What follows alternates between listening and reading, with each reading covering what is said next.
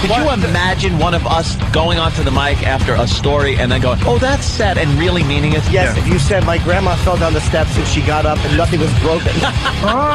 Hey, the power of Christ compels you.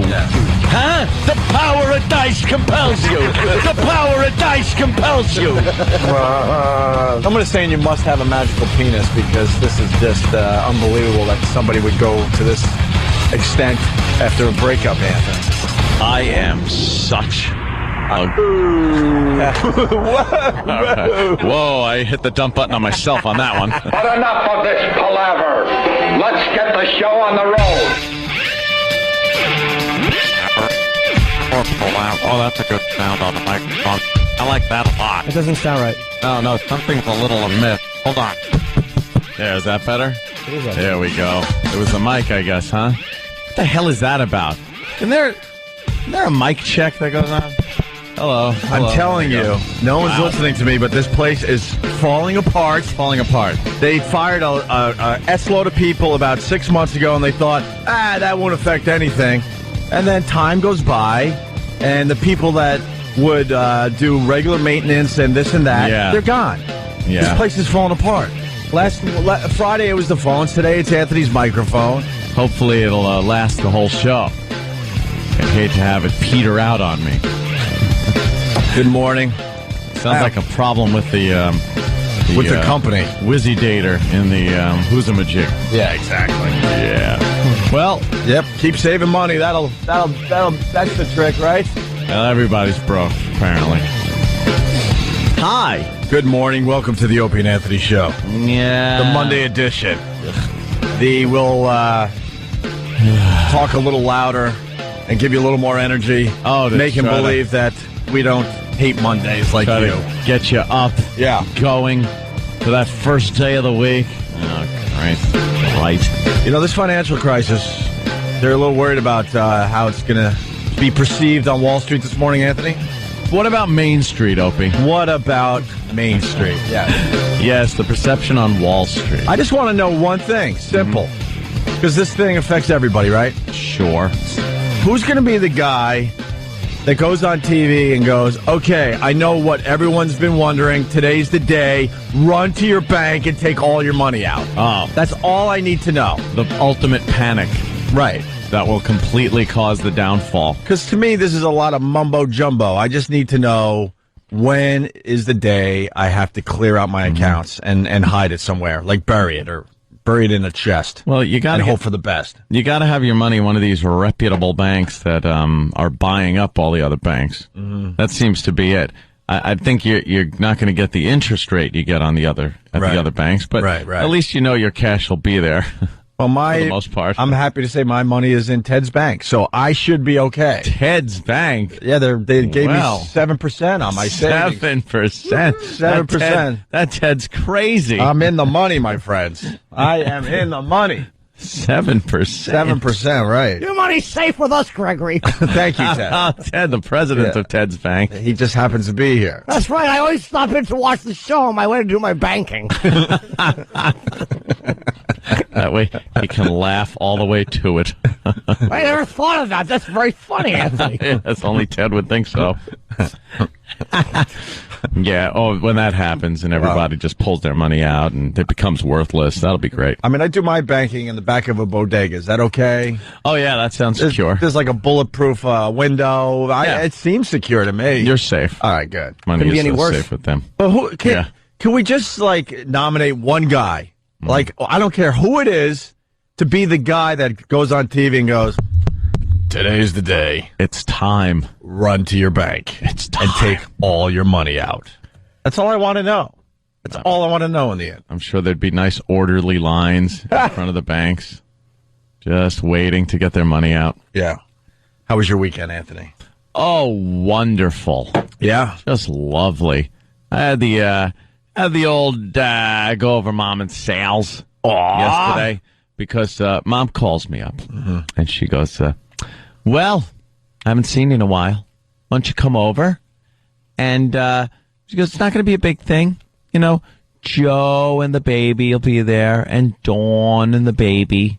And she kind of hinted maybe you come over just hang out, no entourage or anything. Would you bring an entourage over to Mom's house? I don't bring an entourage. I just, occasionally some friends will pop by over there and we'll hang out. And it's directly because there's no one to talk to over there anymore. Right. It's just a whole nother animal. So Mom then tells me, look, me and you will talk. We'll hang out and talk. It'll be fine. It'll be nice. I'm like, okay. So I go over there and I'm running solo. So it's just me. Go over there. And then the babies come over. Dawn and Joe, and then the babies come over. Nice, right? And my mother was like a heroin addict. She's trying so hard to actually just talk to me, but every 2 seconds she's like, "Oh, look at the you ever notice how the little faces they make at the?" I'm like, "All right, go over the." No, I'm not talking with you. I'm hanging out with you. I'm doing. And then every 2 seconds, it's the babies, and she's over with the babies, and Joe with the baby, and my sister, the baby. And then everybody's like, "Oh, what's the matter? No, you're not getting enough attention." I'm like, no, it's not about the attention. It's about I want to be able to just hang out and talk about adult things, not go gaga stuff all goddamn day. Know what you should do? Go over to Mom and Sal's and dressed as an adult. I'll put a diaper on like an adult baby, the stupid bonnet. A rattle. For some reason, adult babies have to dress like babies from the 40s. They can't dress like modern babies. They need the oldie style diapers with the pins on the side and a bonnet and a rattle. Yeah. And I'll do that and maybe just crawl around Mom's house with some kind of sucking device in your mouth. And it's crawl around the floor. Just that there's no adult conversation going on. Mm-hmm. There's nothing.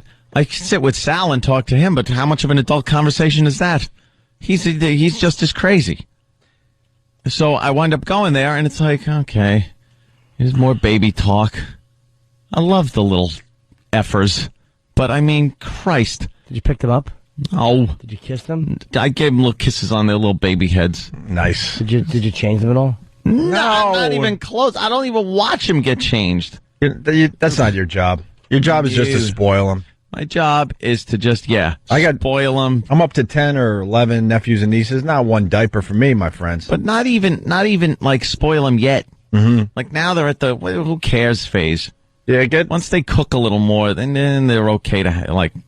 When they start pushing a year, then you got to get in there and be the cool uncle. Oh, you know that. You know that. They're all counting on you to be the cool uncle. Right now, I don't care if they make a sound. I had to listen for dude. I'm being modest here when I say a half hour. I'm being a little conservative about how Joe's little baby Layla makes this squeaky sound.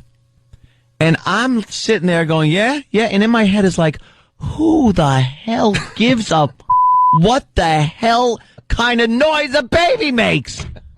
Yeah, it's a baby noise. And then my mother has to tell me. And she makes this little screamy noise. I'm like, really? That sounds annoying.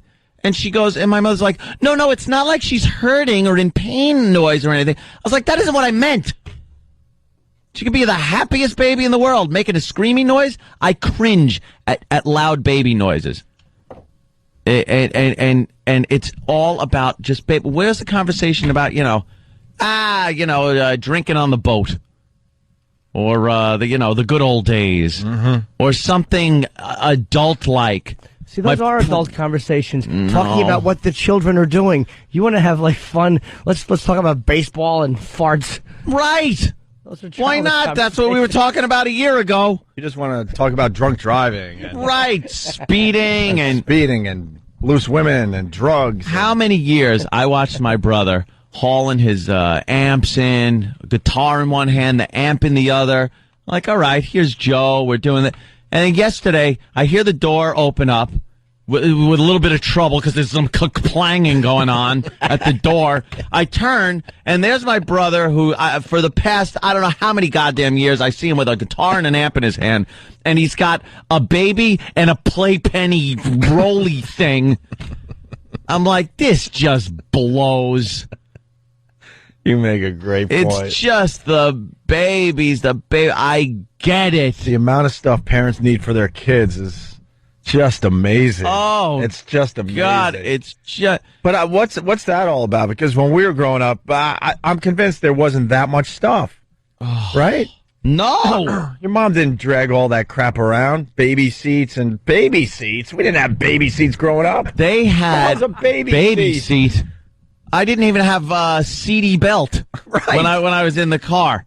My father's hand would move around and hold you in place if you had to stop short. Yeah, something like that. That was it. Yeah, some drunk aunt's just holding you on the way to grandma's. That was your baby seat. The playpen didn't leave the house either. No. That thing was made of wood. It was weighed 800 pounds. Yeah, you would set up chairs or something and make a little corral for the kid. You didn't bring your own playpen. Now there's 8,000 things. He plops her in this little thing with toys dangling over her in mobile fashion, and there's things in front that go grr, grr, chugga, chugga, chugga, talk, talk, toot, toot, ring, ring. Shut up! Can't you make these things quiet? Can't they plug them in and put headphones on the toddler so only they can hear the noise? Were you hungover when you went to mommy? It sounds like it might have been. Yes. All these little noises just bothering you. It's a Sunday. Of course I was. Oh, I was out Saturday night. Went to the Mafia Life party over there at the 4040 Club. Yeah, how was Jay-Z's that? place, yo. How was that? Yeah, it was a bunch of white people in a room with the management waiting for them to get out so the black people standing online could go in. No, why? Because the black people are going to be spending the money at the 4040. Excuse me? That's what happens. Really? Yeah, because they all live like they're puffy. Oh, they get the bottles of champagne. Dude, no joke. They don't want to see Whitey in those places because we're all figuring out, how much money we're going to spend. Those guys, they spend their whole freaking week salary in those joints. Salary? Because they think what drug money's called. Come on, I saw the people standing out in front of the 4040 Club. But they have no problem, just spending every dime they got. Yeah. They want to live like rap stars for a night. I'm telling you. That's true. I'm telling you. But they wanted us out, so then we went to O'Looney's, hung out there, tossed a few back, and then, it was home time. Homeward bound. Homeward bound. Very good. That was it. Yeah, the kid thing. You're stuck with that for a while. You should have one yourself, and then you'll fit in. Please. Just have one yourself. Just one. Please just let me be sterile. I just don't even, there's nothing in my makeup, my physical makeup, my DNA, any of that ever wants me to have a kid. I just am so dead set against having one of my own. Mm-hmm. I'll enjoy other people's every so often, but I mean, when the adults are in the room, how about we have an adult conversation that isn't just about the goddamn babies. Babies. That ain't happening. I haven't had an adult conversation with my brother, my closest brother, Scott, because we're closer in age and stuff. 4 kids. We haven't had an adult conversation in well over a decade. That's all they talk about, and it's who's carrying them, and you want to hold them. No. Yeah. I don't. Did you hear? Stop asking. Did you get a lot of this? Like you almost had eye contact with Joe or Dawn, and all of a sudden they're like, and you're really getting into something like, yeah, look, man, I'm thinking of going into, the program. I really had Yeah. As they're sort of looking at you, but Oh, they gotta look around. Make sure the kid's not banging its head into anything. You gotta hear every little thing. And all my mother can do these days is go, look how little the shoes are. Everything's little. Look at the shirt. Yeah. Isn't that adorable? Oh, look. Anthony, he's looking at you. He's looking at... Yeah, great. Because I'm another big blob in the room. That's all he sees. He's not seeing grandma. He's not seeing mommy and dad. It's big blobs in the room that they see. Moving blobs that attract his attention. Or her attention. Moving blobs. They're trying to figure out if they could eat you, suckle off you. What are you? what are you, and how can you help me? Right. What can I get off of you? Yeah. Oh, maybe there's something on you I need for my little life. Can I point out the conversation that you and Anthony was having? He didn't even know. He's like, maybe you're having a conversation like, hey, look, I'm thinking of going to the program. That's the chat he gives you. I'm sorry, I didn't even realize that. Yes. Well, I was coming up. Well, because you try to have like these serious conversations with your siblings, and you're like, I'm spilling my heart out here. And you're giving them the as you're looking to see, if the kid's not going to fall out a window or something. An example, I just want to talk maybe about, guns. Yeah. My new laser sight or something. Things that my brothers find cool. Used to find cool. Things like that. Right. Yeah, that ain't happening. And then all of a sudden it's like, baby. Yeah. Baby. And baby. That's our conversation. Oh, yeah, I picked up, a SIG 556. It's great, man. I got an ACOG scope on it, and I went, baby. What? What are you saying? Baby. And then my mother comes up, baby, Dawn, baby. Ah, what about my guns? What about Sal? You forgot the Baltimore baby. Baby.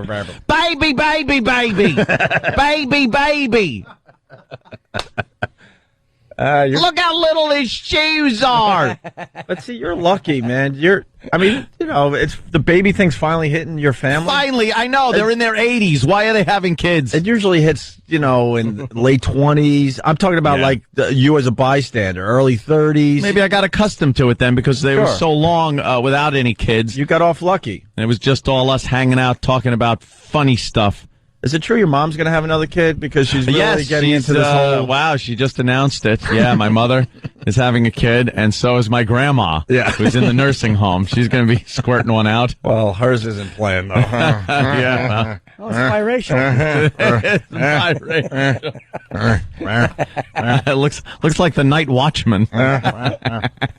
Hey, we got to take our first break, but Jim's Down and Dirty on HBO. Come on, people. I'm sure a lot of people took a peek, right, Jimmy? I don't know. I won't know numbers until end of this week. And you got 3 more on HBO Friday night at midnight. Actually, it was very good, Jimmy. I enjoyed it. I finally watched it last night. I taped it. Yeah, it's on demand tonight. It wasn't on demand all weekend. And I see you got luggage. You're off to what, L.A. to promote Down and Dirty? Yeah, I'm doing Leno tomorrow and Chelsea Handler Wednesday. Very, very cool. Look at you. Hollywood. But did you hear about the baby? Let me tell you about the baby. Now, see how annoying that is? Yeah. Like you want to talk about something. Hey, Jimmy's going out to L.A. So, and that's what I get. I get questions that go nowhere. So, how's the show going? Mm-hmm. Great. Having a blast. We're doing oh, wait a minute. Hold on. And the story never gets finished. There it is. Here's my weekend. Yeah. So Joe, I was out in Calverton, and I got to tell you, this new rifle I picked up is it's a SIG 5. No, go, do what you got to do. Go ahead. And could you shut that thing up because I can't. That's my my life now when I go over there. But they're always polite too. They're like, I'll be right back. No. So it's different and then they forget what they're talking about, or some other relative in the house will say something. Just cut me right off. With my adult-oriented conversation. Mm-hmm.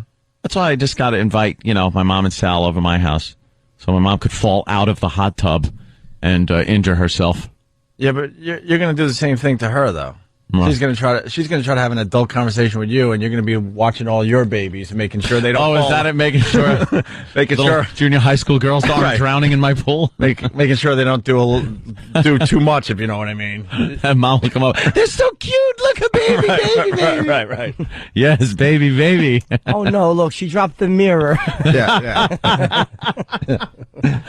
Yeah, Mom, that's very interesting. But look at the ass on Susie over there. Right. I'll get back to your story. But, that's a baby. But Susie needs a little help getting into her bikini. I'll be right back with you. Hey, my theory on the OJ thing after the break. What happened with OJ? I'm on to something. We're gonna be discussing this right after the break. Orenthal James Simpson as follows. Count 1, conspiracy to commit a crime. Guilty. Count 2, conspiracy to commit kidnapping. Guilty. Count 3, conspiracy to commit robbery. Guilty. Count 4, burglary while in possession of a deadly weapon. Guilty. A burglary while in possession of a deadly weapon. Count 5, first-degree kidnapping with use of a deadly weapon. Bruce Fromong. Guilty. A first-degree kidnapping with use of a deadly weapon. Count 6, first-degree kidnapping with use of... Count 6. Is there any innocent? But what happened? Oh, I got a theory on this whole thing. I thought you liked me. Yeah. Oh, OJ. Hey, to my hockey fans out there, get ready to text. We got some tickets to give away, right? Yep. Yeah, but we're a national show. Are they going to care? Well, are we going to tell them what team? It's in the break. Oh, it's in the break? Okay. It's in the break, so it's a local thing. If you're listening to the local station, hockey fans, get ready to text. It's Opie and Anthony. We'll continue. Deadly weapon. Bruce Bromon, guilty of first-degree kidnapping with use of a deadly weapon. Count 6, first-degree kidnapping with use of a deadly weapon. Alfred Beardsley, guilty of first-degree kidnapping with use of a deadly weapon. Count 7, robbery with use of a deadly weapon. Bruce Bromon, guilty of robbery with use of a deadly weapon. Count 8, robbery with use of a deadly weapon. We get it. He's guilty. Is he guilty? Count 9, assault with a deadly weapon. Bruce Bromon, guilty of assault with a deadly weapon. Count 10, assault with a deadly weapon. Alfred Beardsley, guilty of assault with a deadly weapon. Count 11, coercion with... All right, they're still reading off the guilty counts for OJ. OJ apparently very guilty. Ooh, we finally got him, right, guys? Yeah. I knew. That's what Whitey says today. Yeah. Finally. No outrage either. Nah. No outrage. Yeah, there is a whole thing going on here. Well, I told Anthony in the office, I'm like, you know why they got OJ guilty finally? They're preparing us for a black president. They're like, okay, this is what Whitey needs. They need something in return. It's always a give and take, black and white, right? Yeah. So they're like, all right, we got this OJ trial going on, and it's 13 years to the day. Let's throw him in jail forever, and that'll make Whitey happy, and then we could slide the black president past him. We can't have an OJ acquittal and a black president. Nope. Too much. So we'll give you. We'll throw you a bone. We'll put OJ in prison. But you got to deal with the black president. They sacrificed the OJ. Was he acquitted 13 years ago? 13 years ago to the day. It was to the day. Acquitted? To the day. How is that long ago? I know. Well, I'll let you know. The Earth went around the sun 13 times. That's how it happened, Jim. Oh. Yeah. Oh, in 365-day increments. Right. I see. That makes perfect sense. Now it does. It does. Stupid OJ. Why? You got away with murder. With murder, which Double. is a term people use a lot. Hey, that guy gets away with murder, that guy. Oh, he got away with murder. Yeah. And they usually mean nothing. Yeah. He got away with murder. Double murder, as Jim put it. Yeah. The guy killed 2 people. I don't care what the jury said. Even though he was acquitted, it doesn't mean he didn't do it. It means the state didn't prove that he did it beyond a reasonable doubt. But we all know he killed 2 people. Well, the other Let's case, get that out of the way. The other case said he did do that. Yes. Oh, Jimmy's there were moving in. blood splatters all over the place. No. Oh my God, Jimsy. Hi, Jimsy. It was a double murder. You think when one of Quincy's friends did something and got away with it, even though it wasn't murder, he'd say, "Oh, he gets away with murder." Like, does he use that whole probably little phrase? He's been getting away with murder for a long time. Oh, Jimsy. He just uses the word murder because he likes it. Oh, jeez. The glove didn't fit. When Quincy's favorite sports team really went big over the last over their opponent, he must say they murdered him. He just loves that word. Yeah, for anything. It was murder. Murder. Let's say hi to John on Long Island. John. Hey, how you doing? Good, John. Yeah, listen, I got a thing to throw into Opie's equation there. Yeah. Obama gets elected. When he takes office in January, he can pardon OJ immediately. He doesn't want to, though. He's got to make Whitey happy. Oh, that'd be wow! Would that be a full funny would that be? Yeah. Oh, his first first thing he does. Yes, sir. Anthony, I appreciate you sanctioning Phone Call Thursday. What are you talking about? I guess he's And talking you'll be about. hearing from me on Thursday. Bye-bye. I guess he's talking about a replay. It must Yeah, have been a well. replay. I love those things. How they confuse people so. Yeah. OJ, though, OJ, it's like, what a dummy. It's like you cut your wife's throat and you stabbed another guy. Lay low. Yeah. Chill, as they say. Yeah, be a good boy. How about you don't get into because this chick he was dating, this blonde, he had over the last 10 years domestic spats with. Oh yeah. Fights with his daughter that ended up with him like the bleeding ground. from the head. Yeah. Like his daughter beats him up. Like, OJ is just an idiot. Yeah, and his blonde girlfriend that looked just like the one he killed there. Constant 911 calls, and she's out with Pedro Guerrero. They're doing cocaine. Really, OJ? Why don't you just hang out?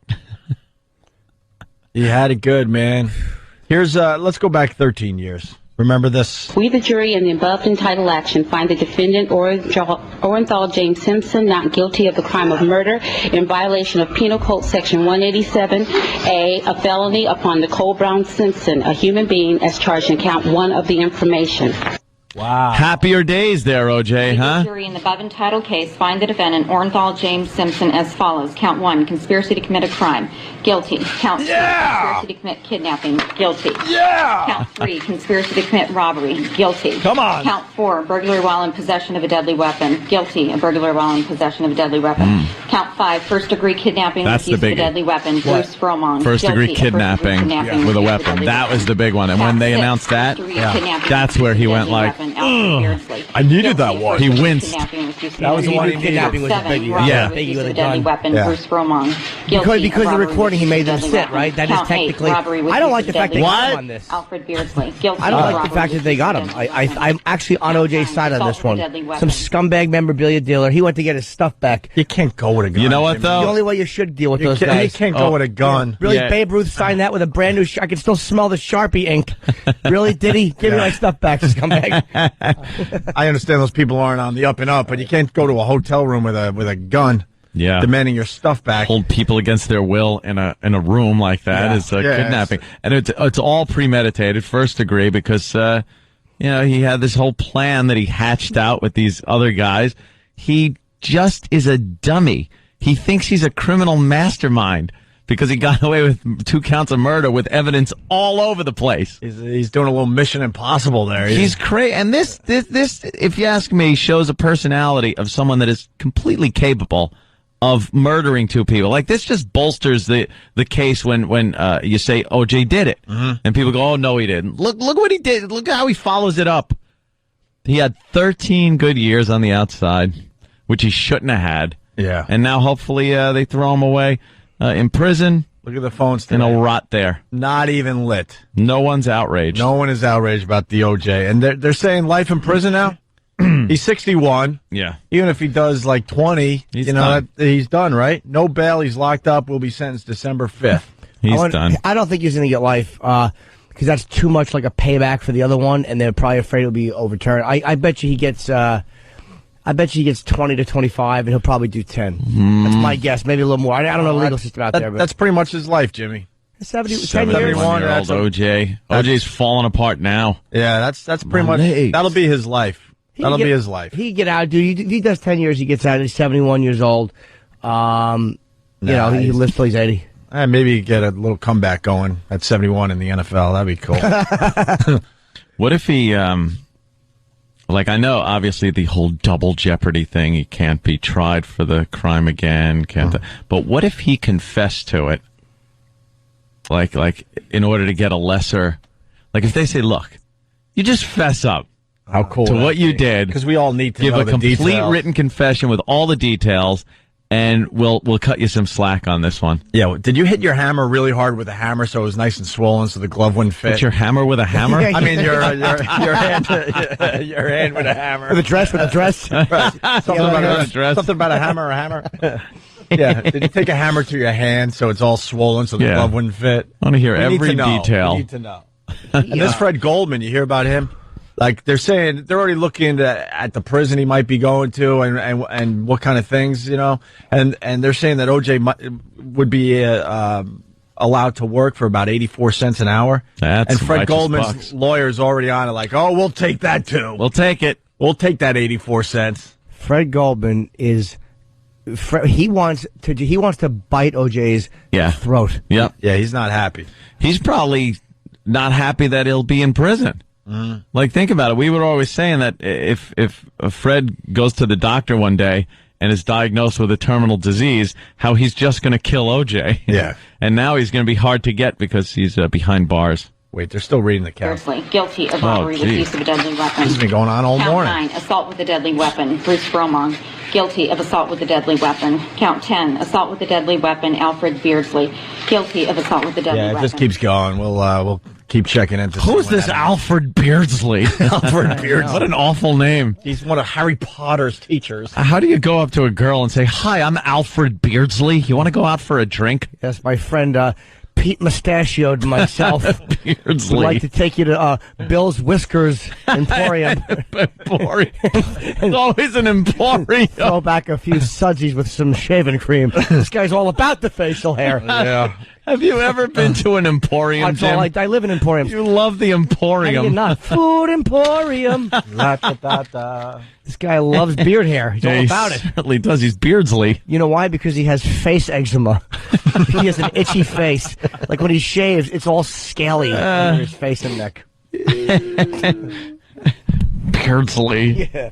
So that was some big news. Yeah, and I also think you won't see any outrage on the part of the black community because of the Obama situation. Mm-hmm. I think like black people, leaders, these alleged black leaders, are keeping quiet. If you notice, keeping quiet these days. They don't want any trouble.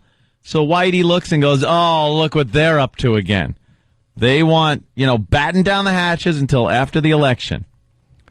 And also, the case against him is strong, and there's a recording of him going, "Don't move." Videotape. That you can't argue it. It's like you couldn't argue the other one, but The case was strong, 13 years ago. Yeah, as well. of course. His blood's mixed in with the victim's blood, his shoe prints, everything. Dennis Fung didn't handle the evidence right. Oh, Jim C. I don't understand. I would have put it in a part in my hair. I'm telling you, they gave us this one. They're getting us ready for Obama. I'm telling you. If Jim C, if you ever run out of slides that you put under the microscope when you smear something on it, you can just use your flat girlfriend's ass and slide that under the microscope. That's why I like her ass. Reminds me of a petri dish. I leave little samples on it, if you know what I mean, Sam. We know, Jim C, you dirty dog. After you go to the punk rock concert. Yes, those punk rockers, they spit on my members only jacket. Members only. There was a girl, Abigail Folger. She's bleeding from the throat on a grate. There's coffee grinds on Charles Manson's fingernails, Sam. God damn, I gotta watch some Quincy. I own season 1 and 2. I just can't. I haven't been sick enough to make myself sit on the couch. There's so many other things to watch before you throw in Quincy. Like M.E. Bubonic plague, and I just can't get up. We got the Quincy zombie killer episode. Our favorite clips. I love hearing it. Wonderful. They're really quick. Enough. You think we're all zombie killers? You're the killers. Your whole sick society. That's who's guilty, man. Your whole sick society. We're just your lousy scapegoat. Escape. An escapegoat. Yeah. Sam, the man puts the emphasis on the wrong part of the word. It was murder. Now we gotta look for an escaped goat. Yeah, there's an escaped goat, and apparently it's eating newspapers and things all over town. It's making duty on the rug.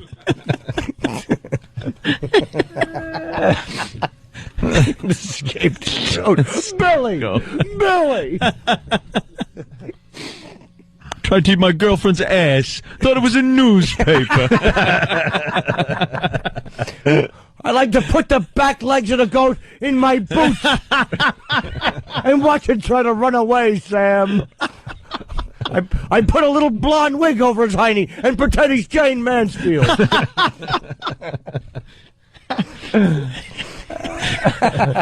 Quincy, what a douche. Quincy is a stoop. We gotta go through another episode of Quincy because the zombie killer one was great. Do you have his little speech in the zombie killer part? It's so great. E-Rock could find it. It's the lamest rave party ever. It's horrid. Well, it's a punk rock club. Punk rock And club. they're playing. There's a punk band up there. Yeah. But there's nothing punk about them or the audience. The punks, I mean, Quincy's got to talk to them. He's got to get through to them. Yeah. And this is how there's a generation gap there. Yeah, man. How's Quincy going to pull this one off? So the coroner walks up. I need your attention. Silence. Yeah. Oh, that works. Yeah. Oh, he's the coroner. Yeah. We got to listen. Hey, you stop biting Nancy Spongeon's face. I'm trying to make an announcement.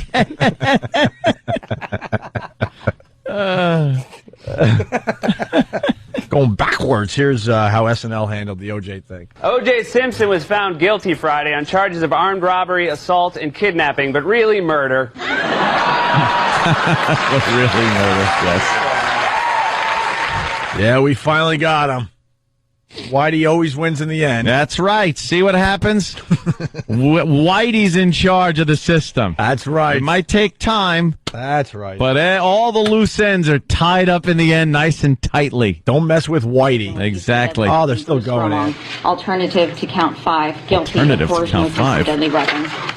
Count 12, coercion. Oh, they continue with the guilties. How many guilties were there? It's not like they got him on real estate speculation. Oh. He on tape had a pistol yelling, "Don't move!" What a dope! You know that stuff that he was trying to get back is now worth a bloody fortune. Yeah. And Fred Goldman knows that. His lawyer's on top of that stuff too. Oh yeah. It was pretty much crap, but now that it's part of this trial and all that, now Yeah. now the value is ridiculous. I wonder if he does coke or something like that. Like, why would your judgment be that? He's not a retarded. He's a freaking an animal. The guy has this animalistic mentality that he hid for so many years by being the funny guy, the nice guy. Go, OJ, go. And it turns out the guy's just a friggin' nut. You think he had a little blob of pudding next to him as a little commemoration, a little memory of Johnny Cochran? Well, oh my God. That's what he had. He had like a fancy little wine, like a little margarita glass filled with pudding with a bad fake mustache under it. It came in a hat, and a little hat right next to him full of pudding. It was bad taste that they wheeled in the coffin of Johnny Cochran. Trying to get something going. Because OJ doesn't know how They to exhume him. They just sit him in the chair. like Weekend at Bernie's. Yeah. If it does not fit, you close the lid. It doesn't rhyme. It doesn't matter. It's Johnny Cochran. Okay, not guilty. Whitey got him too, man, for doing the wrong thing. See what Whitey does? Whitey put some stuff in his food, gave him a brain tumor. That's right. That's it. Who else is dead there? Kardashian, yeah. That's it. See? Everything gets tied up. That's right. Whitey's in everything. It's the Illuminati. Don't mess with Whitey. We got the Quincy talking to the kids. His speech. Love his speech. There's a girl I'm concerned with. It's so awful. Why is the coroner doing this? I don't know. He's supposed to stay in his office and cut up bodies and say, "Oh, this is what he died of," and straddle the hot ones and try to jump off when he hears the door open. That's what creepy Quincy does. Creep. What a ghoul. You think he practices that move? I think I could get off a body in a half a second if I had to. He has Sam walk in on him. All right, Sam, do it again. Yeah, I want you to surprise me 5 or Stopwatch. 6 times today. You know this, Mr. Aston noticed. Hey, how come there's half and half on a lot of the backs of the cadavers? I was drinking coffee. Half and half. Quincy tries to talk to the kids at a punk rock club. Oh, sure he does. But he has to get through the punk club manager. Yeah. He's got to convince the guy to let him go on stage and talk to the kids. The coroner. Listen, we need your help. I want to go on stage for 2 minutes and talk to the kids. Maybe you'd like to take over for the opening act? You paint a target on your head, I might arrange it. I want to find an innocent girl. You don't find anybody innocent here. Is it too much to ask for a few minutes to try to save a life? Hey, be my guest. But if you expect any of these kids to help you out, you've got nothing against them. Go ahead. This should be fun. It's not punk. Yeah, It's terrible. Yeah, but see, TV has to be safe, so they have their own version of punk music. Yeah, yeah. That's like an obscure Blue Oyster Cult song. It sounds like, and they're making believe it's punk because you know the audience was a bit older, so they wouldn't have been able to take like punk. They'd have turned the channel. Yeah, you know? I couldn't watch Quincy last night. That music. You can't play like the Stooges or any of the other, you know. Back then, you Little could even Gigi go. Allen. Here you go. Open up, Quince. Yeah. Here's a chocolate treat for you. Here's a banana for you. It's been somewhere. He used to love that gag. I love a chocolate dip banana, Gigi. Thank you very much. The best part about Gigi's hosing down the crowd. What an odd way to carry it. The best part about this is Quincy gets up there, and like Jimmy pointed out, it's a punk rock club. They're a bunch of rebels. They ain't going to listen to authority. Listen how close they start listening. Of course. If that makes sense, right. Bad music goes off, and they all just stop and listen. Please, can I have your attention, please? It's very important. It's like they just picked up the needle on the record. How can a band stop like that? There's 7 people in the audience. Yeah, there was no one there. It's just terrible. Listen, we need your help. I want to go on stage for 2 minutes and talk to the kids. 2 minutes.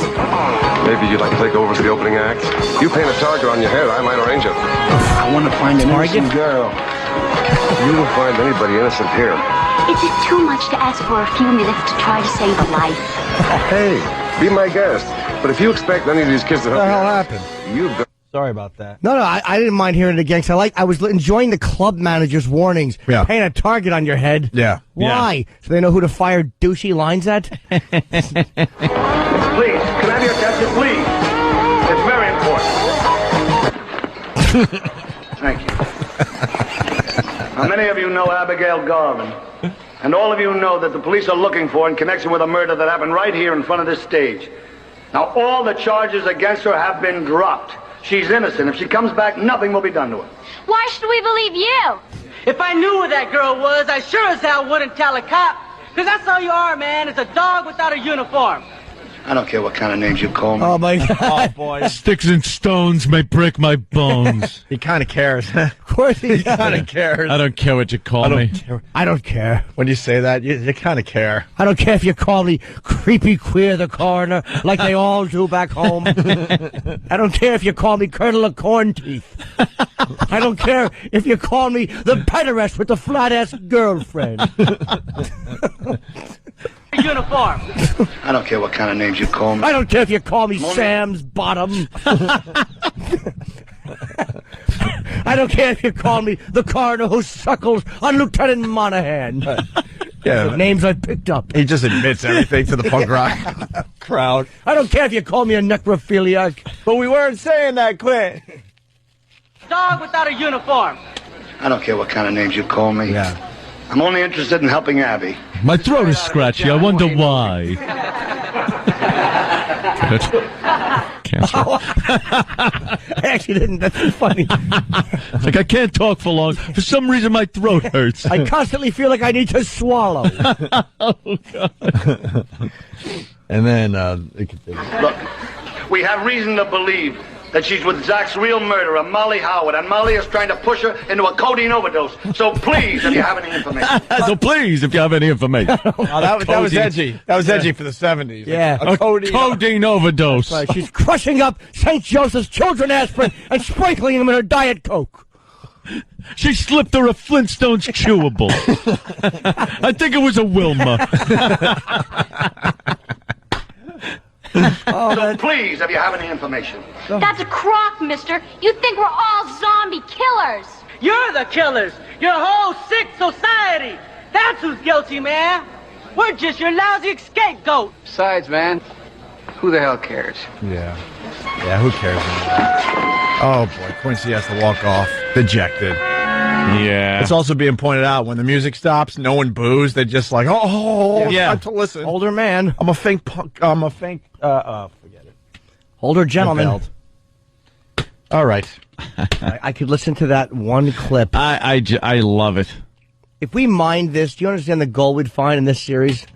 That was just a random find. Yeah, there's got to be tons of clips like that. We keep playing the him same just being one. an ass. We got to get another episode in. On possession of a deadly they're weapon. still going Guilty here, of right? burglar while in possession of a deadly weapon.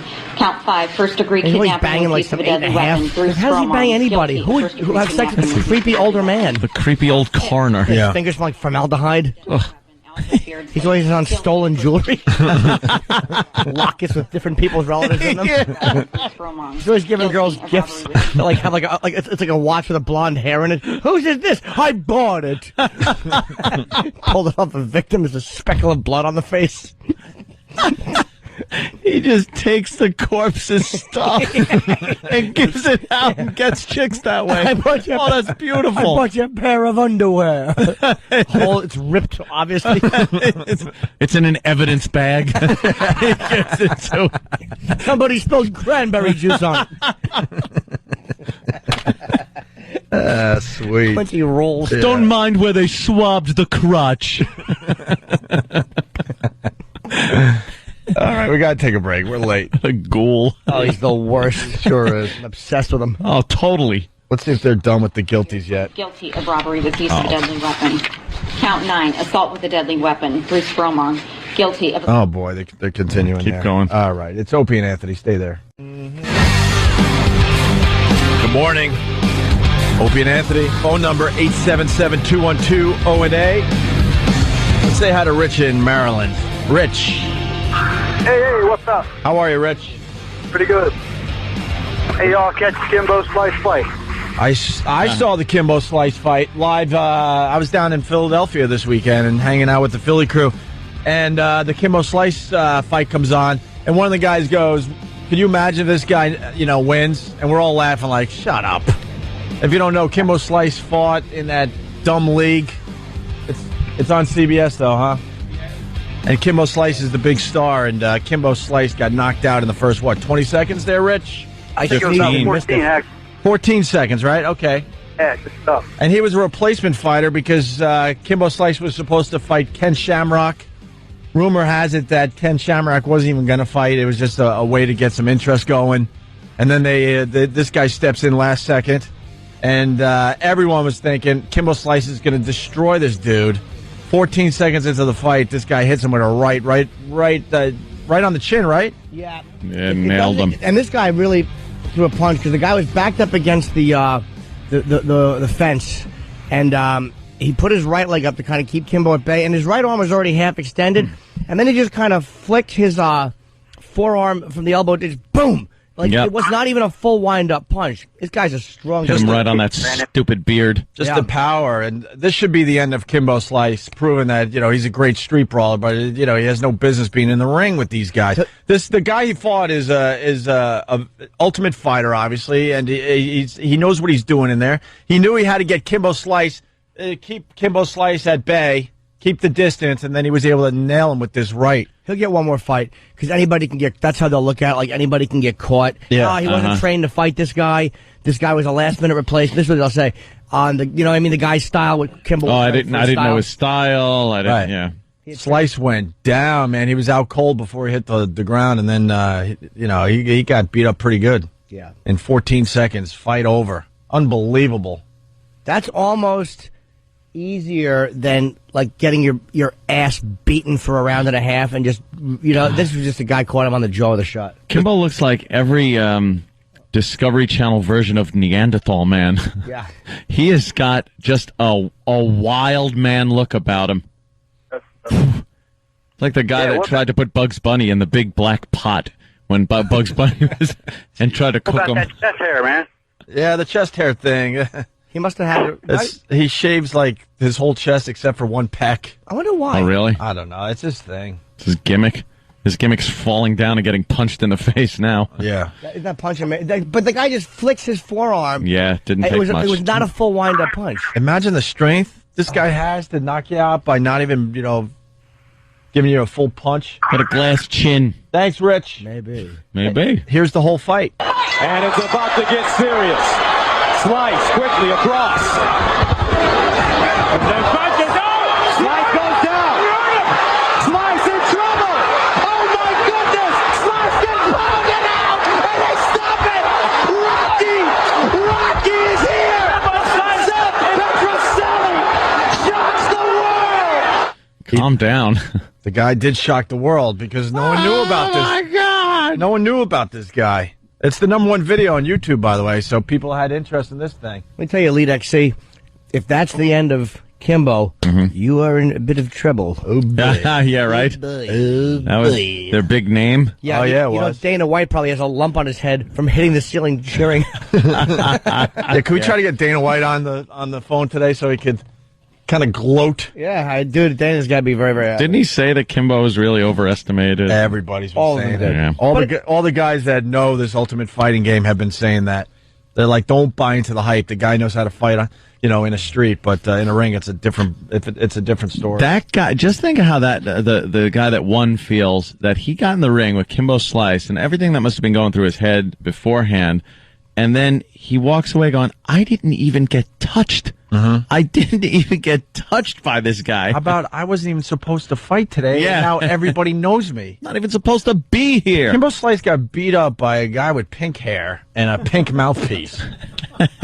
Ooh, that hurts. Let's go to Chrissa in New Jersey. Chrissa. Hey. Hi, Chrissa. Hi. How are you? Good. I don't want to, make a total hole of myself, but I just wanted to reassure Anthony that there is hope for the future. One of the best quotes I ever saw was in a parenting magazine written by Work is freedom?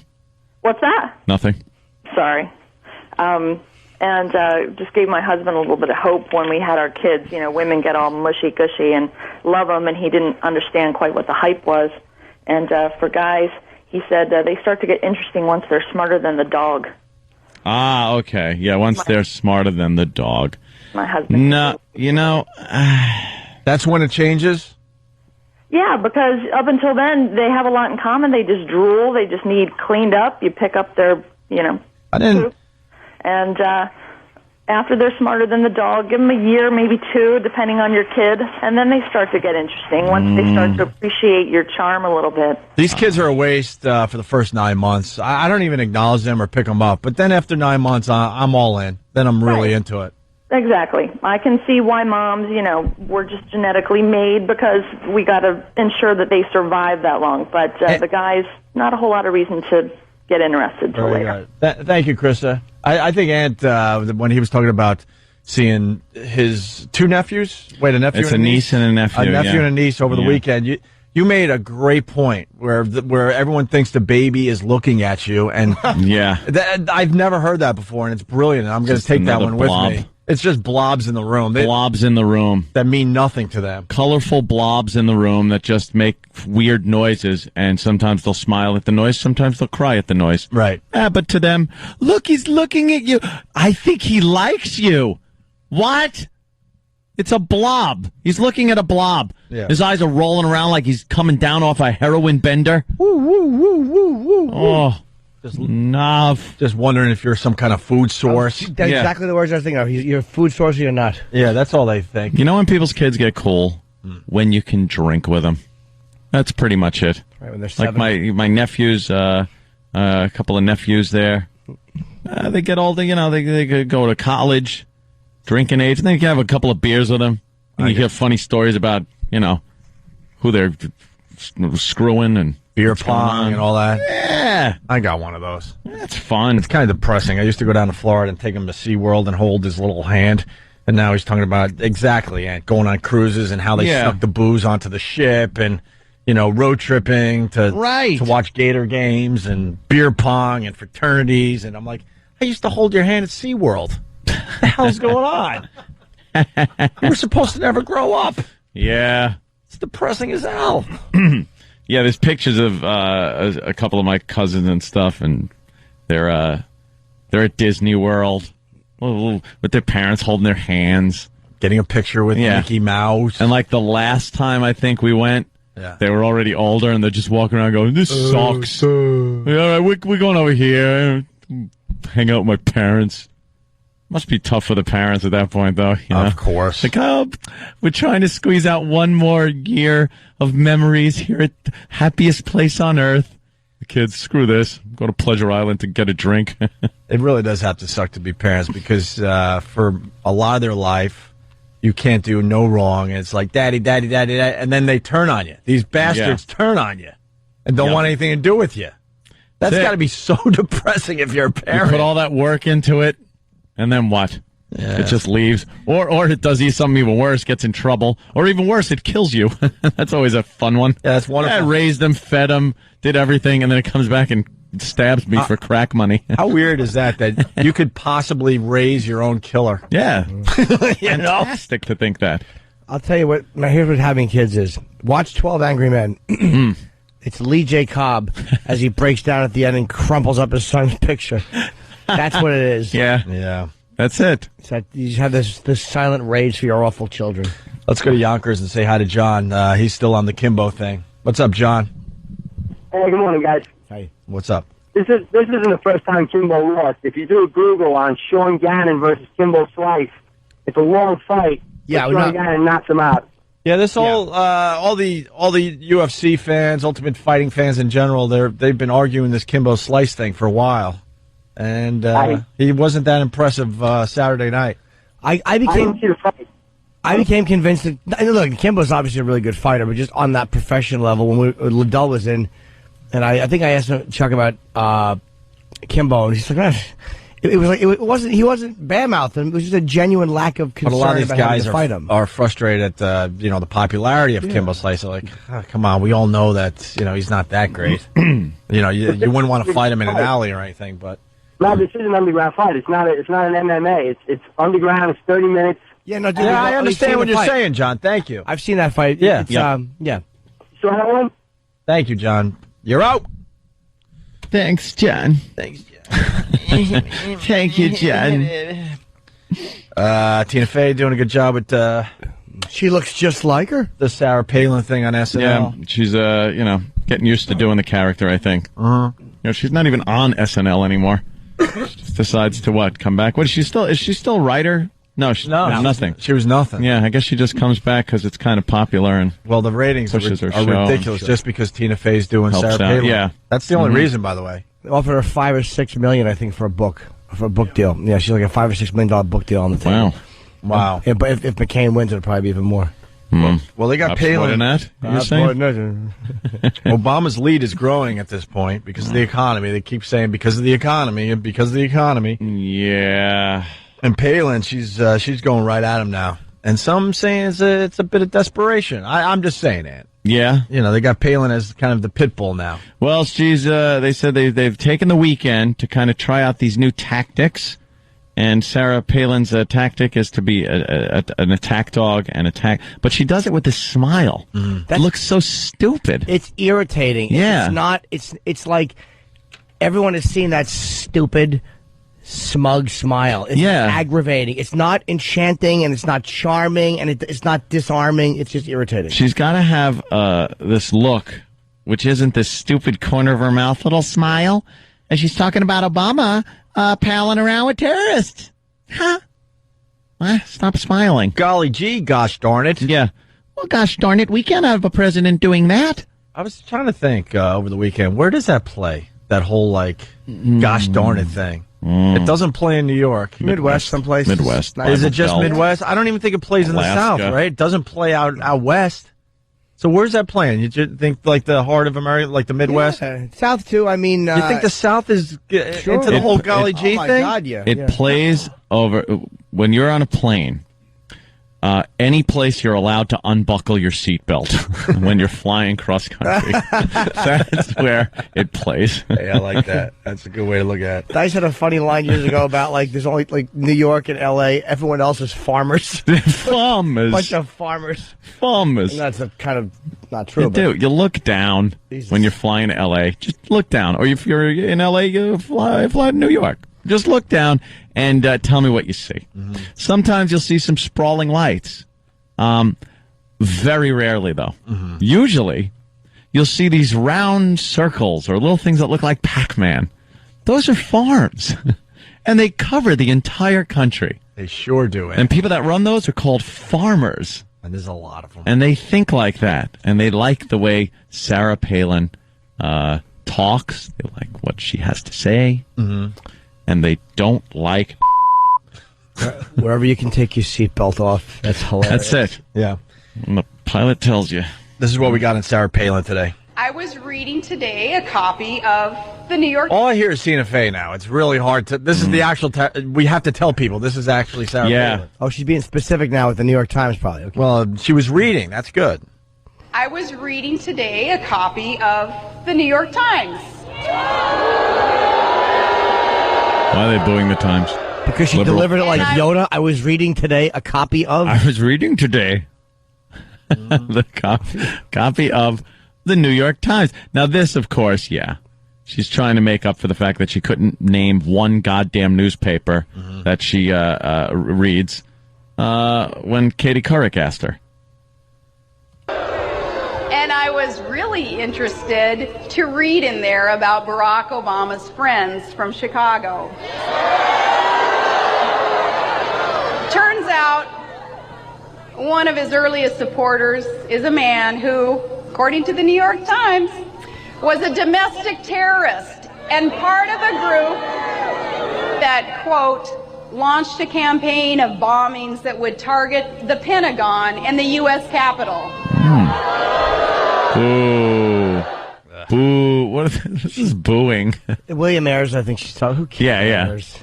Boo. I care. I could care less. I think it's an indication on Obama and his lack of judgment as to people's character. Maybe, but they all hang out with scumbags. Look at who Bush holds hands with. He holds hands with the leaders of the country who sent 15 of the 19 terrorists. We were friends with Saddam, and then we weren't friends with, like, these guys all have disgusting associations. But they were all, like, there were reasons. Like, I don't honestly believe George Bush, the tool he is, wanted to walk through the Rose Garden holding hands with a guy in a sheet. It just looked silly. It looked a little queer. Yeah. But, this guy, he'd probably give him a reach around for the oil we get no kidding. From that goddamn godforsaken primitive country over there. And that's his motivation. Other motivation is, political things. I mean, the fact that we were supporting Iraq for so long is because they were enemies with Iran, and we hated Iran. So, it kind of put us in a tough spot. But this Obama thing, there's a part of him, perhaps it was in his younger, rebellious days, but it shows this character, this part of him that, I don't know, is still kind of there underneath, maybe? Yeah, a little bit of a radical under there. He's got some radical friends. How close does he pay attention to them still? Is it, it just opens up a few questions as to his judgment. Yeah. Even early on. I don't know if it means anything now, but I'm not voting for him. We all know that. Here's more Palin. We see an America of exceptionalism. Yes, USA. It's the car. The Tan Sierra. That's my car. Right. Well, gosh darn it, USA. Yeah.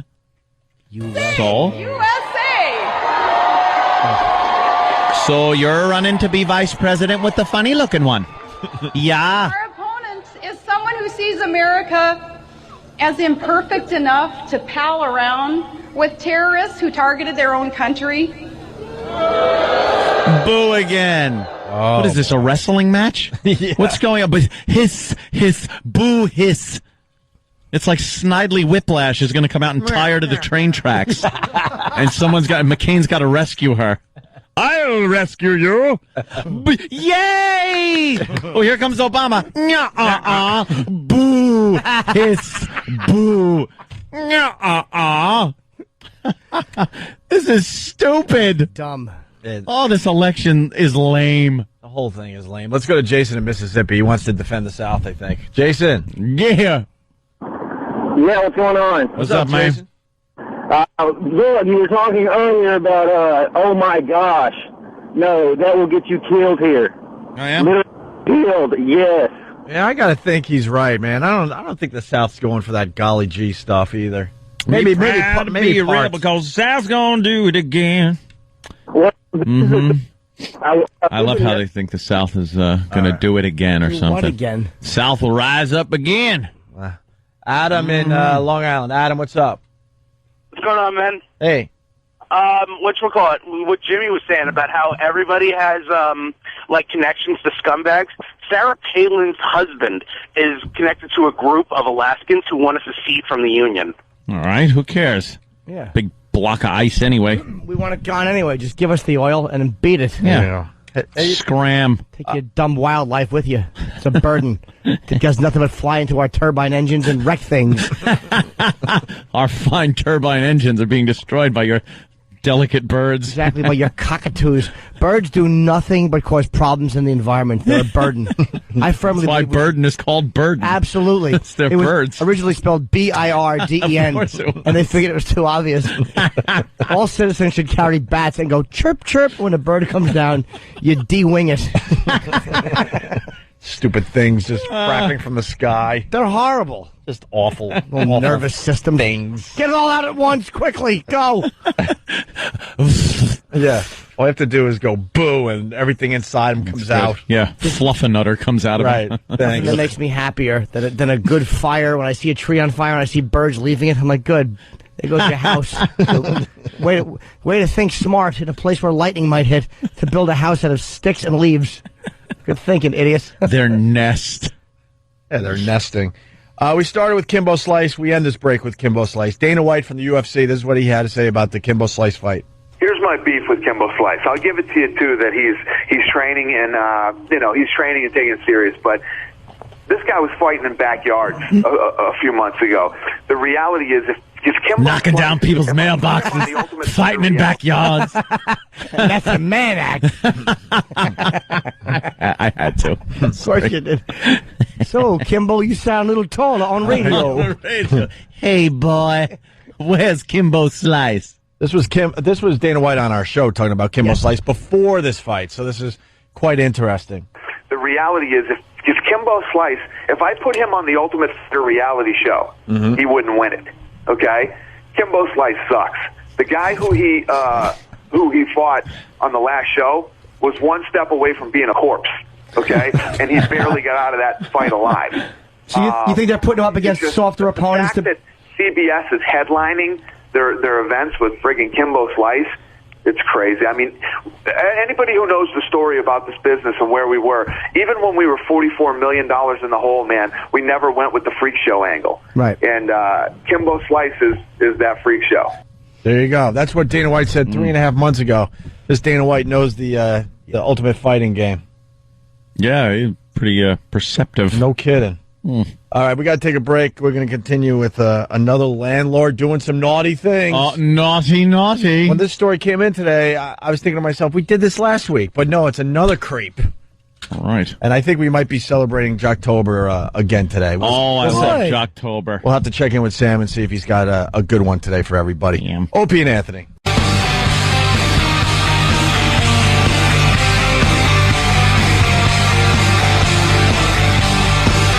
We're back with the Opie and Anthony show.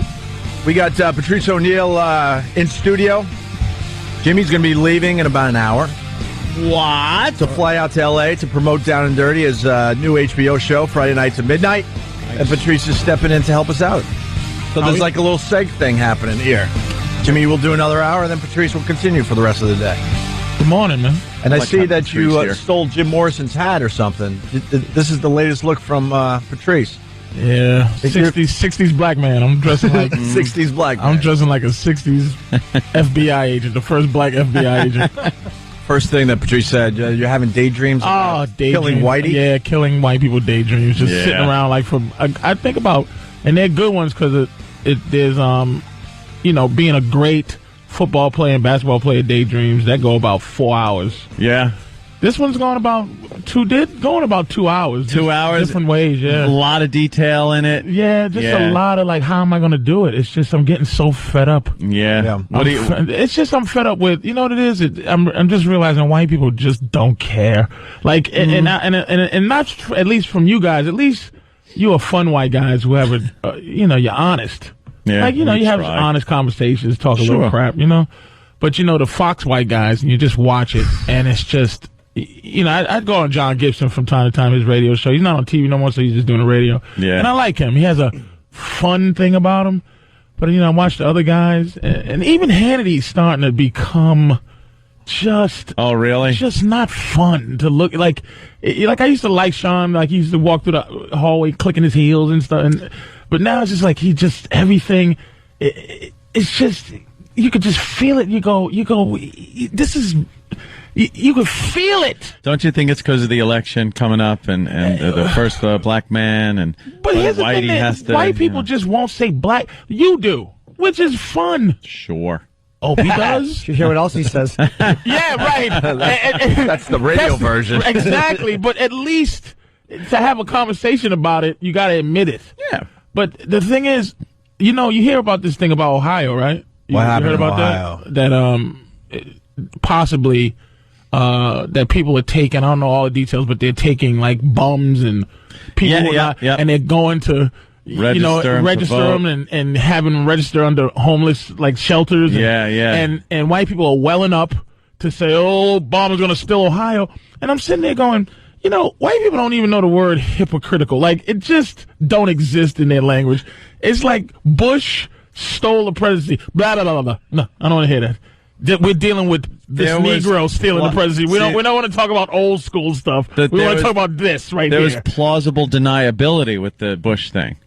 They threw in so many Did you hear what you just said to me? Yes. This is why I don't like white people anymore. It's starting to really bug me. Not even on a fun not liking them.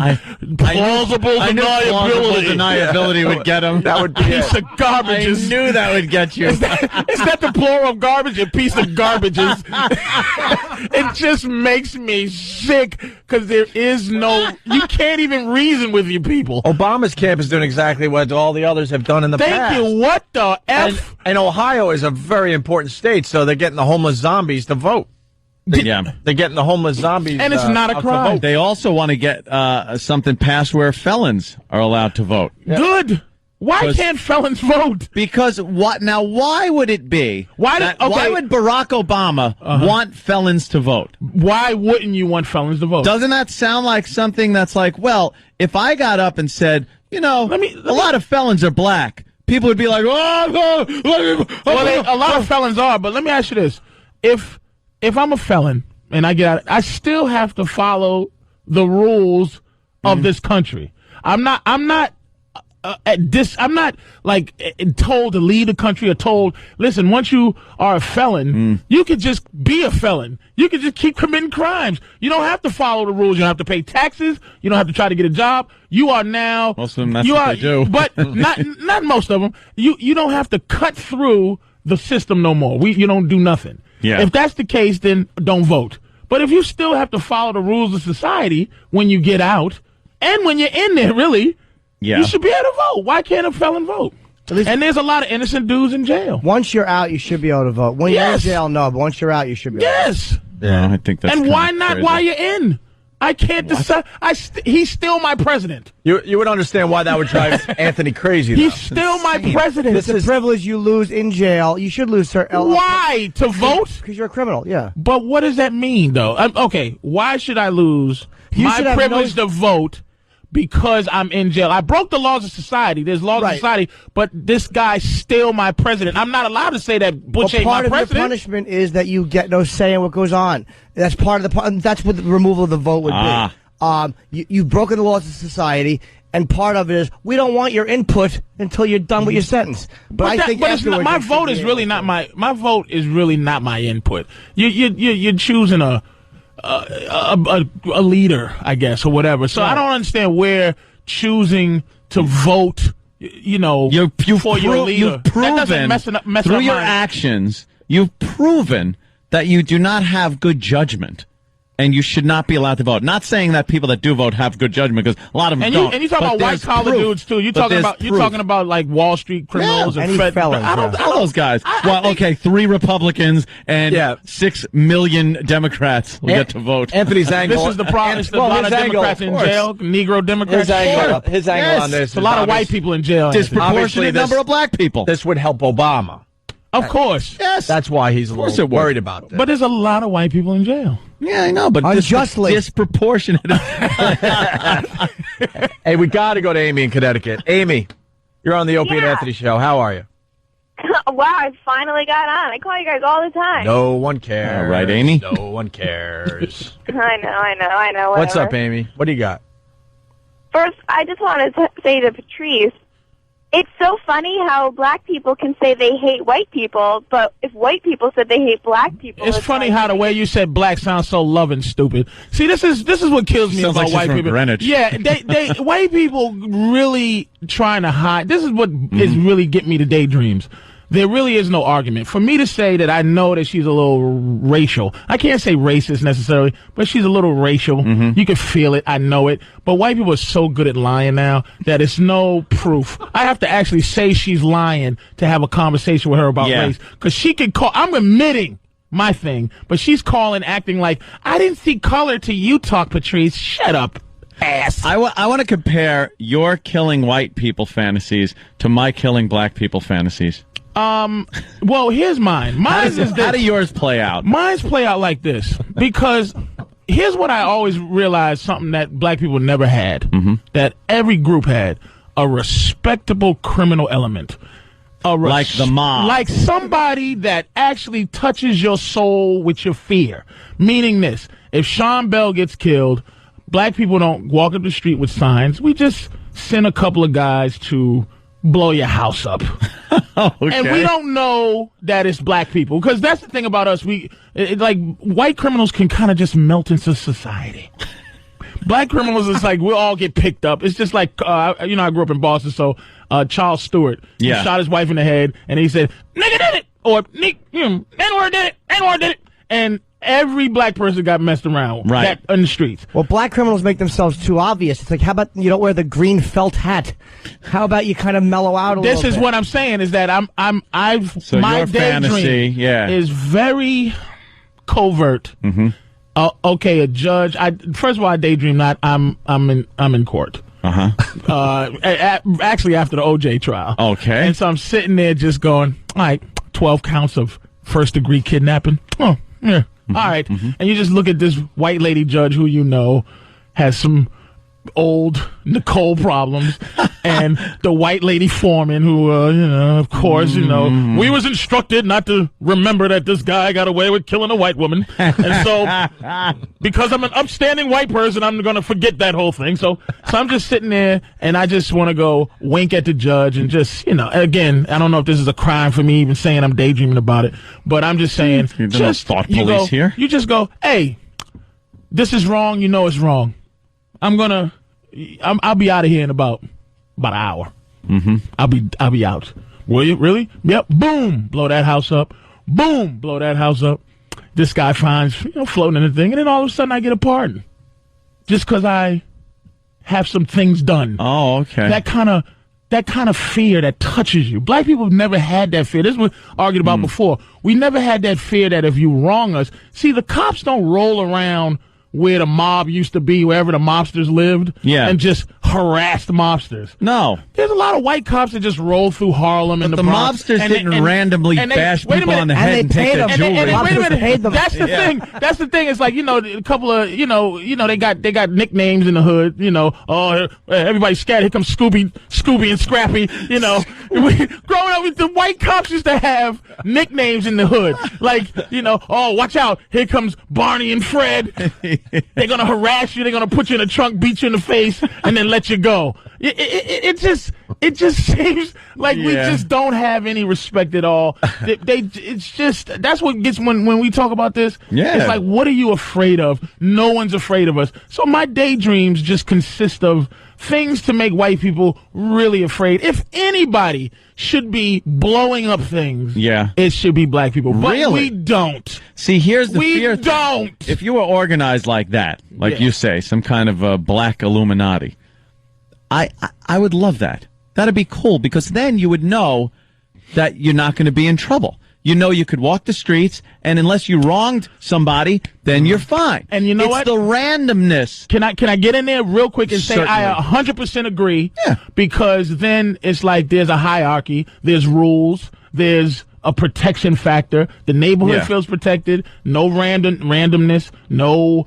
I'm just gonna go beat up some random white person and and it's not because I care about the random white person getting beat up. It's I care about the police interfering with the neighborhood situation, little protection racket, little, if there's a white business on the outskirts of town, we a white business, like a white tire shop, we go and rouse them a little bit. Rouse them a little bit. Whatever. If 4 tires cost $100 apiece, we get 100 for 1 tire. You get 3. Yeah, okay. You're working out. You're working out an organization. Some winking, some this and that, and my daydreams involve not randomly beating white people in the head, but just having them have a real fear, not that that ooga booga coming out of a bush fear, but a real respect that you're not going to do that. You know something? And for most people, if you didn't mess or get involved with the mob, no one from the mob is going to be knocking off your family or you or anything because you have nothing to do with the mob. They had a code. They have a code. They have this, that, whatever it was. But like with black on white crimes, it's usually random robberies, assaults, things like that. That's the fear that Whitey has. And the mob, almost every Italian, not so much now because the mob's kind of become this, but you almost felt, and it's just like right now, who has that fear right now? Russians.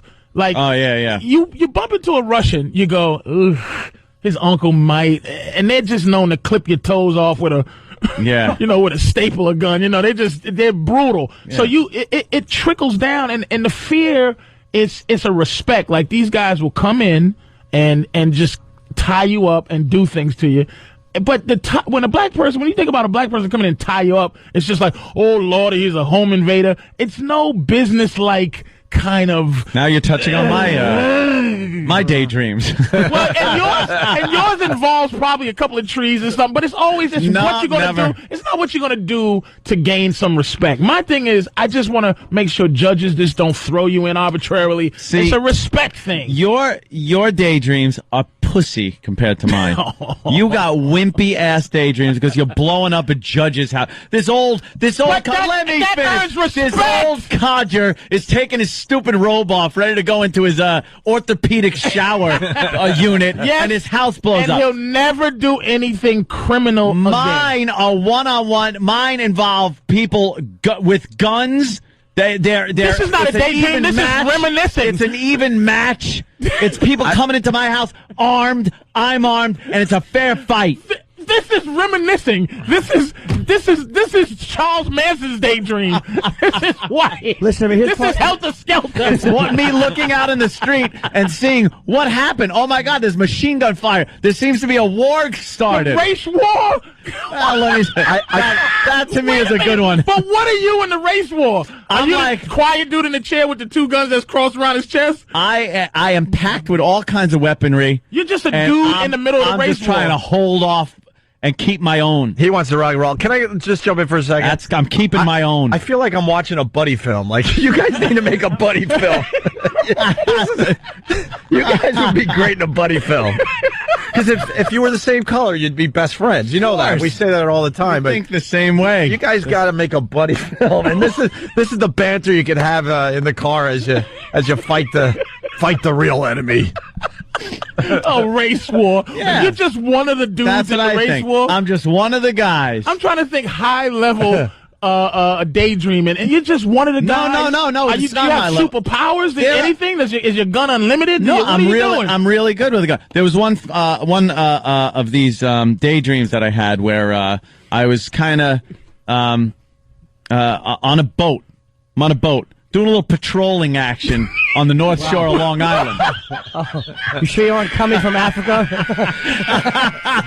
So you're doing a little patrolling action, North Shore of Long Island, because the further west you go, the worse it gets as far as enemy territory. The further east you go, it's kind of we're in control still. So is it like one of those small boats like from Apocalypse Now? Just no, it's kind of a tricked out like pleasure craft that I A-teamed like a up. Miami like I A-teamed with some metal and some technology and some guns and stuff. You're a wimp. And then why? Because they can't swim. Well, that's why I'm in the water.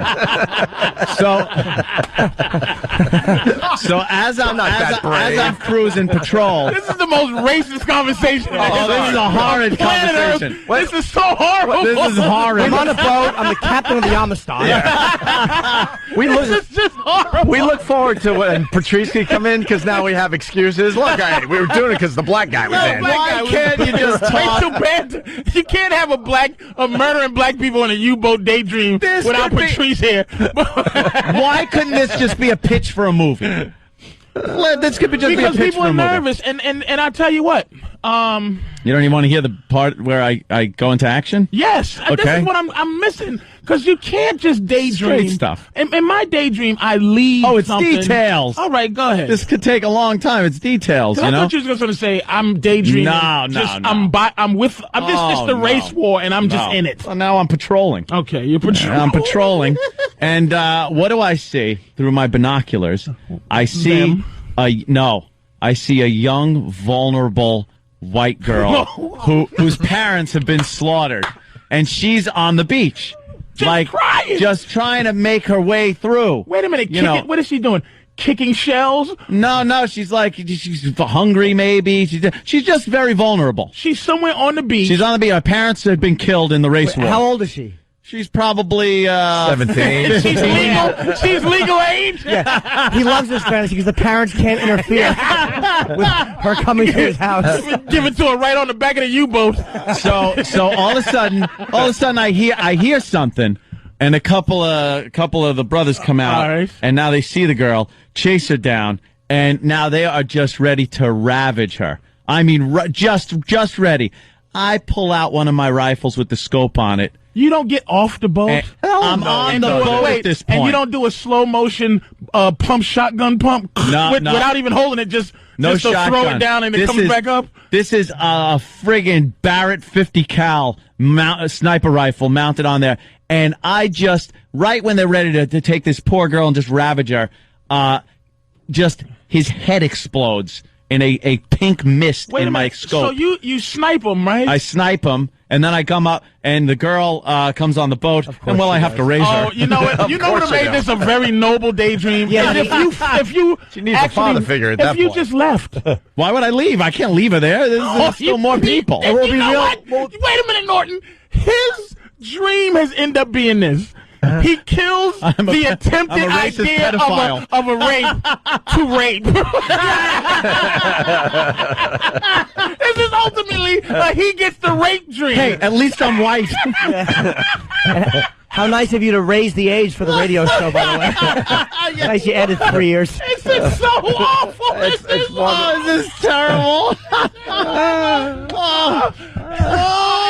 I know these pieces of garbage out there have so many daydreams and you make me sick. Of course. Oh, my Bravo. God. Oh, well. We have to take a quick break. Patrice O'Neill in studio giving us a lot of energy. October 16th through the 18th to catch a rising star in Lincoln, Rhode Island. Yeah. That's a very white area. What are you doing? What area isn't? And but this week I'm in the Addison Improv in Texas. Yeah, sure. Dallas, Oh, Texas. yeah. You been there? Nice a club, few right? times. Yeah, it's a I'll great be there place. this weekend. Very cool. Thursday through Sunday. We got a nice audience down in the Dallas area, so Sure. go see Patrice and Addison this weekend. I will say O&A fans are very, damn it, loyal, coming out people, boy. Yep. I'll tell you that, man. I got They a do message come out. from Voss. They came out in droves in Cleveland, so everybody, we're on in Cleveland right now. Voss, thanks you. I will say that, man. For checking him out up there. Opie and Anthony, we'll continue. Patrice O'Neill helping us out today. It's the Opie and Anthony show. I got to ask Patrice about Sarah Palin. What's your thoughts on this That broad? was another thing. I forgot about that. That made it was OJ, Ohio thievery, and listening to people try to make Sarah Palin that she won it was interesting. All I could do is say to people who are voting for McCain and try to defend Sarah Palin. Mm-hmm. If something happened and they go, McCain wins, and they go, oh my God, government, the president has died, heart attack, whatever, and then she gets up and goes, I'm your president. I'm your president. Yeah. Oh, it's a terrible tragedy. Oh gosh, Can I you seem to be imagine? the president. Can you imagine? And one of my friends said this, man. And this another thing, which I mean, white people don't care. If Obama's ticket was McCain and Palin, with 5 kids. One of her kids is pregnant out of wedlock, teenage pregnant, retarded kids, witchcraft, like some African voodoo priest is in her camp. All these things that is going. Can you imagine if this was Obama's ticket? And white people don't care. She has a voodoo guy. No, they kind of care. I mean, the polls are showing that Obama's lead is. Do you believe in polls? What is ask about boobs? Yeah, that's not all black people voted for him. White people like Obama too. But a lot of the country likes him. The numbers, Jim. The numbers. Okay, I don't know how many black people are supposed to vote and should vote. I don't know how many Mexicans are supposed to vote. I don't know. But I know there's 250 million white people in this country. Something like that. 300? 250 million? No, there's 250 million white people in this country. 300 million total. And it's 200 million white people. 200 million white people. 2/3. Tops. Okay. After you clear out all the black people that's supposed to vote for him, which not all black people are, because we are just brainwashed by righteousness. 98% are. No. They again, 98% they of the asked voting 100 black people. I'm telling you, I'm black. I know all black people ain't voting. Black people are afraid to have a black leader just like white people are. There's a lot of black people who are horrified the idea of a black guy running stuff. You see how we treat each other when we run. If we have a white boss, it runs well. You ever see a black run McDonald's? You ever see when there's black people and there's just this one little creepy white boy that's running the place? How it runs. But when it's just all black people in the McDonald's, you see how it runs. There's a lack of respect we have for each other. We love white people. What is that? Because I'm gonna tell you, our whole definition of our existence in this country is based on how we feel about white people. It's based on whether we hate you or whether we love you. So start loving us. Start loving us more. Well, why don't you start loving the black? Yeah. I love. Stop shoving things inside of me when stop tasering me. Stop beating me in the face. Stop misbehaving. Stop being loud in movie theaters. Pull over. Do I deserve a tasing? Pull over and give your license and registration. Stop demanding more dumplings, bitch, from the Chinese lady serving you food. More dumplings. More dumplings. Oh, yeah. And she won't give you none. No. Just an extra dumpling. Are you kidding me? It's 50 cents? You charge me 50 cents for a pack of duck sauce. You cheap bitch. So I feel sorry for your mother. Did you do the bit on the show about how, like, you go to the same restaurant for ever, and they treat you the same exact. I love that. I must have spent $1,000 every 6 months in the Chinese dry cleaner. Treats me like the same piece of garbage at the day I came in. Won't give me a free shirt. Won't even give me something that you stamp that says you're a frequent buyer, so I could get. Maybe dry clean my socks for free. Some of these businesses just don't understand. They don't get you got to give a little if you got a customer coming back over and over again.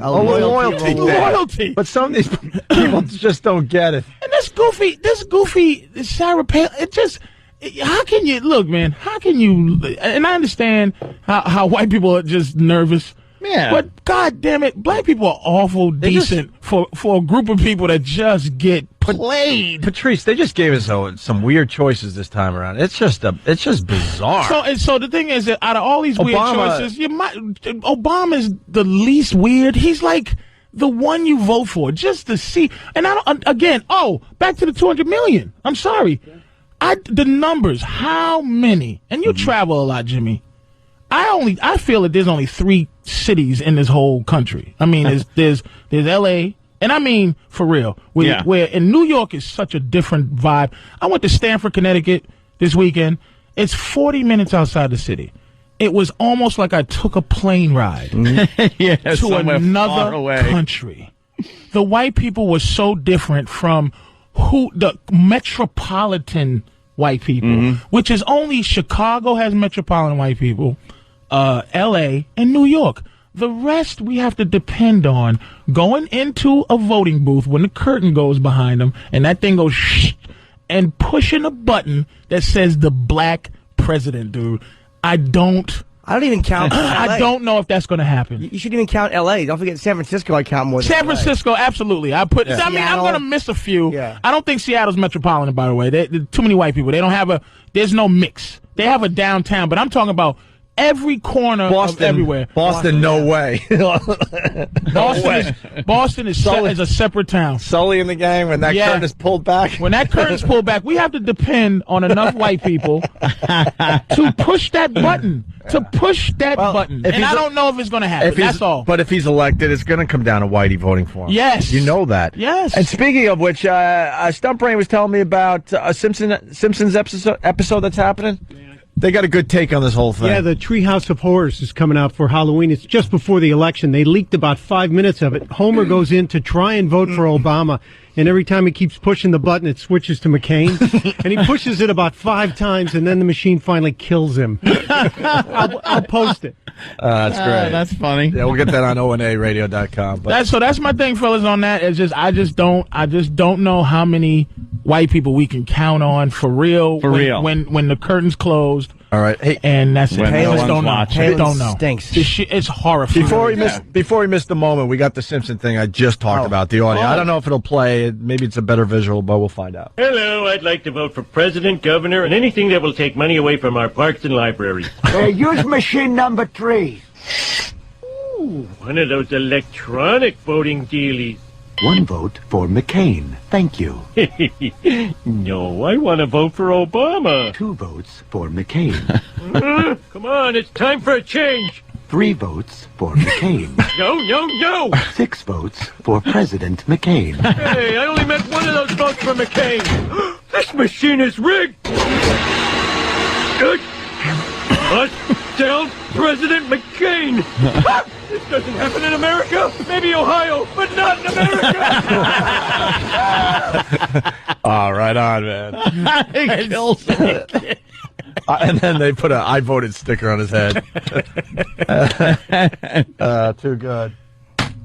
Oh, man. Palin's whole, gosh darn it. Oh, Joe. And if you notice... that. Did you notice, Opie, at first, here's what she did. And this is another thing. The arrogant... People talk about why he picked Palin, right? Again, I'm talking from... And I'm only talking from gut. This is the problem. I'm only talking from gut. He picked it... The way I see it, white people are arrogant to the highest level. He picked her just for a certain section of the votes. First of all, he doesn't believe he's going to die ever because his mama's still alive. So he thinks he's going to live to be 127. He might. So to him, he's a teenager. Well, that whole doesn't matter. That whole him dying in office from natural causes it's just not going to happen. His mama's still alive. It ain't happening. He still has a mama at 72. A heartbeat from the presidency. Holy yes. mother. So the thing is with her is that she tried to be, and you can tell what happened during this thing. And I was angry at Wheezy from the Jeffersons, who was moderating it, and didn't get in her ass. She actually told her, she's writing a book about Obama. I'm not going to answer your questions, black lady. She couldn't get on her too hard because she's got a book coming out. Yeah. Nobody got on her too hard, except for your girl, Katie Couric. Mm-hmm. And she went from trying to know the issues. And they got her in the room and probably beat her with a stick and said, listen, here's what you do. You go out there and you get these dumb mothers who are looking at you like black people looking at Obama, just as a chick. Like, yes, yeah, I'm you. Stop trying to be smart. So that's why she went out there and went, I'm just, golly. And who wants a soccer mom as their president? Not even soccer mom. Here's the thing about the president. He should be better than you. Your president should be better than the citizens. I don't want my buddy as my president. Neither do I. I don't want a palsy-wowsy. And they talking about Obama comes off as good. He's supposed to come off as better than you. He's supposed to run the country. That's what he's supposed to do. You're not supposed to be. I don't want a dude that's like, man, he makes me feel like I'm a be in McDonald's and just kick it with him. Oh, man. Hey, O-Dog. Stop. Hey, yo, B.O. What's happening, man? People who I don't want that. They're trying to find how Sarah Palin is good. People are making all these excuses for her. She sucks. She sucks. I get a lot of hate emails over that. She sucks. Yeah, she's like on a real level. Be honest with yourself for a second. It's awful. Like at least look at all these other hardcore political broads, what Condoleezza and Pelosi and all, they would come in. And even Hillary, she comes in as what she is. She already has a political point of view. She already exists. She's not going to come in and try to figure it out. This girl is figuring out what she's going to be right in front of our eyes, and people are lying. People, what? I mean, let me ask you a question. Is it allowed for a Republican to go, she stinks, but I'm gonna still vote for her because I'm a Republican? Yeah. Or if Obama said, "Hey, look, let's call off the debates so we can deal with this." If Obama did that, would the Republicans go, "Oh, that scared Negro"? Like, can you just be honest for a second? Just a second. Because that's how they operate. That's how politicians operate.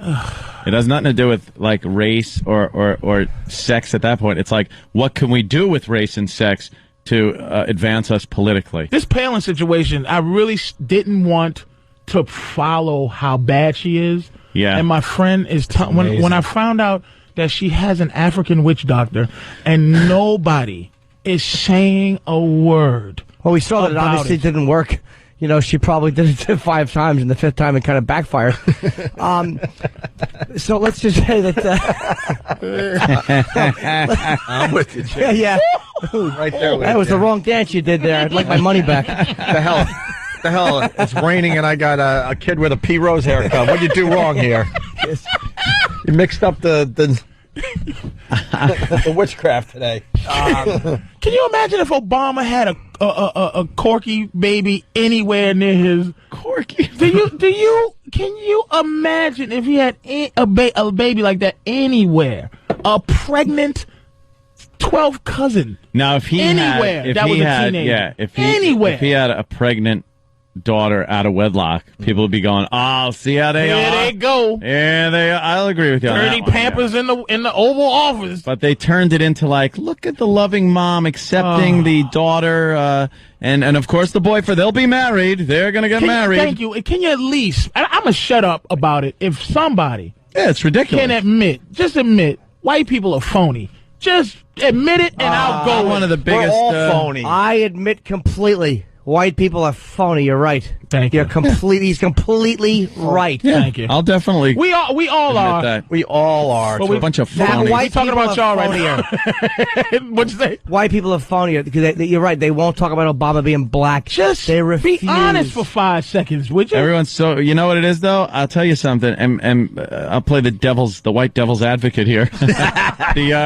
Which is redundant. Go ahead.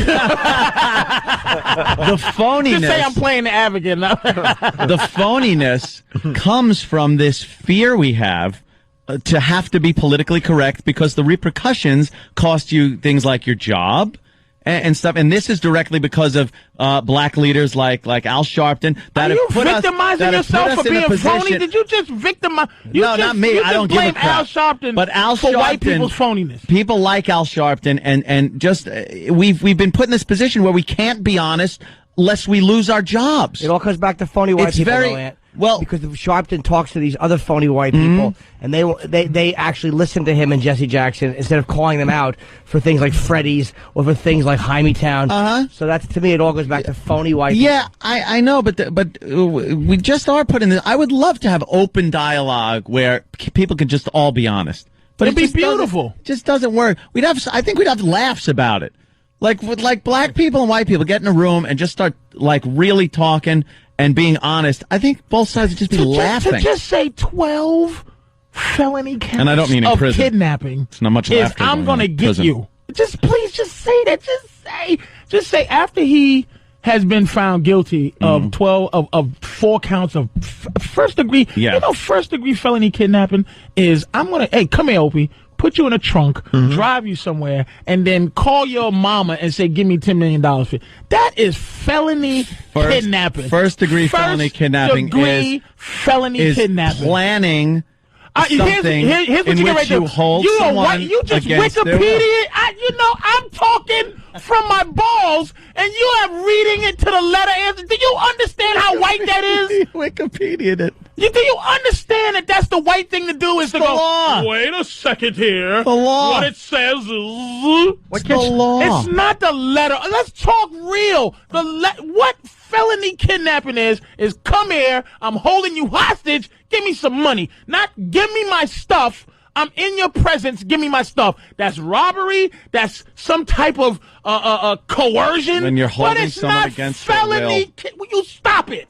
Look, can you let felony us have kidnapping. our day? You can have our day. You guys had it 14 years back ago. in 95. This is our day. And our day. And let We me tell you finally got something. him. Roddy Piper says something. My favorite wrestler of all Wow, time. you're quoting Roddy Roddy Piper. Piper. He Oh, wait, said we all better be quiet He here. said Yes. just when he after he beat up this guy on Piper's Pit, just when you think you have all the answers, I changed the questions. And that's what white people do. When OJ got off, it was, hey, we need to change the judicial system. It's like as soon as a Negro, I had to say Negro, Of course. does something, white people go, we got to change the rules because we not happy. You change them. The soonest things ain't right, we have to change the rules. No one changed the 'cause rules. What? Change them. You want them to be changed, just like Obama. But that's not the same just as like they're changing them. trying. Just like they're trying. You stupid. I want a lot of things. Just like this Ohio thing, they're setting it up to have him had stole Ohio when Bush stole. Everybody knows. He fixed Florida, but now it's the old thieving Negro. Everyone knows the election comes down to what? 3 states? Is it Florida, Michigan, and Ohio for the most part?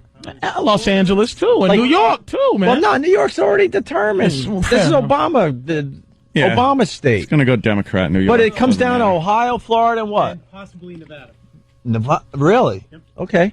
But that's it. That's what the election is. They got to make sure they win Ohio. What? Did they say something like a president hasn't won an election without winning Ohio? Forever. Well, a Republican president. A Republican president. Is that what it was? All right. Yeah, not Democrat, because Democrats don't win Ohio necessarily. Yeah. Hey, can we change gears for a second? 'Cause Yes. We got a great story here. We have another creepy landlord putting in peep cameras. And I think this is out of Ohio, matter of fact. Of course it is. So there's your segment. Norton, you own some real estate in Ohio? That's my goal in life, is to buy a building and just rent it to girls really cheap. Really? $300 a month? Relax. It's handled. Just have holes in the wall everywhere. Oh, please. Ignore that little camera by your toilet pointing up at you. Security. Right out the toilet.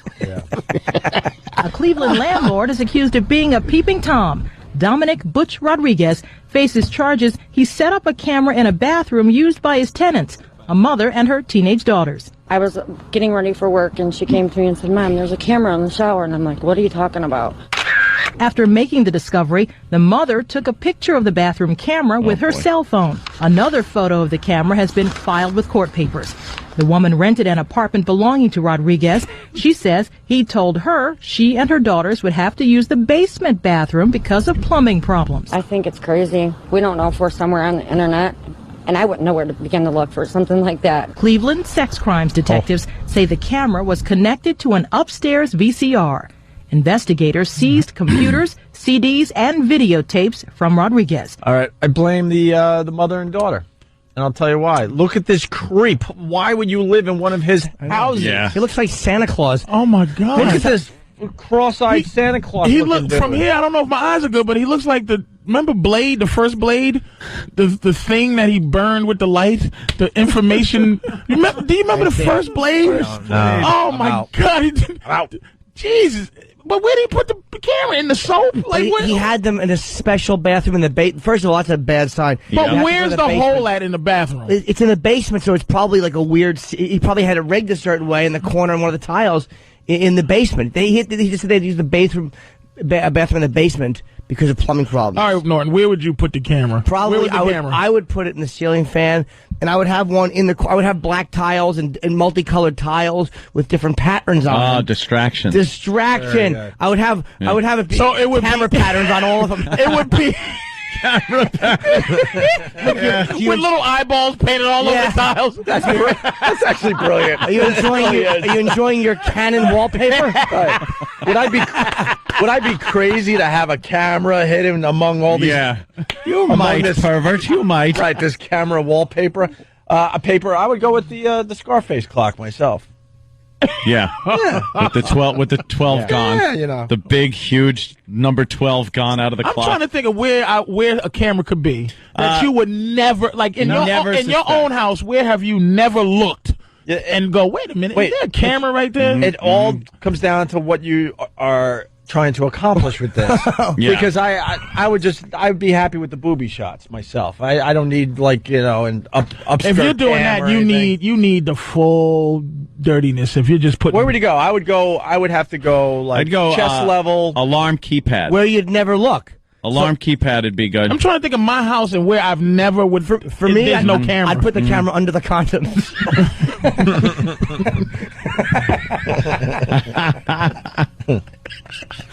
Now, vents aren't good. Someone's thinking at a vent.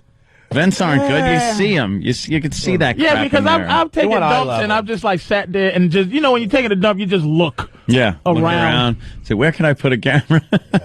Well, you can put it in the shower head, but you'd be suspicious because there's no water coming. One little hole. There's no water coming out of it. No water coming out. A red blinking light in your shower.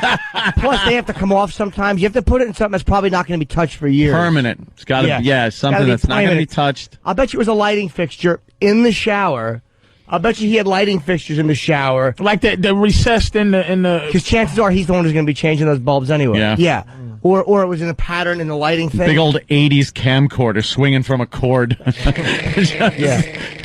That is strange. Yeah. We got to take a break. Patrice O'Neill. Chuck Berry had it in the toilet. That does nothing for me. There's a Polaroid, too. It was really inconvenient. You had to keep sneaking in. PatriceO'Neill.com. That's what we promote right now. Why not? Yeah. Hey, for all your show dates. Whatever. Jimmy? Boston. I think November 15th, the Wilbur Theater. I don't know if there's tickets available, but I think there might be for that third show, which is not sold out yet. Oh, that's the new Comedy Connection, right? Yes. Yeah. All right. Friday Late Show. And local hockey fans, stay right where you are. You got a chance to win some Devils tickets in moments. Stay there. Opie and Anthony. The show's flying by this morning. Opie and Anthony, Jim Norton, Patrice O'Neill. I got this for Patrice. We found it. It's simple as this. Just when they think they got the answers, I change the question.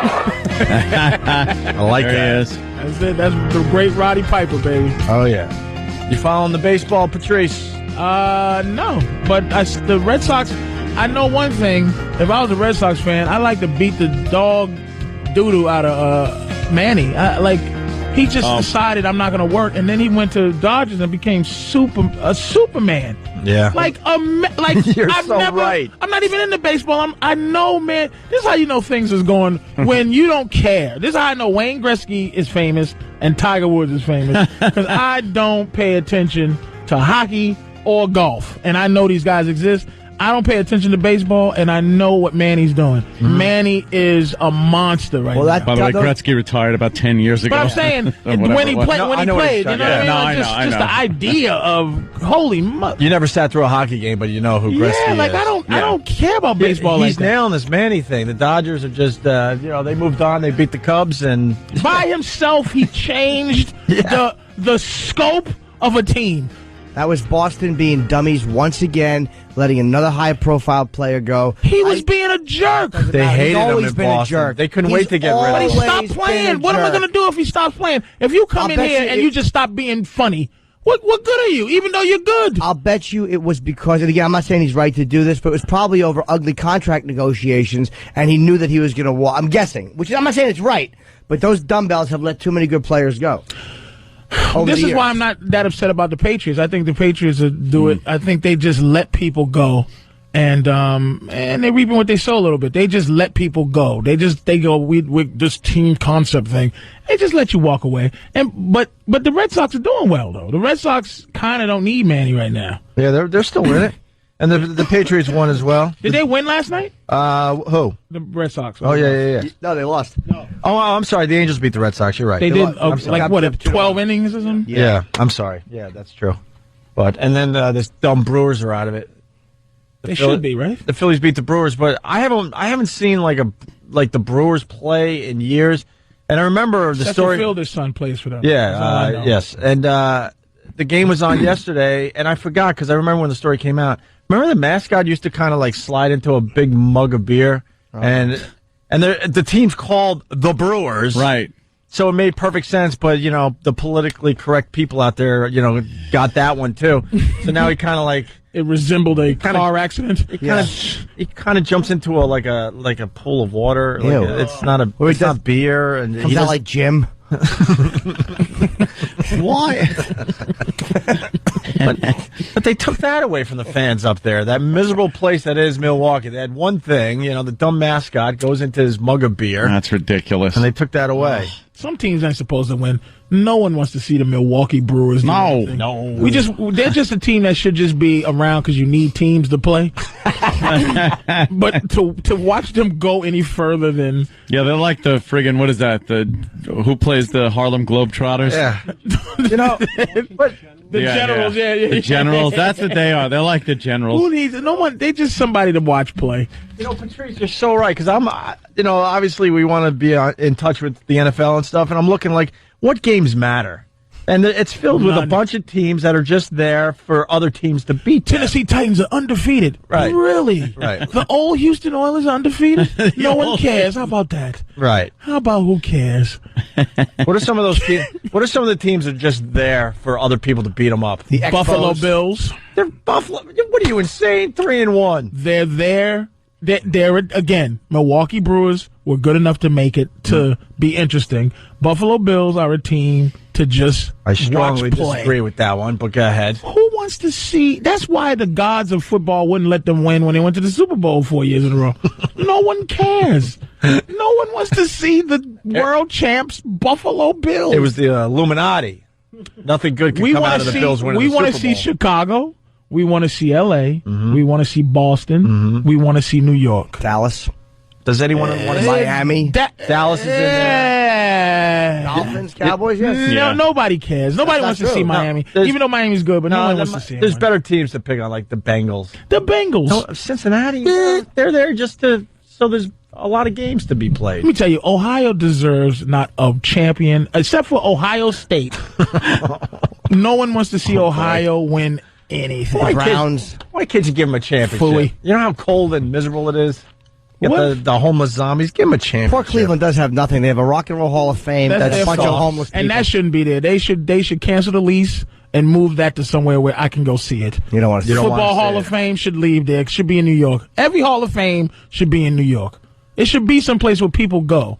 Well, you don't like going to Springfield, Massachusetts? That's what I'm saying. I watched the Hall of Fame induction ceremonies, NBA. Right. I'm going. There was Pat Riley was on stage. His entire team came to see him, and all I kept thinking was, what hotel are they staying in?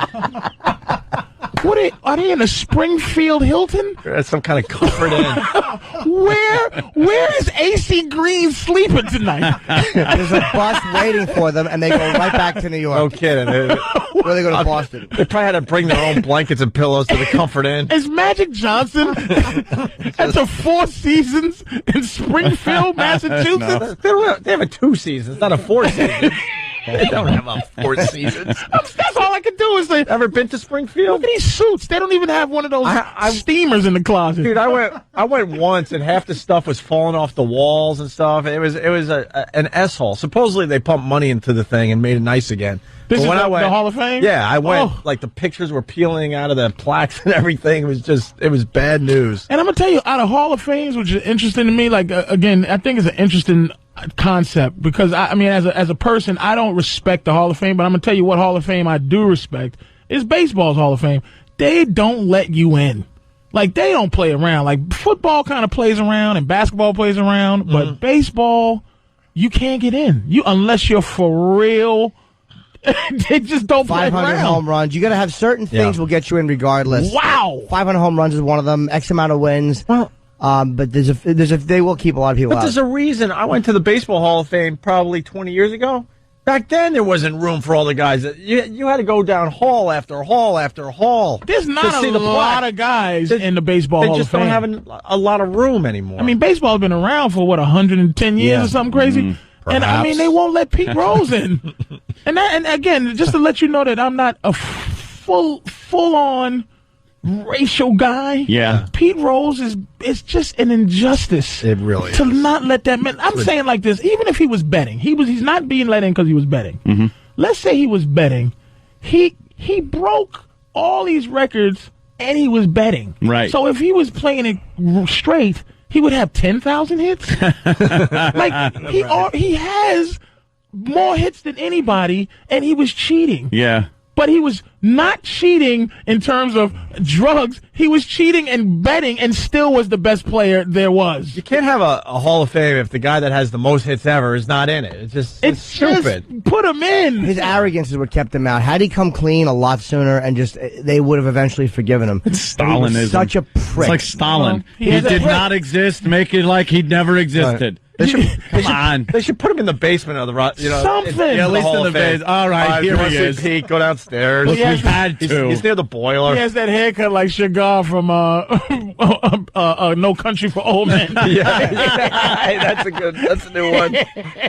Bill's 4-1. I just want to make that correction. I'm just saying, no offense to Buffalo. I'm just saying it's one of those teams. Let's be honest. Here's the thing: people kill me with their loyalty to things that aren't loyal to them. Like, Cleveland's loyal to Cleveland, but they're not loyal to you. Just shut your face for a minute and think about it on a high level. I'm a Patriots fan. I'm a Celtics fan. But look, I've never been able to say this to Boston people. We've been losers. All of a sudden, with this culture of winning, Boston stunk my entire life in sports. For a stretch in the 80s, they were good in basketball. For a stretch in the 60s, 50s and 60s, I wasn't even born. Bill Russell. And Bill Russell hates Boston because they treat him like a damn dirty ape. That's what Boston do, make you run out of there. Yeah. So he hates it. But they were good then. The Patriots stunk my entire life. They stunk. People forget. The 85 Bears, they're still putting alcohol swabs on the beating that the Bears gave them.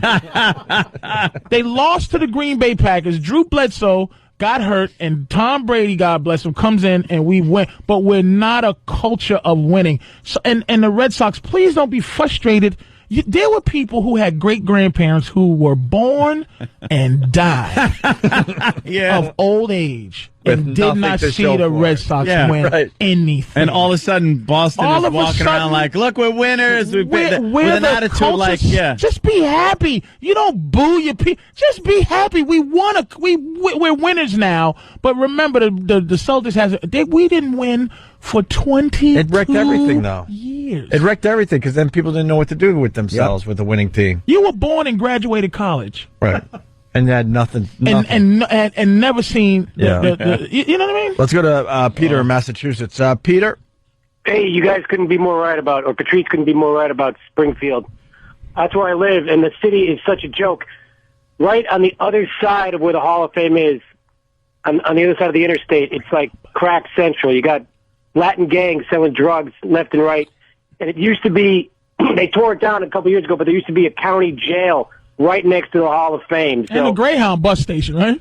Oh, it's a joke. Well, the county jail, people all over the place. They wanted to make it easy for the players to come and visit the guys that were getting in. Oh, that's all I was doing. I'm watching Pat Riley go, thank you very much. I'm looking at Akeem Olajuwon, Patrick Ewing, Adrian Dantley, all his players, and they were just sitting there, and I'm going, what? It was a pretty impressive class. Where at somebody's house? At some old lady's house who's made him a pie and said, come on in? And you've never been there. It is. I don't understand why it's still in Springfield. It just should not because be that's there. where it was invented. But was Jabbar there? Jabbar wasn't there, but he had everybody. Magic. He had everybody. Michael Thompson, James Worthy. They all were sitting there with their beautiful suits, and they didn't even have a hotel that could hang their suits properly. No. James Worthy have a prostitute with him? How do you not love Big Game James? Give me a hooker in Seattle, you. He's in some smoking room because they ran out of room, so he's got to deal with someone else's cigarette smoke. It's amazing where these Hall of Fames are. I'm never going to go to the Football Hall of Fame. Hell no. Let's go to Canton, Ohio, which is not even Cleveland. Where's Canton? I wouldn't even be able to point out Canton on a map. Who the hell? For the God's honest truth. Lance in Cincinnati, how are you? Lance! Pretty good, guys. What's up, Lance? Just a flare, Lance. Dude, I grew up in Milwaukee, and we used to watch Bernie Brewer slide down that slide into the beer. Yeah. Yeah, talk about political correctness. Now he just goes down a longer slide and wave the flag. That's what he should do. Because Bernie Brewer is a douche. And they're going to change the shape of his nose, too, by the way, soon. As soon as some mom goes, that looks like a thingy-majiggy. Because you've seen that mascot, right? Yeah. It's got some funny... I won't look at him. Phallic nose? Uncircumcised face. Look, there he is with the big, ridiculous, over-the-top yellow mustache. I would actually turn away from the TV when the Brewers are so inconsequential. They just threw them in the National League. They're like, you're not American Leaguers anymore. What do you mean the pitchers have to hit? You know what, Jimmy? You're right. But that's what I'm saying. They used to be an ALT. Don't get angry if you're Milwaukee. Like, these people are so devoted to fighting for their town. It's like, look, just don't. Pittsburgh stinks as a town. But stop. But the Steelers... I don't know why they're great and why you want to see them win, because Pittsburgh itself is kind of one of those. If it wasn't for the Steelers, you would go, who wants to see? The Brewers have a great stadium, though. Did you watch any of the games? It's a sick-looking stadium. All right, Lance. It's freaking giant. Yeah, thank you. Hey, Matt Man from Marblehead, Mass. He writes, BS, Patrice, 4 teams from Boston have won more championships than any other city in the last 50 years. But a lot of it happened before our lifetime. Yes. The Celtics were winning 11 championships from 50. I don't know the exact dates, but it was Bill Russell and Bob Cousy. The Celtics were that winning, whole time. They didn't win after that. That doesn't count because they were they had the 2-hand set shot. Thank you. They were white guys throwing hook shots. Dunking was illegal. They're wearing short shorts because there weren't no African players yet. It was only 2 black people in the whole NBA. That was a and small 2 of them was on the Celtics. Yeah. And the Red Sox have never won, by the way. Let's stop that. And then the Patriots. What is he talking about? Well, a lot of Celtics victories. Well, but there were also 6 teams in the league. Okay, my lifetime, the Celtics won 81, 84, 86. In 1981, 84, 86. I'm 38 years old. I was a young man. Now I got to get my prostate checked. Since the Boston Celtics had won a championship. Since. Wow. Stop. You need to check. I know a dominatrix. It's a heck of a rate. Nice poke as it falls on the floor. Or you don't mind being spit on while it's checked. What were you saying about dominatrix, by the way, during the break, Jimmy? Oh, just before that, I think it's a good time to go see one because they're right now, they're running for their lives because they're busting some of them for being prostitutes, which most of them aren't. But yeah, they said business down 70% in New York. Down 70%. So if you have a wait a minute, it's a crime to just stomp on somebody's No, nuts? but I guess they were defining certain things as prostitution. Maybe a couple of them were straying, but they were getting everybody. So the argument is if I pay you to punch me in my nose, that's not prostitution. Oh, it's not. It's actually not. But I mean, a couple of them would probably go over and do more than they were supposed to. Yeah. But you can pay a prostitute to do what a dominatrix does. Not as well, though. Prostitute will be awful. The dom is good. Well, dom has a lot of that's years. why you have to say, I'm not really spell into it that out and much. say. Are you into that? What? Not most Dominatrix? of them. Not at all. Not one iota. When we have them on the show sometimes, we laugh. And they're like, okay, which one of you is going to be my bitch? Yeah. I get the whip, and I'm just like, shut up. I could turn around and snap your neck. I don't have any guilt. Like, I'll just... don't kick me in my scrotum. I'm not a guilty guy. I didn't do nothing to nobody. I don't have guilt. I don't fire people from their jobs. And you want me to stomp in my guts? No. I don't like this empowered, friggin' violent, empowered chick thing. I don't like my nipples pinched hard. Like, I don't like none of that pain. Yeah, I'm going to whip you, but I'm going to show you, and then I'm going to hold back and not give you any... Shut up. Lay down and take it. You ever have a good dom spit Take it like a man. I mean... Good dom holds your face and spits in your mouth properly. Oh, God. Sexy, I'm telling you. Spit it right back at her. It can be. How can that ever be sexy? You kidding me? The humiliation thing. What did you do? Why do you feel You like guilty? spit in your mouth? Why do you? No, I don't. No. But what you're into is humiliation. But why? Yeah. What did you do? What is your problem? I'm into that as one thing, but I'm also into humiliating. I'm also into all of it. It's like when you're hooked on something, you just go for all. It's like drinking. You can't say why you're hooked on vodka. I understand what you're saying, but there's being humiliated is a whole. It's a guilt thing. It's like, what did you do to feel guilty about so that somebody can do certain things to you? I don't know if it is a guilt thing, though. I really don't know, or if it's just once you've done so many things, you just got to keep reaching and keep finding other things to extend it. But that's pain, though. That dominates I'm not into thing. pain. You're not into getting kicked in the kick? No, I'm not even a submissive, really. Lightly, I'm a light submissive. You get tied up and all that? No! What's the spitting in the mouth, though? I really don't get kiss. that. Spitting in the mouth is like a kiss. I'm not against. You would take some. No. I said that's different. When you're kissing and you change and spit, it's different than her spitting in your mouth. Man. Yeah, I'm not against that. Like, I'm not against wait. You swallow spit all day long. It comes out of your friggin' saliva, your salivary glands, and you swallow it. But you wouldn't spit in a glass and then drink it. No, I wouldn't do that. That's kind of right. But it's the exact and look at Stunt Brain same thing. Look at Stunt Brain. He's trying to have that yucky, but he's a middle-aged white guy. You know he's into all kind of he's disgusting. This guy's had some clamps on him before. I know his wife is probably in the trunk right now. He lets him out when he gets home from As long as the dom has good breath, good breath very important, but good breath and mouthful of spit, oh my God. Does it feel like a slug or anything? It's just, you know what, I like Comes that. over and spits in her mouth from her last client. I like women. I like to watch girls, mess with my nipples, lick my nipples. Watching girls do creepy stuff is really sexy. Just watching them do just stuff they can't do. Like we can be dirty right now, and they expect it, but girls just got to be girls all the time. And when you can get them to just do something horrifying. I told you that time. I just in England. I just saw a girl go behind a dumpster and just pee. Oh yeah. My body was shaking. I don't know why I was so horny watching it. That's just like some was kind of something I animal wasn't supposed to. instinct I don't that know takes what the over. hell that was. And it was different. Yeah. And most doms, I'll say this, that I've met were not particularly good. But the ones I met that were good. Norton's such a businessman about it until you see his face. Yeah. But I mean, the ones I met that were good. Not good.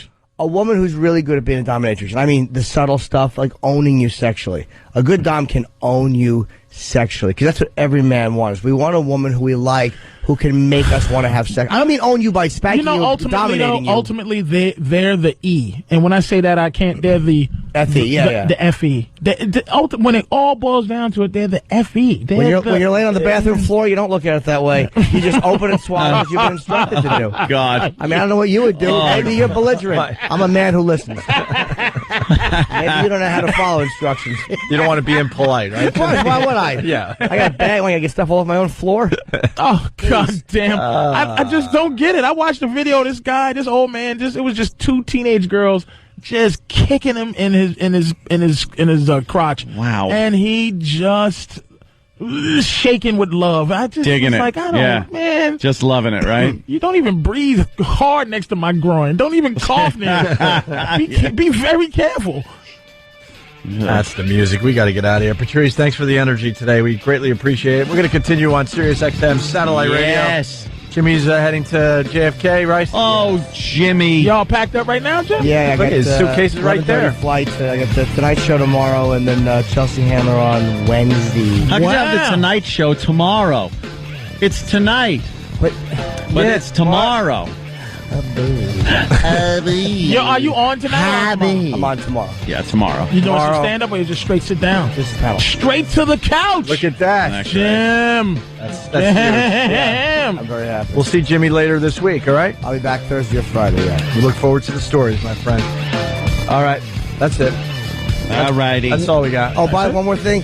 The Down and Dirty that aired is on demand as of tonight. People have been asking me who missed it. It's on demand tonight, the Artie Lang episode. And next week is Jim Jeffries, Dice, and Kevin Shea. And Patrice is either in 2 weeks or 3 weeks. Nice. And we didn't get to Andrew. Cleveland also has the Poker Hall of Fame and the Softball Hall of Fame. Delicious. Softball Hall of Fame. Almighty. We leave with Patrice. What are we promoting, Patrice? Addison, Texas, which is like the Dallas Improv, I think they're calling it. Yeah. It's the Dallas Improv. I'm there this weekend, Thursday through Sunday. Very cool. All right, have a good day.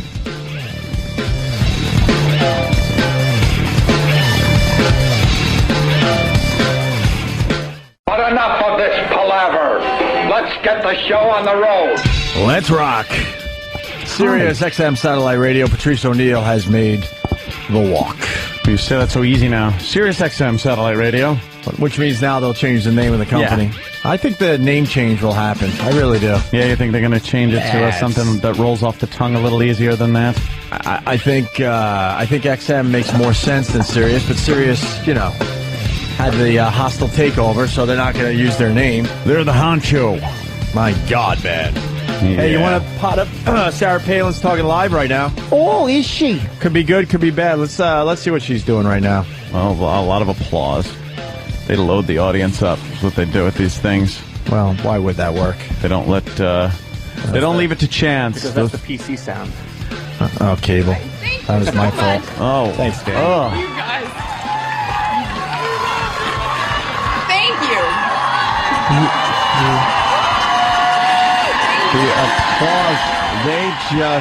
They load these audiences up. Senator McCain. Senator McCain served our nation in uniform for 22 years. 5.5 years he was a POW. In fact, it was after graduating from the Naval Academy. He was stationed right here in Florida. That's where he learned to do what he does here in Florida.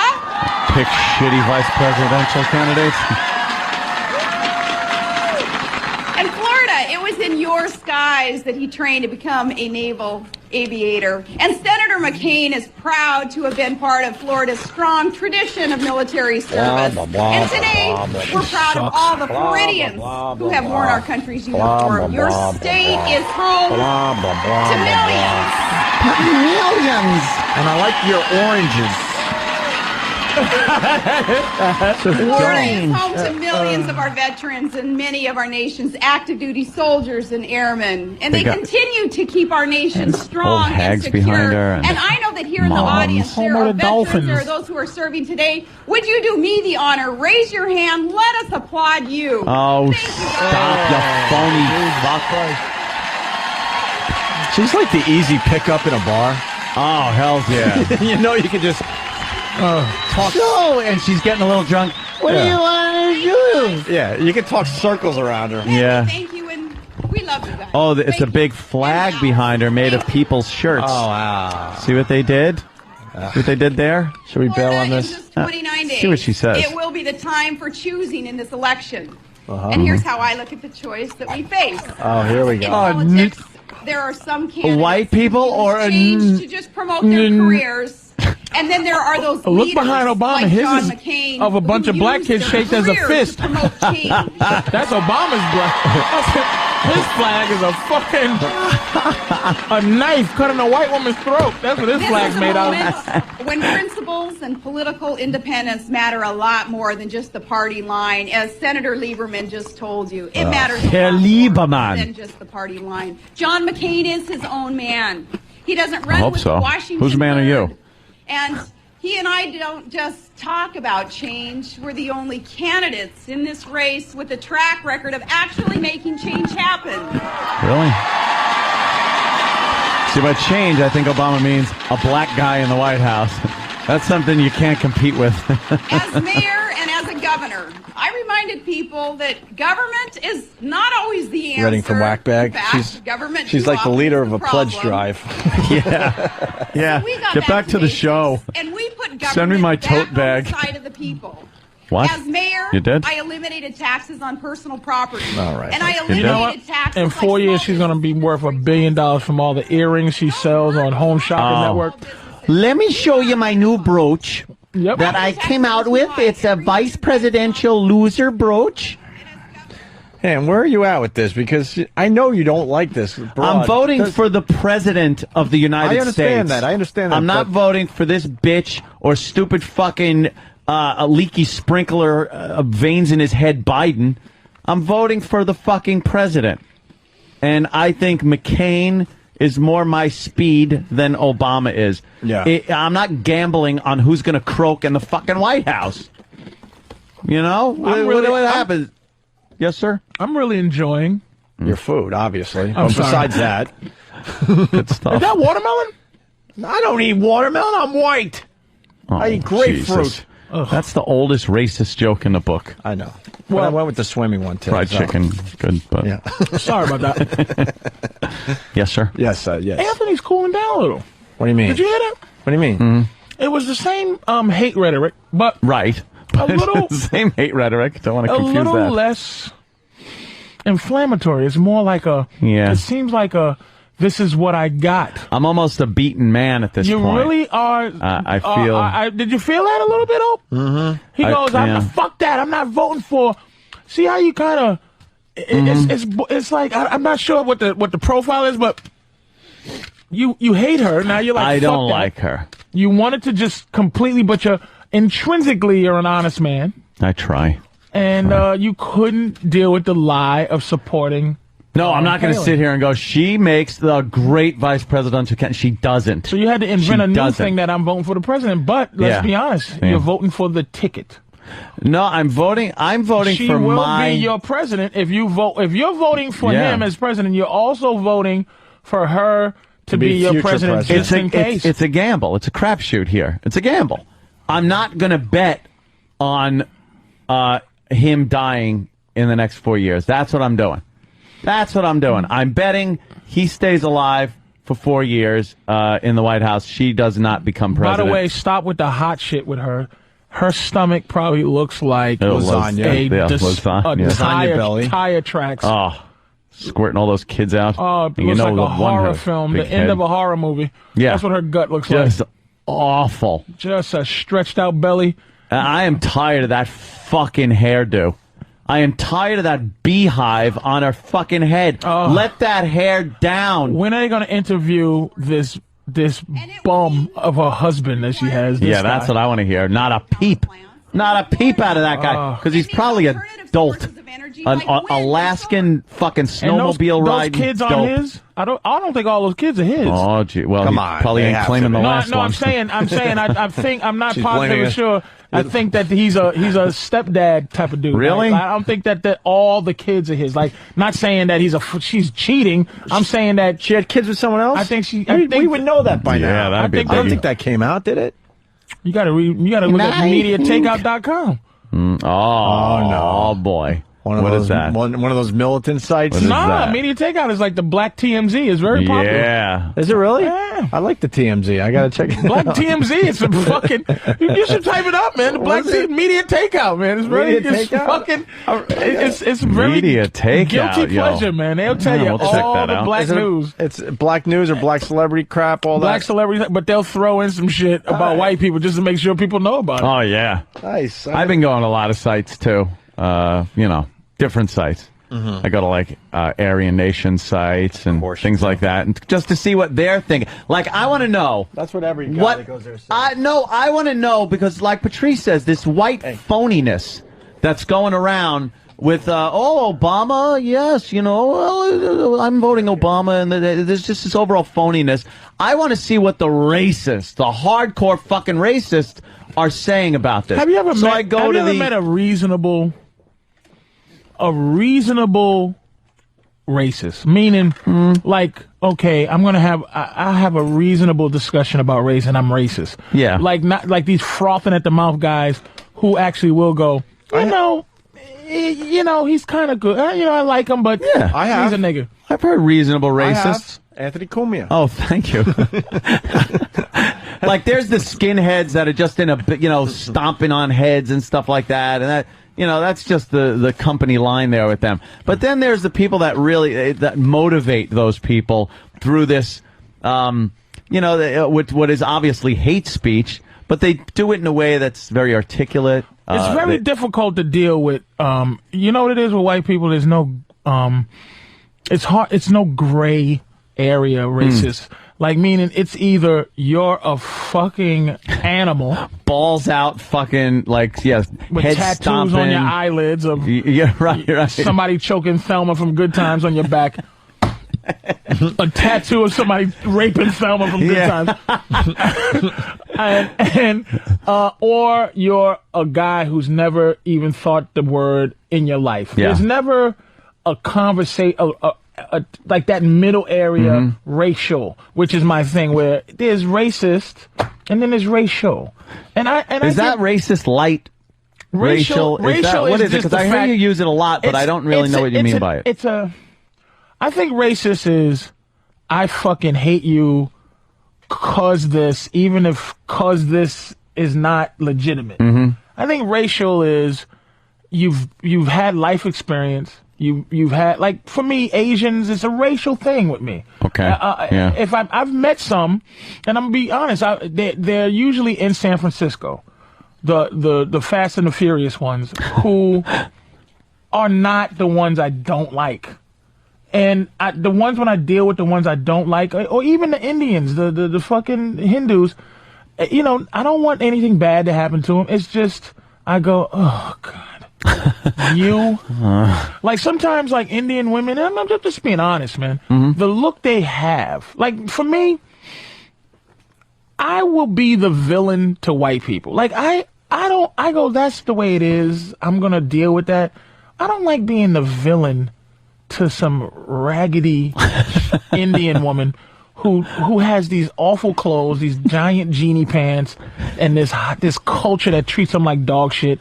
And I'm the villain. And you're the bad like guy. Your husband, look at your husband stinks. He's wearing, you know, he has dress. A top hat with pajama bottoms on.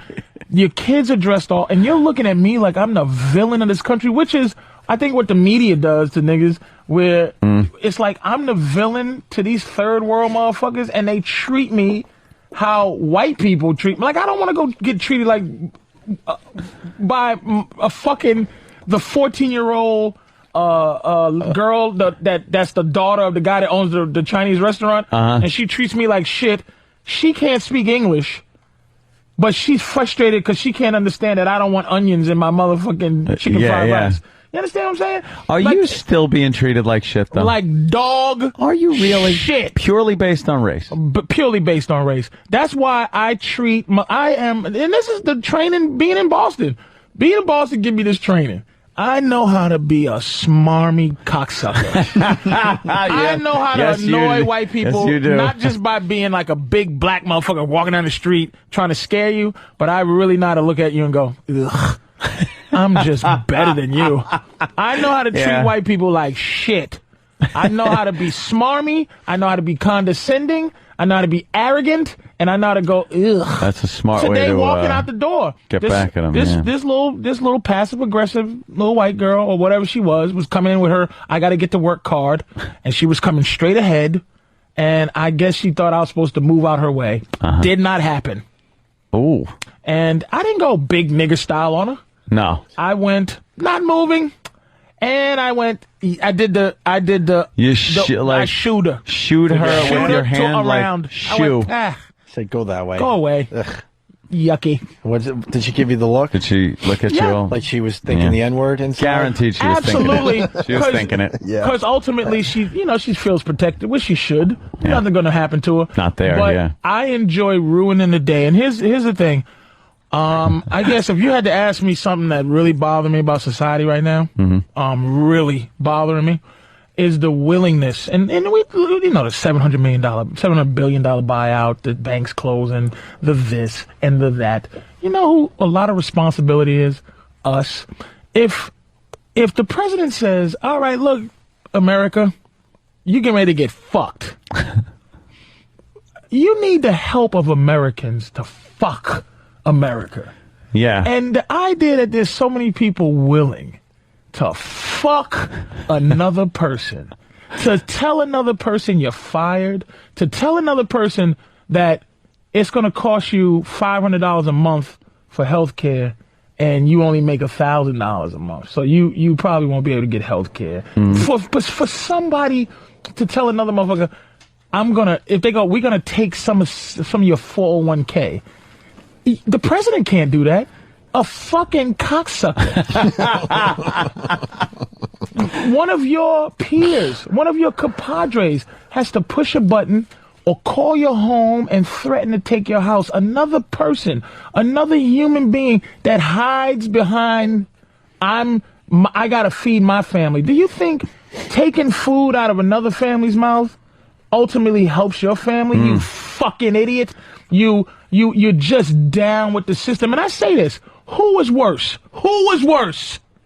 A guy who goes, you know, I don't like Jews. I want them all dead. But I need some help. I need a whole bunch of motherfuckers to help me kill the Jews. Right. And there's a line of motherfuckers willing to do that. The people who are willing to fuck other people. Like, the president can say anything. Now, if you say, take this motherfucker's money or you're fired, right? And I go, nah, I can't do this. All right, you're fired. Then you're the fired, next right. person takes it, and you go, nah. If we, at some point, and I know this is ridiculous because it's just, could never it's happen, not true. right? Yeah.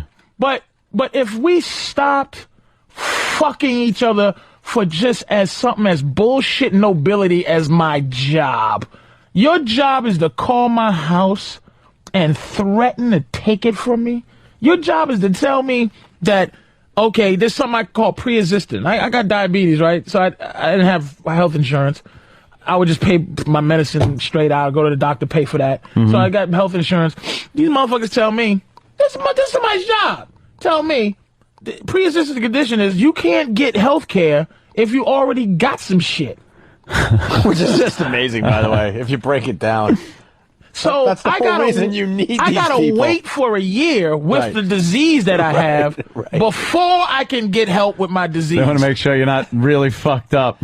You know, can we slow that point down just a second? Because that is amazing. The whole Yeah. reason you have health care is to try to get healthier if you do have something, but they have come up with a way not to treat people that actually need It's like we're the treating. insurance company, so you pay us money, Right. and then if you need medical care, we pay for it. Right. Okay.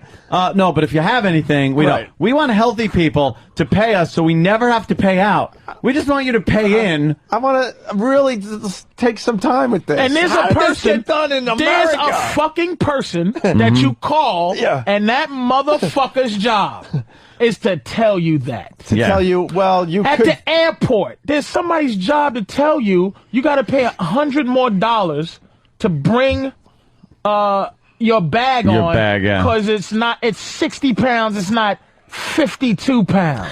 Right. Your job Right, the plane- is to tell me that. And the plane's still going to fly with the But- luggage. Your job is to fuck other people. But it's like you That's said. why we're losing. But it's like That's you said. why we're losing. But it's like you said. If they don't do it, then they lose their job. That's the And whole so- idea. Yeah. But your family, if you're willing to fuck my family for the sake of a company that's fucking my family, your family safe? You It's fucking not idiot. for that moment. People just live moment to moment. Fucking So, stupid. yeah, if your job is to fuck somebody else over to keep your family in food and shelter, people are going to do it. Yeah.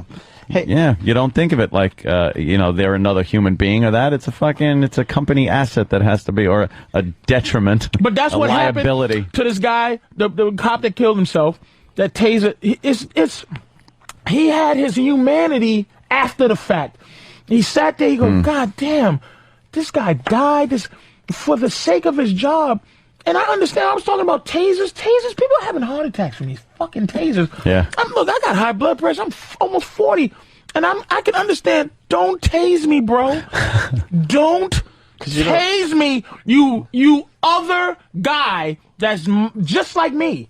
You're not better than me. You just took this job and now you have domain over my life to decide my fate. Well, then lay the fuck down. But people are laying down, dude. People are really saying, don't tase me, bro. Motherfuckers are rampant with the tasering. There's a taser problem. It's people that yell "Don't tase me" while they're still resisting. Man, fuck that. Do you think I've Rodney not King seen was, one do you video. Think Rodney King was resisting? Fuck yeah! I wish you know what? I wish I had Rodney a King taser. was a resisting motherfucker. What the part when especially the beginning of the part that wasn't videotaped. Reginald Denny was resisting too.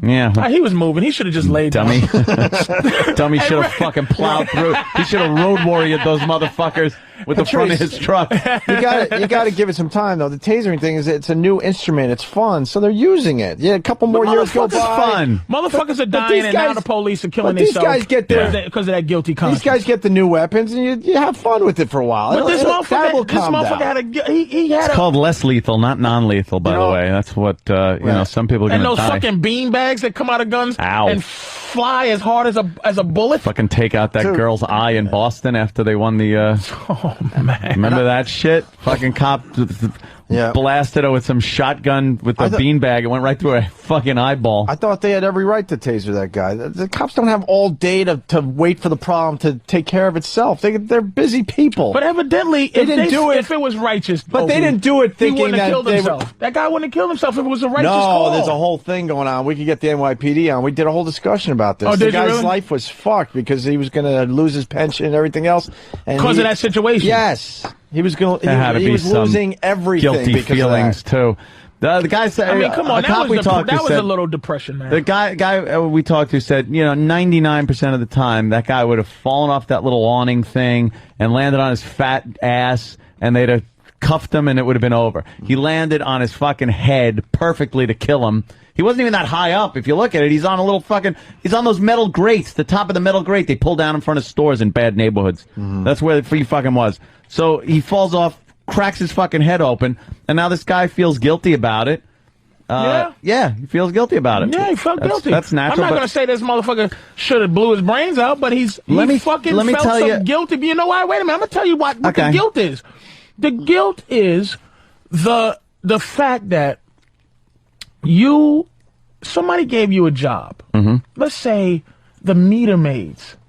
Somebody gave you a job that, you have domain over my life. And you make a decision, dude, to be godly about it.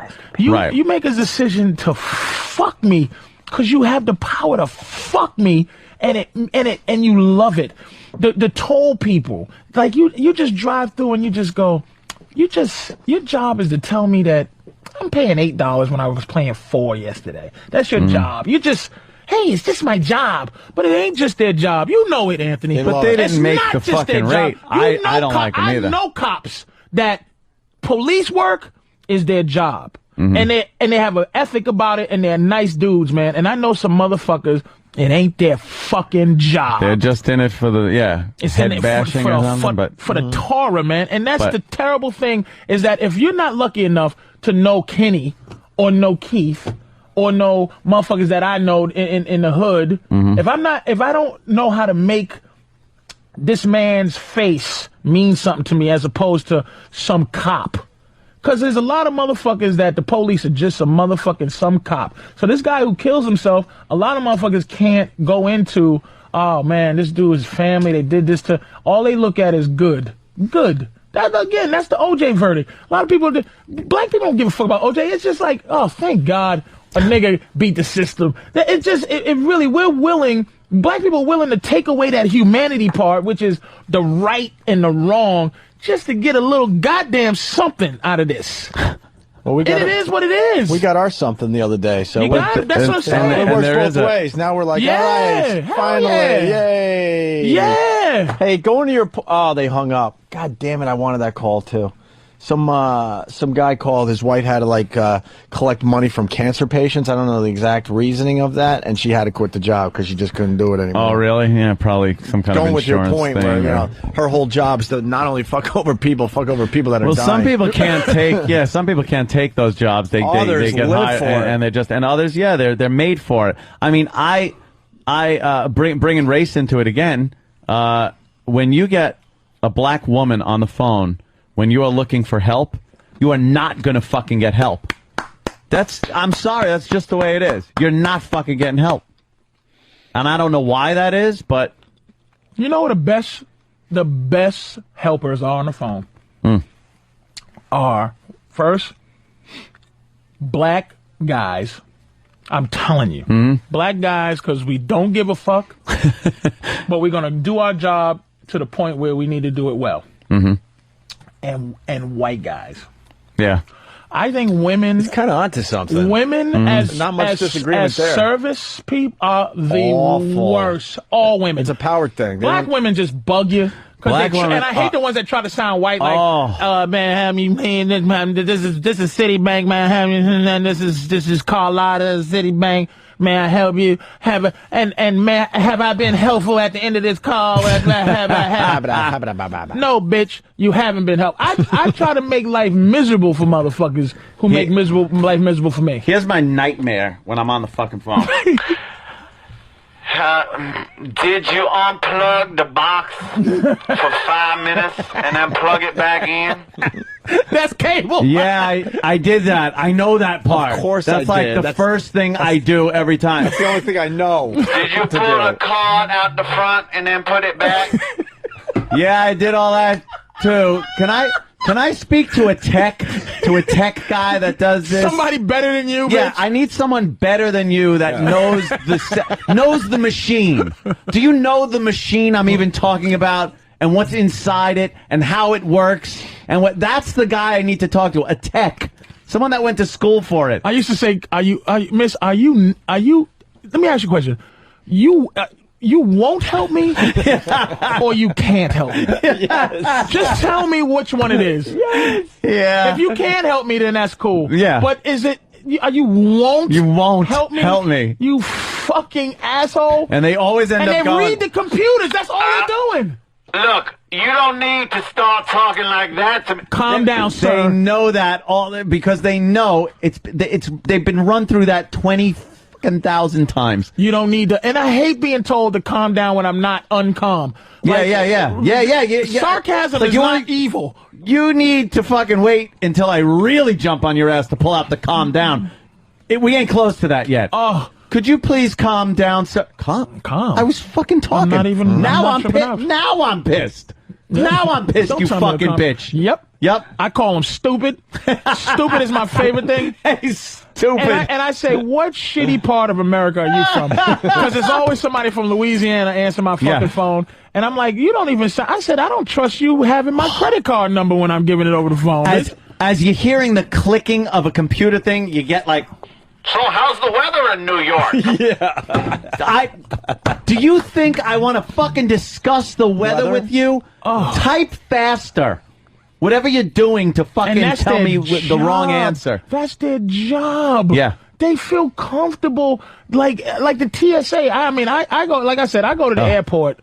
If I have a flight at 8 at night, I go to the airport at 4. Right. Because I know I'm an asshole. There's problems. I practice being an asshole at the airport. It is what it is. I try to find out what you can do and what you can't do at the airport. What I know... He's doing recon for everybody. What I do know is this. You can't say nothing about bombs. No, never. Can't fuck around with bombs. Can't fuck around with I'm going to do the... What you can do is insult them. What you can do is say, boy, you're stupid.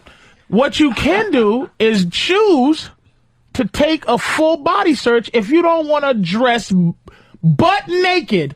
I had to take my belt off one day, and I go get your supervisor, because I want to see the rules. Tell him to bring the rules, too. I want to make sure. Oh, shit, you're that guy. I'm that guy. I'm a middle-aged white guy at the airport, Jack. I want to see the book. Here comes a guy. Here's what the fear is at the airport. Two things they use. One, you got to fly. You got to get the fuck out of there. Yeah. So that's why I go 18 hours before So you're I on a fly. time constraint. 2 is your lack of understanding for what power they have. The guy comes over and he says to me, your job is to do what we tell you. I said, that's not my job. Get out of my face. Oh, shit. Get out of my face. I'm serious. Get out of my face. That's not your job. Your job is not to tell me what to do. Your job is to keep me safe. Now, this guy told me to take my belt off, and now I'm telling you this because this is the real me talking about it. But at the airport, I'm like, that's not your job. I'm arrogant. Yeah. I'm really white guyish. I go because I travel a lot. Some places tell me to take my belt off. Some people don't. I want to see where it says that I have to remove my belt. Where does it say that? That I have to remove my belt. My job is not to tell you. So I go, your job is to get somebody else that can help me then. Because he was a nobody. So he had to get another girl. Now, here's, little girl there. And I'm not even looking. Anytime a girl is of authority, I don't look in her face. Oh, shit. Holy shit. Oh, you terrible. Hold on. I dismiss her existence. Just for the record, I'm the same fucking way. I don't know what it is. When a girl comes and berate me, I look away. That's why I can't look at the TV right now. Wow. With Sarah Palin. I'm looking at the floor. You are awful. I don't look at him. So they finally came out with a guy. I knew he was gangster. He had a nice suit on, Rolex, real powerful shape, small guy, like not afraid. So he came out, he was watching me do my thing, and he was just listening, and he just knew I was right. He knew I was right. And I go, I'm complying. Dude, the shoes. Was he off. black guy? You gotta, no, white guy. He was white guy? Gotta take the shoes off. I take the motherfucking shoes off. I hate taking the shoes off. By the way, the fastest way to get to the airport is to come dressed just like an Arab.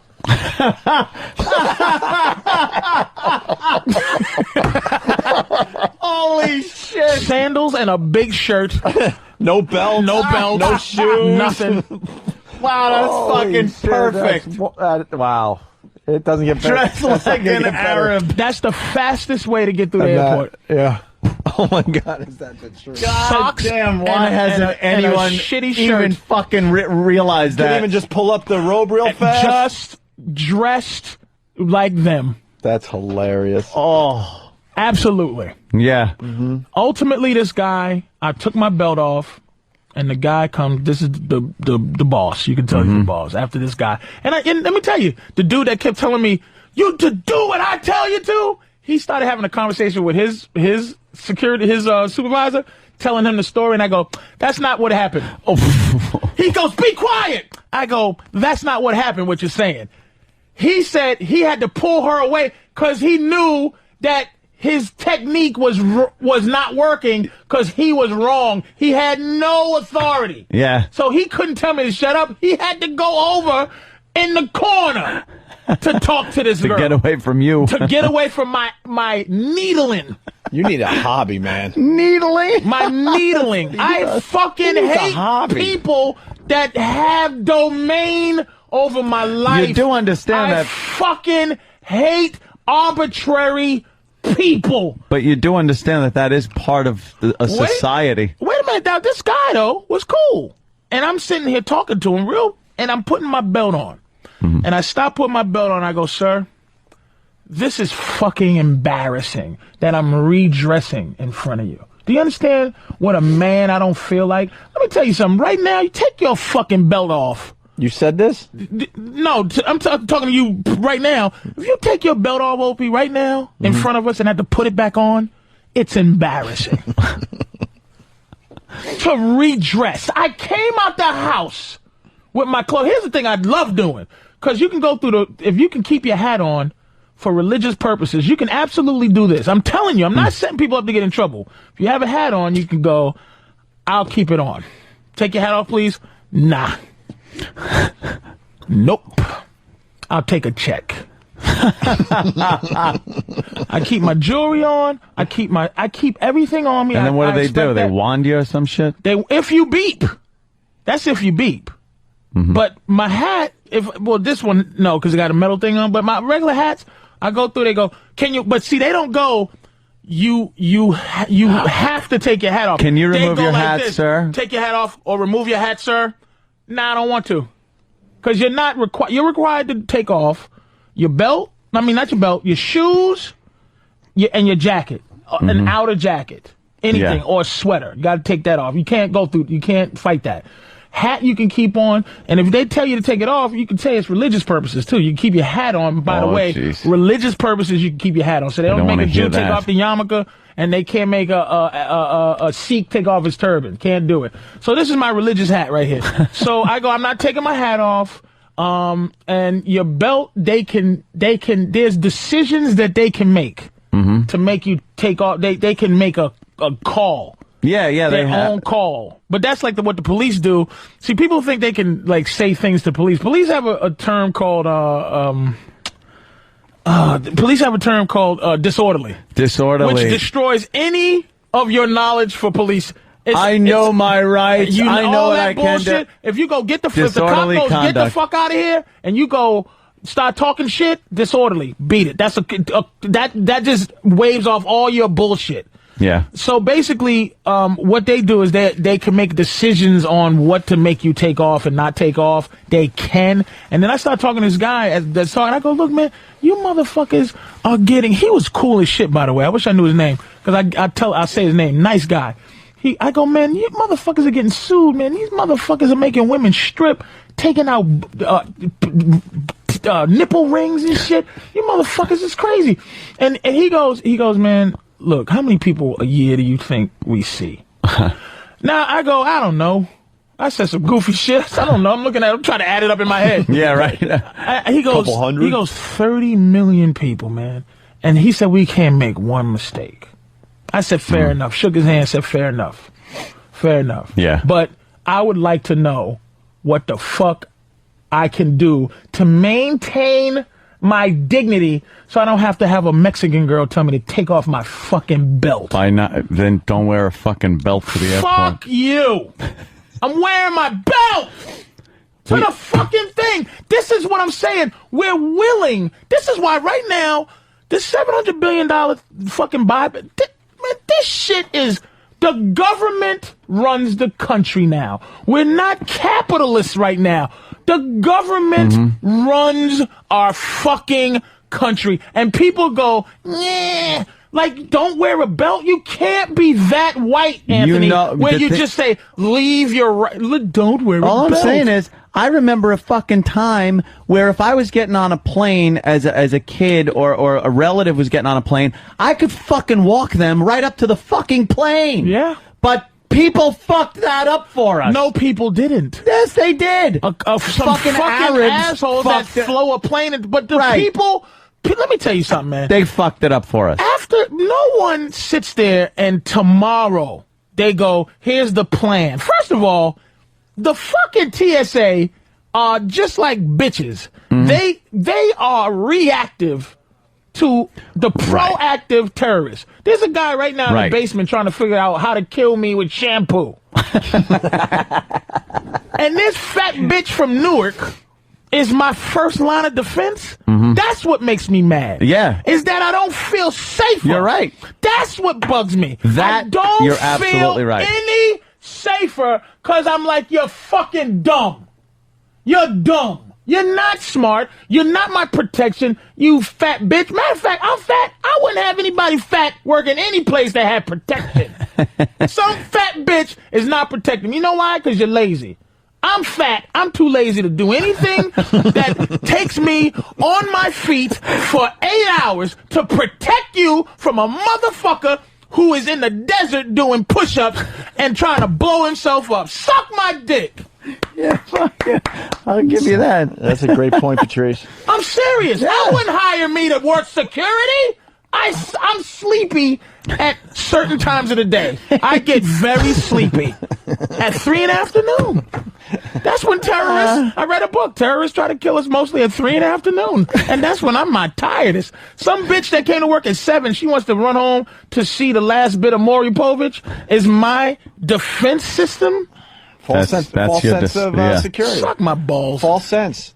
We have it in this building. We got to go through a security guy downstairs. What is he going to do? Who's arbitrary, by the way. Some days that guy's like, sign in, who are you? Some days he's like, hey, how you doing? Yeah, whatever. Doodly-doo. All right. That fucking guy. What happened? See, now. What? But he's nice. He knows Anthony, though, because he goes, Anthony went up already. Yeah. Likes you. But that's what I'm saying. That's the thing. Likes you, life is good. Don't like you, life is bad. That can't be. I don't like him. I haven't acknowledged that guy in 2 years. What, the guy at the desk? Hate that. See, I acknowledge him every day. I say, have a nice day, have a good evening, and I never have a puff. He calls you anti-puss. Good old anti-dantley. Why have a problem with somebody like that? Because, and I'll tell you why. I'll give you, it's not worth the aggravation. Having some kind of a fucking problem with the guy at the desk in a building you work in is so counterproductive. I could think of 20 other people that I could have a fucking problem with that would be more, would benefit me better. True that. Than that guy. I go with that. So I don't fucking. It's not like I go. I'm not bringing him cake, but I'm not fucking. I'm not giving him a snide remark. I'm not making faces at him. because I don't give a shit. Right. Here's something that's very funny, and I have to address this because I guess Keith is listening. Hope he is. I wouldn't come home today. Ange, it's Keith's wife. She does the decorating in my house and stuff, and Keith does a lot of the business end of things. He's like my personal assistant kind of thing. One thing that is done is my laundry gets done, which is nice. I don't have to do my laundry. I'm paying people. It's not like I'm looking for a freebie, but do my laundry. So it says, Ange says next time she sees laundry on the floor, instead of the hamper, she's burning it. And now here's why I purposefully, on purpose, put my laundry on my laundry on the floor next to my bed, because they took my hamper. Keith and Ange took my hamper out of the bathroom and put it in my bedroom next to my bed, going like I'm a fucking child, going, maybe if the hamper's closer to the where he takes it off, he'll put it in the hamper. I saw the fucking hamper, but I didn't put it in on purpose. You allow these two to get so involved. But that's in your why life, it's my fucking laundry. Do you hear this motherfucker, right? He just finished. Do you hear the battle he's fighting? The ridiculous pride that he just took, and that principle, that useless principle you just had. Do you understand? It's my fucking house. Good is good if it's good for me. Like, fucking, you just went off on how you had to make a point to instead of, this is what this motherfucker just said, don't cause people problems. Battles. You couldn't, you Pick your had battles, I was saying. a passive-aggressive battle with Keith, who's on your side, and his wife, who's on your side, and all you had to do was go, hey, Keith, man, listen, I saw the hamper. I'm not a kid. Don't treat me like a fucking baby. I pay you guys. You're missing something though here. To do what you do. You're missing something here though. He's finally putting his foot down now that Keith has at least 2 rooms to himself in the house. Finally he's putting his foot down. That fucking hamper in there like I'm their 8-year-old son who fucking doesn't put his laundry away. I'll put my fucking laundry on my roof. I'll put it on my fucking now roof. He's talking tough. As Keith drives his cars and lives in his rooms. How happy is Keith that puts flat screen TVs on the wall on your dime? Oh, he's so happy. He's back in the fold. Oh, he's so happy. He's back in. Fred Goldman. And unfortunately, in this case, or fortunately, as far as I'm concerned, he's found guilty, and maybe he'll spend the rest of his life in jail. Kim, when you heard the news that was there you go. He's the most unlikable victim in the history of isn't he? Ron Goldman. He really is. Oh boy, he should have another advocate for his son. It's like Doc Holliday. We got to take a break. I think we're going to do a little Jocktober today. Oh, Jocktober, where we take a random show from around the country and showcase it for the shit that they are. We kind of were going to blow it off today, take a little break, but this show is talking about relationships and getting engaged and all that, and it's right down Patrice's alley, I do believe. So we're going to look at the B Morning Coffee Club out of Rochester, New York for Jocktober after the break. All right. And other things. Stay there. What do you do? Rock and roll. Opie and Anthony. Dow Jones down 315 points in early trading. Wow. Trading, excuse me. Dipping below 10,000 for the first time, and who the fuck knows? And was saying, remember when we were pushing 15,000? Oh, they were going, Dow 15. We're going to 15,000. I wouldn't worry about it. That's fucking some shyster dick douchebag over at Bank of America. They decide when you go in there and want to make a transaction that they got to try to fucking suck you into this investment thing. So this guy is like, well, it started with the teller. One of these tellers goes, who's your money manager? I go, I don't know. I am. He goes, oh, well, no, this person's your money manager. So set up an appointment and he'll talk about, some options you have. No. And I sat down with this motherfucker and he goes, what are you looking to do? I go, I'm a conservative guy. I'm very conservative. I don't want my money in things that are going to gain or lose value very quickly. I'm a steady as she goes kind of guy. All right. Do you know where the Dow's going to be in 3 months? Let me tell you. Oh, you know fucking Kreskin? So it turns out this motherfucker... is 15 better than 10?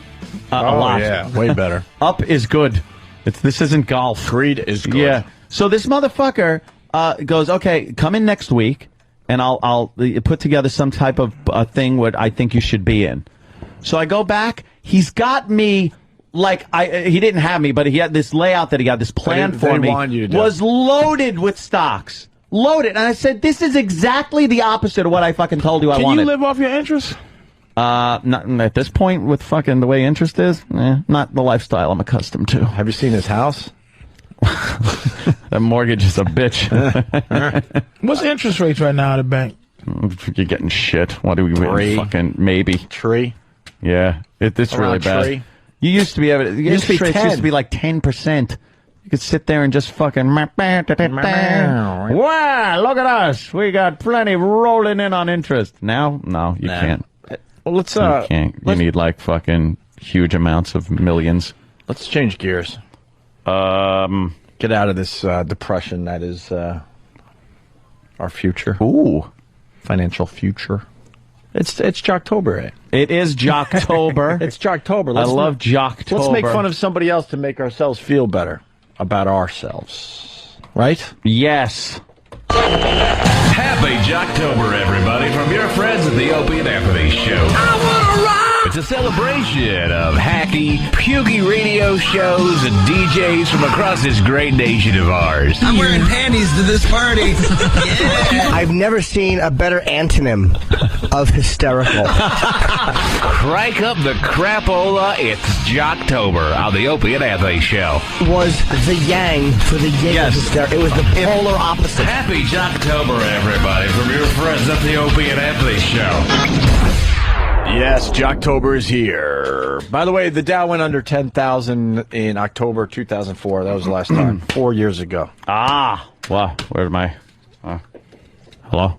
Whoa. How did that sound fun? Oh, because I turned it down because that was so loud. The sweeper was ridiculous. That's better. Sam, who are we looking at today?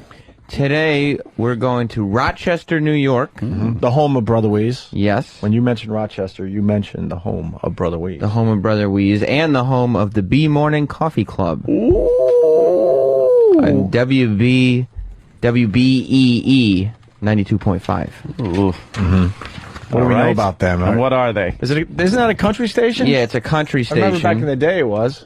But they like to spend the mornings playing some country music, having some laughs, and making you feel, good to wake up. All right. And it's Terry, Steve, and Newman? Yeah, Terry, Steve, and Newman. I think they call it Terry Bird. Okay. And this starts with a promo the show uses to show how funny they are? Yeah, like while the show is running, they go into breaks sometimes with promos of kind of the big laughs that they've had in the past. Okay. And that's what this is. All right. Strap in, kids. Yeah. It's Jocktober. Good morning, Terry Clifford. Well, good morning, Steve House. Oh, this is Terry Clifford. We made fun of her. We have? Yeah, when we were in the running to be the biggest show in Rochester. Yes. Oh, yes. right, okay. Wasn't she the piggy pig looking one? she has a really hot voice, but not real hot voice, but a nice voice, but she's just a mess of a she's lady. An extremely large You remember, woman. Aunt, don't you? Yeah. All right. Good morning, Terry Clifford. Well, good morning, Steve Houseman. And hi, Jeremy. Hi, guys. Everyone have a good night? Everything okay in our little worlds? Yeah, pretty good. Anything we have to tell anyone? Why, what do you know? Oh, no, I just...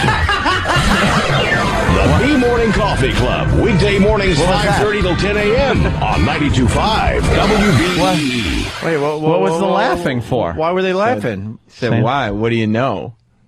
And then they laughed at that? And then there was a big, guffaw. But where's the joke? Why? Said anything to tell us about and say why? Well, maybe, but what do you know? I don't want to get in over my head. Yeah.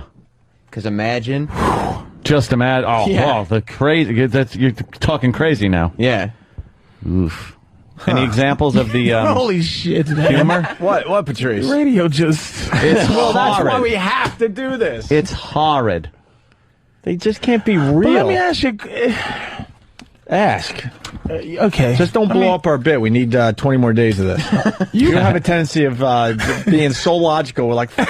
We can't do the bit anymore. Ruined it. Right. What's the All right, question? then go, because I can't. No, go ahead. I can't tell if it is. We're a real show. It's fine. Go. You guys have been soldiering for a long time, right? Mm-hmm. How many out of, let's say you 10 of these, how many out of them are that, even if you gave them free reign? What do you mean? To be funny as they could be. And how many have to be that? Have they to be. are. No, they're really that. Yeah. There's what is Patrice saying? You know That what we're I'm just saying? picking out. We're just picking out the bad stuff. Like no. You know what I'm like? No, like do you know what I'm saying? they go in there and go, oh fuck, I got to put on this face again? Right, like and if you gave them carte blanche, they'd be geniuses. No. They are just no, because you know why? Because this show we're listening to, they think they're geniuses. That's the problem. But geniuses under the umbrella of you have to be not funny. This is as funny as you can be to not offend anybody. Don't talk about shit. They're funny for that. Or this is it. Even if you put them on XM, that is it. Then they're unloading. No. They're just unfunny, not creative. They're hacky. There's Oh, God. Remember? Now I remember. Boy, did we make fun of every inch of her. And there sure is a lot. She has to be funny. A person that looks like that has to have a sense of humor. That is I refuse to believe she's not a funny person. Frederica Bimmel. Oh, my God. She's even worse than I remember. She looks like two of the fat ones from the Facts of Life put together. Two is the fat one from the Facts of Life. She's a morphed version of retarded Laverne and Shirley. Sure. Both of them put together in one person. She's so ugly, I got hiccups now. I was laughing so hard at her ugliness. I'll tell you what she looks like. A fat Mo from The Simpsons. A fat Mo from The Simpsons. Mo that owns the bar. Yep. Oh, is she awful? Wow. And we determined she's a flatso. Yeah, which is the worst. She's very big, but she doesn't have big tits, which makes her a flatso. There's a lot of... I can see. I think it's the way the picture's being taken. I see them. I see where they at. They just a little... If you push them up, they'll be a nice tit. Why is she wearing the lace on her arms? Or is that just their arms and stretch marks? Well, that's what they sell at Lane Bryant. That's just stretching Lane out Bryant, the fabric, Anthony. That's what Stephen Carr used to wear. Oh, that is Stephen Carr. Holy shit. It didn't start as lace. No. All right, no, Patrice, there's Holy shit, who's this face? This face belongs to somebody, Isn't man. It's that haunting great? me. It's haunting me. Well, if you... first of all, it's a guy's face. Yeah. Yes. She's If you definitely look just at manly. the face, it's a manly face. She looks like a weatherman from like Yeah, it's just something get rid of going her on. hair. I know her face. Wow, that is that face? I think it's John Crook. It's a little Drew Carey. Drew Carey? Drew Carey. Yeah, if you just, all right. It's also like Mike from Don and Mike. A little Mike-ish. Yeah. I know that fucking face. All right, keep it up there and we'll figure it out. Maybe she was a man. A big fat man? Yeah, maybe. Boy. Damn, I know that. So make face. me a woman, but don't make me any prettier Patrice, this a is man. This Jocktober thing is easy pickings because most shows suck. There's a handful of shows that get the job done. All right, we continue with the B Morning Coffee Club. Yes, they spent... They're a coffee club, Sam. Well, they're the coffee club. That's so nice because, they're on in mornings. What are you laughing at? It's doing the Drew. It's kind of Drew Carey. Oh, yeah. Wait a minute. Oh, my God. It's kind of close. Shit! I'm squinting and covering up her awful wig. Oh, fuck me. Is that a wig? That can't be her real hair. That's a little Chris Farley, too. A little Farley in her? Holy fuck. It is Chris Farley. There's a little Farley in her. Farley. Safe to say, she's a beast. All right. Newman talks about getting engaged. We find out whether or not Terry is a hole. Yeah, well, they spent the entire show today because I guess Newman got engaged, to his fiancée. But when I was doing radio in Rochester, he was old. No, I think must be a different Newman. All right, it must be. It sounds like a young guy. And, he just got engaged, so they spent 4.5 hours talking about it. Wait, what are we looking at now? Fucking Farley. Look at that. Look at the big one with his... Yeah, that one's great. Looking at Fucking Farley. Oh, fuck me, man. It's Tommy Yuck. That poor woman, man. I can't even do it. I can't join in with you, fellas. This poor woman.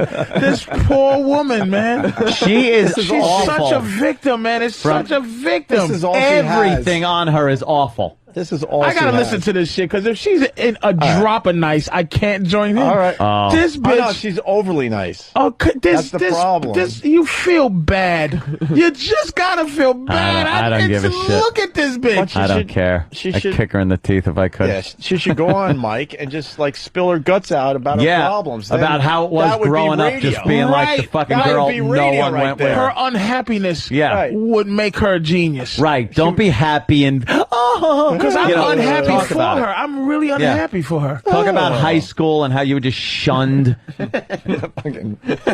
She looks like Costello. Oh my God! Yeah, she does look like Costello. or Oliver. Yep. Lauren Hardy. I'm God damn. eating another pie. She's a fucking mess. Yeah. Yeah. Why don't we? Ugh. Let's Yeah, listen I to the gotta next hear clip. some of this. All right. All right. This is the Beat Morning Coffee Club. It's the coffee club. You drink your yes. coffee with them. All right. Newman talks about getting engaged. We find out whether or not Terry's a hole. You be the judge based on her reaction. We all know the definition of the hole at this point, right? Of course. All right. It's like literally I feel like a different dude from one night to the next. Good for you. I am so happy for the both of you.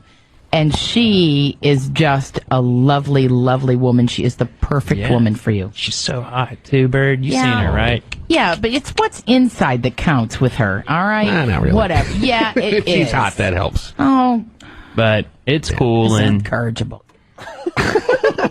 Encourageable. You know what? I'm going to give that guy a gold star because he's saying how hot this other guy's chick is in front of the big slob. That takes I didn't balls. even think about that. Yeah, well, listen again. Knowing the girl giving all the niceness there is just she's not even a 1. No, she's not even on the scale yet, the 1 to 10 scale.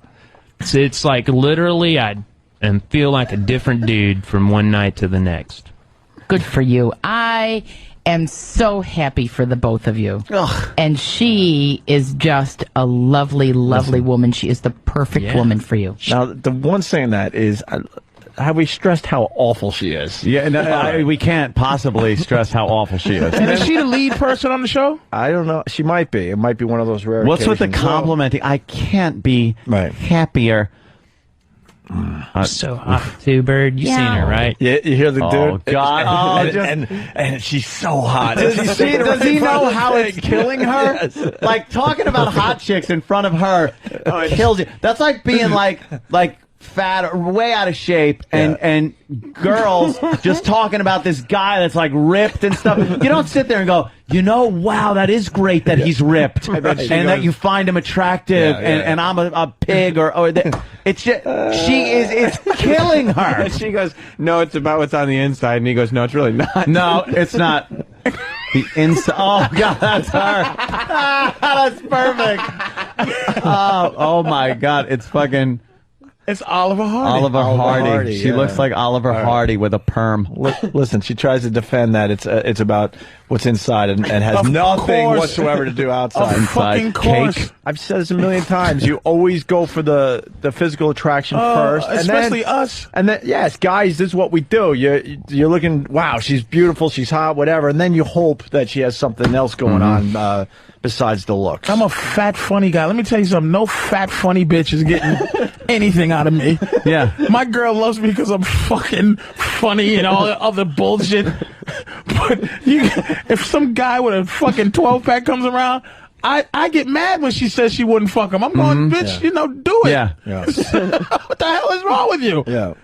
Woman for you. The inside. Too, Bird. You've seen her, right? Yeah, but it's what's inside that counts with her, all right? Nah, not really. Whatever. Yeah, it If she's is. hot, that helps. Oh, But it's cool and encourageable. Hey Terry, why don't we talk about what's is that inside a you? A lot of calories. That is such the whole, the complete with the, no, it's what's inside. She said incorrigible. Incorrigible. Yeah. Incorrigible. That word should be taken away from us. You shouldn't be allowed to use that word. Along with inappropriate.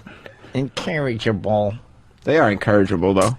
Steve talks about getting engaged and proves he is an emasculated nobody. Yes. All right. I was well into my 30s, a little older than you, and I was ready to just be a bachelor all my life, and I had this beautiful woman who is at my side all the time. One day, I was still living in Boston. She rings, and I lived on the second floor. She rings the doorbell. I let her in. She knocks on the door. What's the deal? I got a life to live. You going to marry me or what? And you're sitting there with Vinny. I was there with my best buddy. We're eating Chinese food and drinking beer. And I said, well, okay, I'll get married. So, wow, to say the least. All right. I said yes, by the way. Congratulations. Hey, with all the laughing she does, you would think she would be thinner. Yeah, you think she would be burning off calories with all that fake laughter she does. Jolly laugh that she has. Wow. No, she... Okay. Wow, that is demonic. And it's everything. It's like she could do something with the hair, maybe. Maybe she could put on some makeup. I don't know. There's just something that could be done there that isn't being done. Contacts? Yes. Contacts to lose the glasses. Hair a little bit. I'm gonna tell you, she is hopeless in terms of fixing. Like, she can never come back as. No. It's like Rosie O'Donnell, where nothing she could do. Like, there's no pretty something in there. No. Rosie just decided to go full dyke. But it's like, even if, like, losing weight, like, she would have to have a complete reconstruction, like her face has to be changed. Yeah. It's just her entire everything, like, her head is almost like it's growing outside of her chest as opposed to on a necklace. It's going down in some weird. You ever see the Dark Crystal, the giant birds, where like it's almost vulture-like, except for you don't see the vulture neck. She got it's vulture almost, the head comes down like a Muppet vulture. Yeah, but it's like, even if she lost, there's some people that just have been cursed with not prettiness. Oh, God, there she is with a horse. But hold on, because I don't want to lose this line. The comments are ridiculous. This is why we have the greatest listeners in radio. Jay from Florida. How did we miss this one? This must be a country station, because this woman could never do a morning show on Light FM. Oh, shit, look at this. Oh, look at her body. Holy shit, that's a full body shot. Look at her fucking... I think I once wore her body to wrestle in a bar once. Wow. Is she retarded? She looks retarded. No. Look at the horses looking at her like, you fucking slob. Oh, poor lady. Horse hates her. Dude, her boobs are not even close to being... She's shaped like a croissant. She is... She's shaped just like Big A. Oh, man. She's shaped like a pear. You just feel bad for a woman because it's just...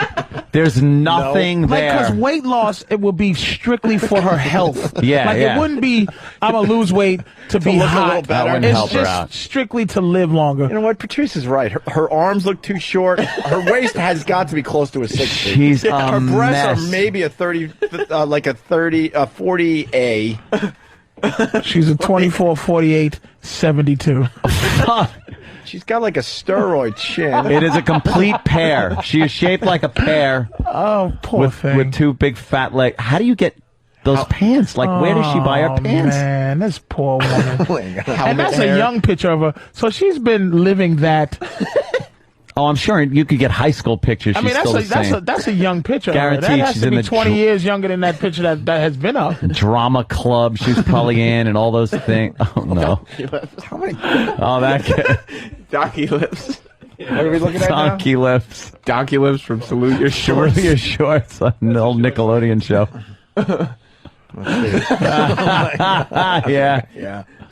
What the fuck?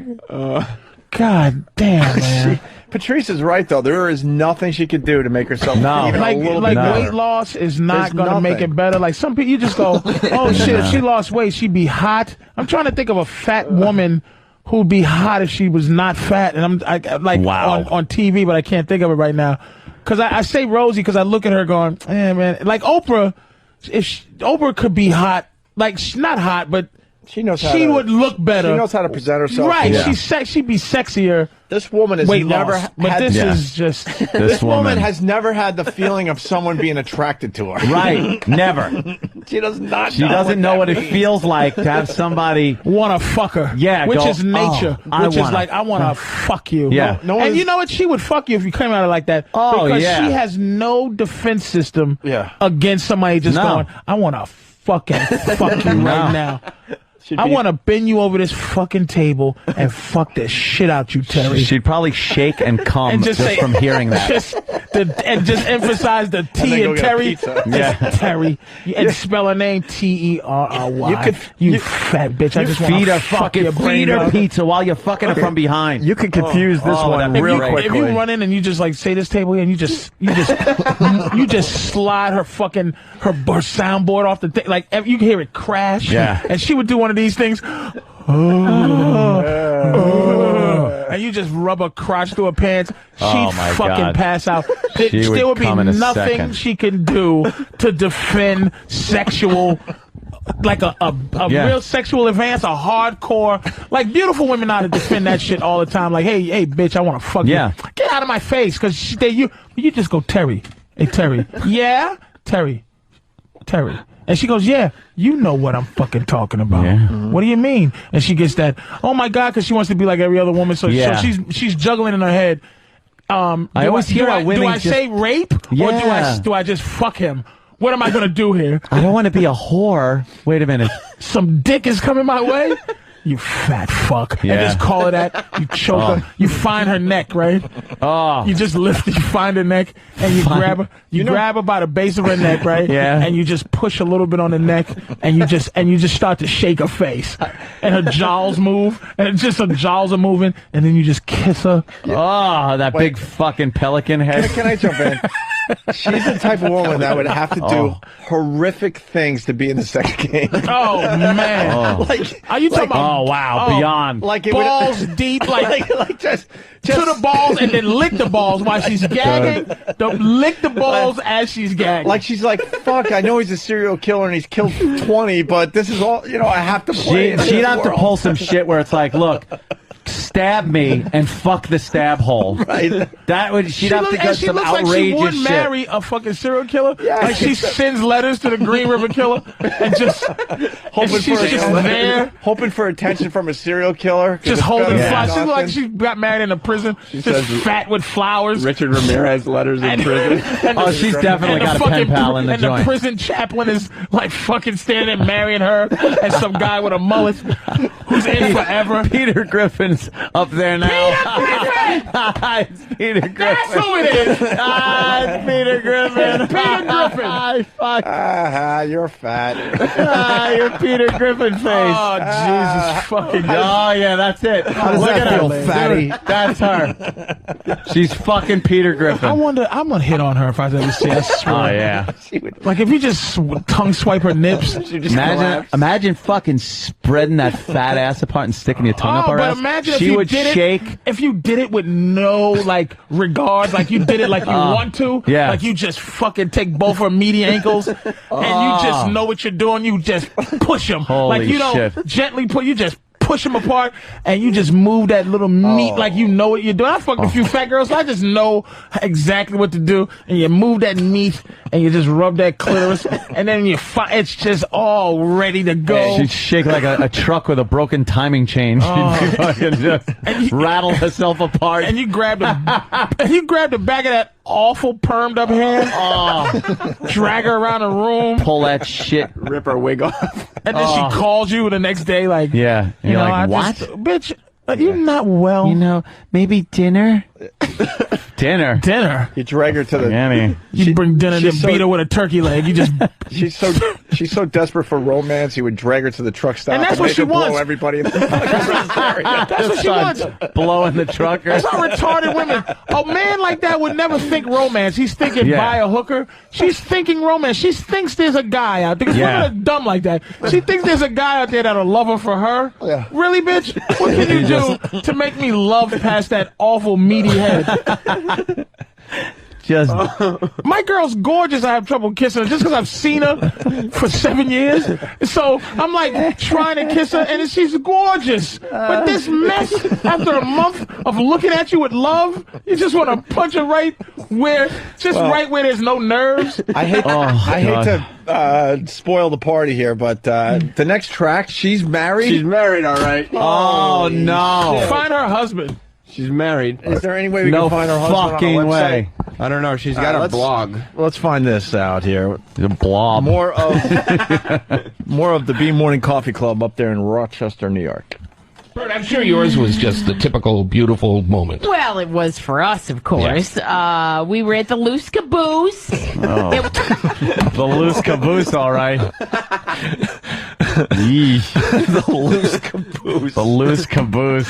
That's what happens after you eat fucking Mexican and drink too much. You get a loose caboose in the morning.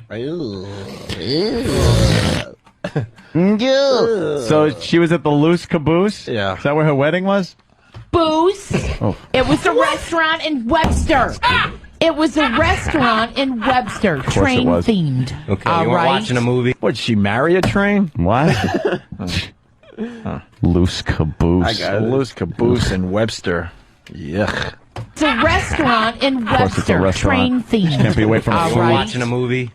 No. Was that the one with Uncle Joe in it? No, and he wasn't moving kind of slow either. Coke Junction? Oh, you're so rude. The Loose Caboose. It was a wonderful what a little hole. restaurant. I'm sure many people remember it. Anyway. No, because...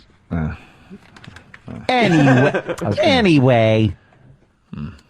She's married. Some guy has to say, and this is my wife. Holy Some guy has to go out and go, and this is my wife. The only point, half the reason that women exist is to be an object, right? Can you imagine if your wife was just all love? Like it had to be entirely love, Right. Like 100%. half of my girl's point is that I flash her around. Some other guy wants to fuck her badly, like really badly. Like my bitch.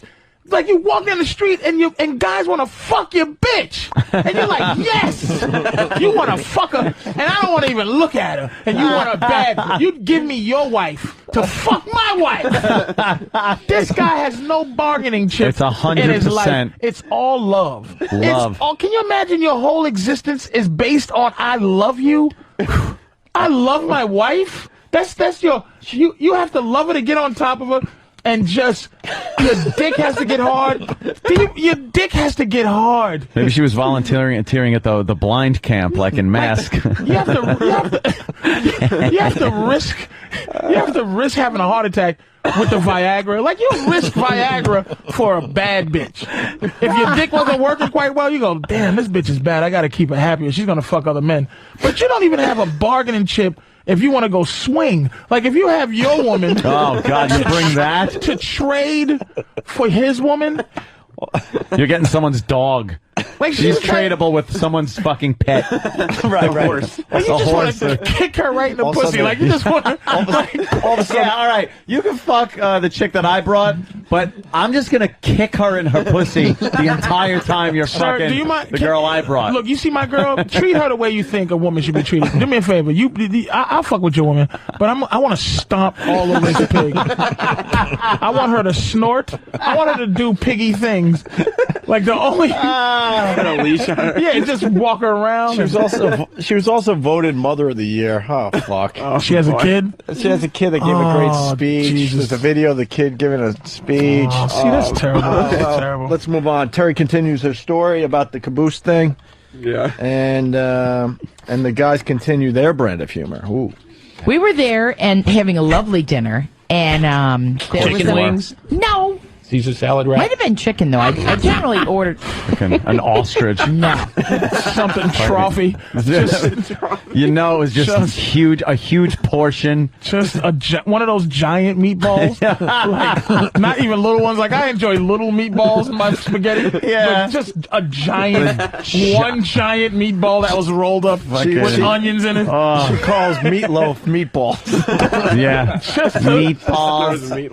Just spaghetti and meatloaf. One of those Renaissance fair turkey legs. Yeah, turkey leg like fucking Henry VIII. who was prettier than she is. Look at that fucking retard bang haircut she's got. She's getting into a cop car. Well, because she's They're arresting fine. her for upsetting the fucking gravitational pull of the planet. Oh, this poor lady. Come on, You know man. how they arrest you. It's Damn all, it. yeah. It's all fun. boy, she's laughing. It's for charity. Oh, I hope someone bails me out. Ugh. Wow, what a I mess. generally ordered. No. All right, wait. We'll start over here. We missed a good joke. All right. We were there and having a lovely dinner, and there was Chicken a, wings? No, Caesar salad wrap? might have been chicken though. I generally ordered. No. Tilapia crusted in there. Right, that's enough. Whatever that is. You can't skip the ribs. I want your fingers to be clean.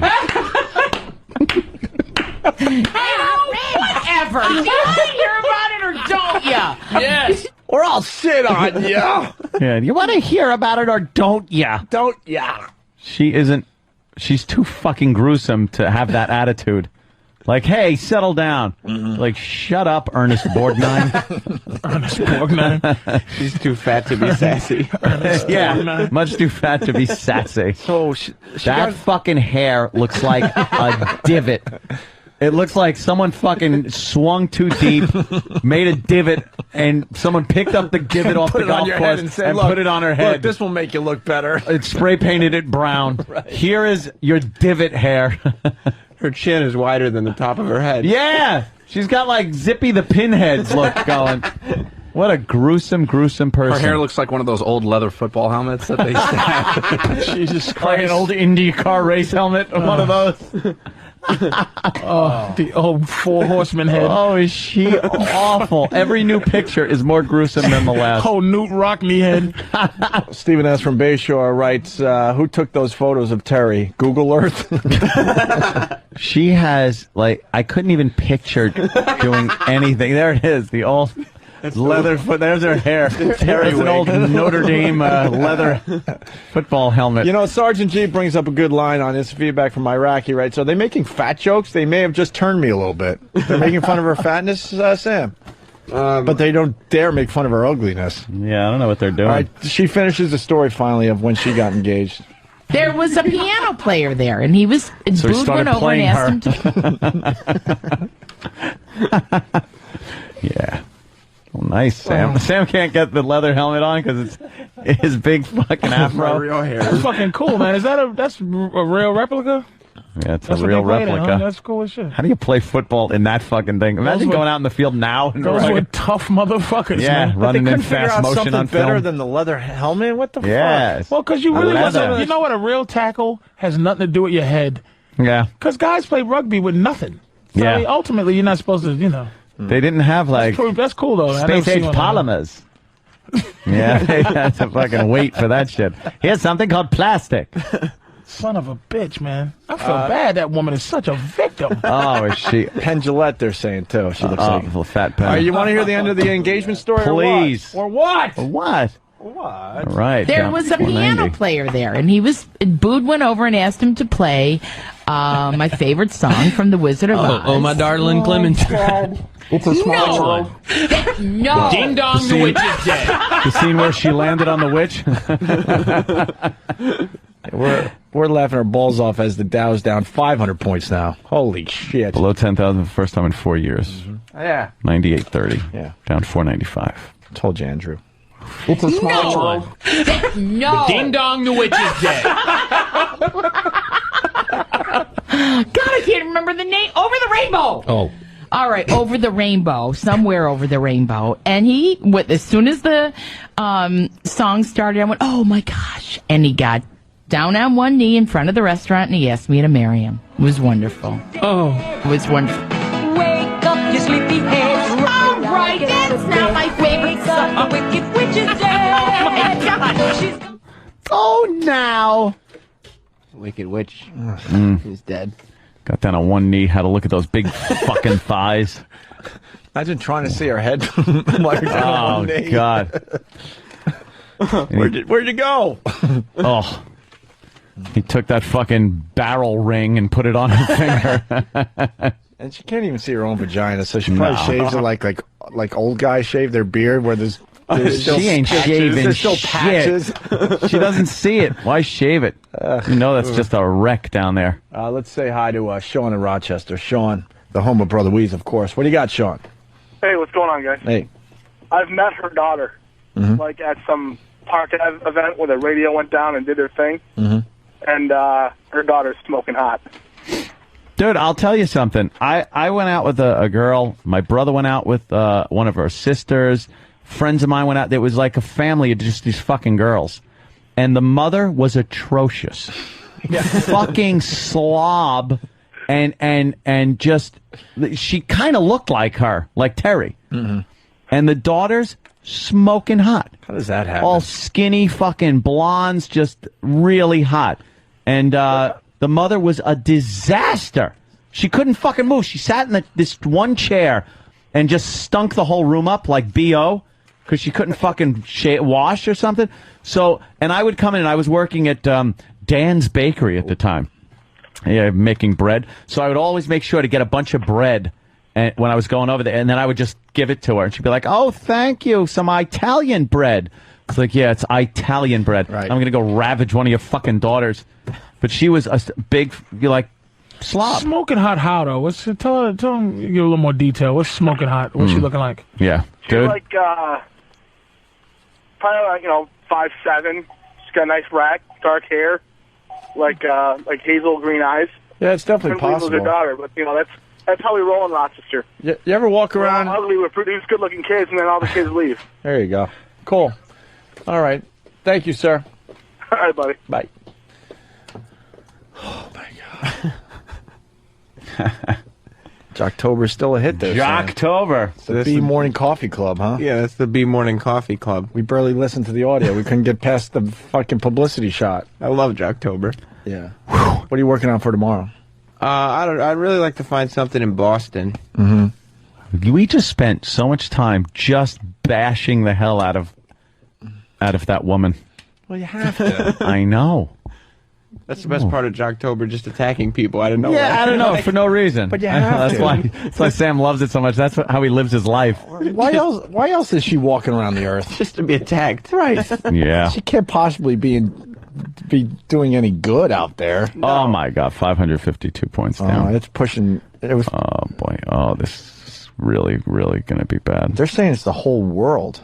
Yeah. So if it's the whole world economy, can't we all just get together and go, all right, this is our new Do you even know economy. Do you know what economy at all? Like, why can't the world just go, you know what? We're all rich. Right. We all live in a place and we all eat. Like, Yeah. I don't understand why the world doesn't come together. How can the world come decide we're finished? Yeah, what is- like we're done. Who's policing the world? Just get together and go, all right, look, we got issues. Let's all make believe the issues are no more. There you go. Dude, this is all Just decide, bullshit. ready? You know what? Instead of gold, it's crumb cake crumbs are our basis for money. Like, I've never understood what the fuck that means. You just decided gold? How about dirt? Yeah. Like, what the Gold fuck is are you just talking fucking about? rocks. How about aluminum? Aluminum be nice. Yeah. You know what? I don't even understand that shit. How can the world economy crash? What does that mean? It is Pot Talk Monday, so let's say dirt becomes the currency. What happens to the earth? Oh, my God, you just start digging it up. Well, we're But not the currency, but we're such awful humans. We wouldn't even acknowledge that. We're just, destroying the land. We would just take every possible piece of dirt we could until there's no earth left. No dirt left. Right. Or it would be left, of course, but it would be in big piles that you can't do anything with. This is all bullshit. This is, I think, a bunch of, high rollers that run the market. Figuring out ways to make a lot of money because there's no real panic here. I mean, this isn't the average Joe panic selling. The average Joe already sold his shit or is hunkering down. This isn't somebody like, oh my God, sell. These are motherfuckers that are driving this market down 500 fucking points, and tomorrow this fucking market's gonna go up, and whoever is buying right now will sell that shit off tomorrow and make money. Everybody who suffered already did. You know what? Yeah. Anybody who's going to get fired got fired already. Yeah, I'm All buying that. something today. Buy. I don't know what I'm buying fucking I'm buying in my something humble today. opinion, I'm Buy just me going to something. buy something. What do you want? I'll buy you a couple shares. Buying on E-Trade right now. Some suits. I Some suit jackets. No, I got to ask.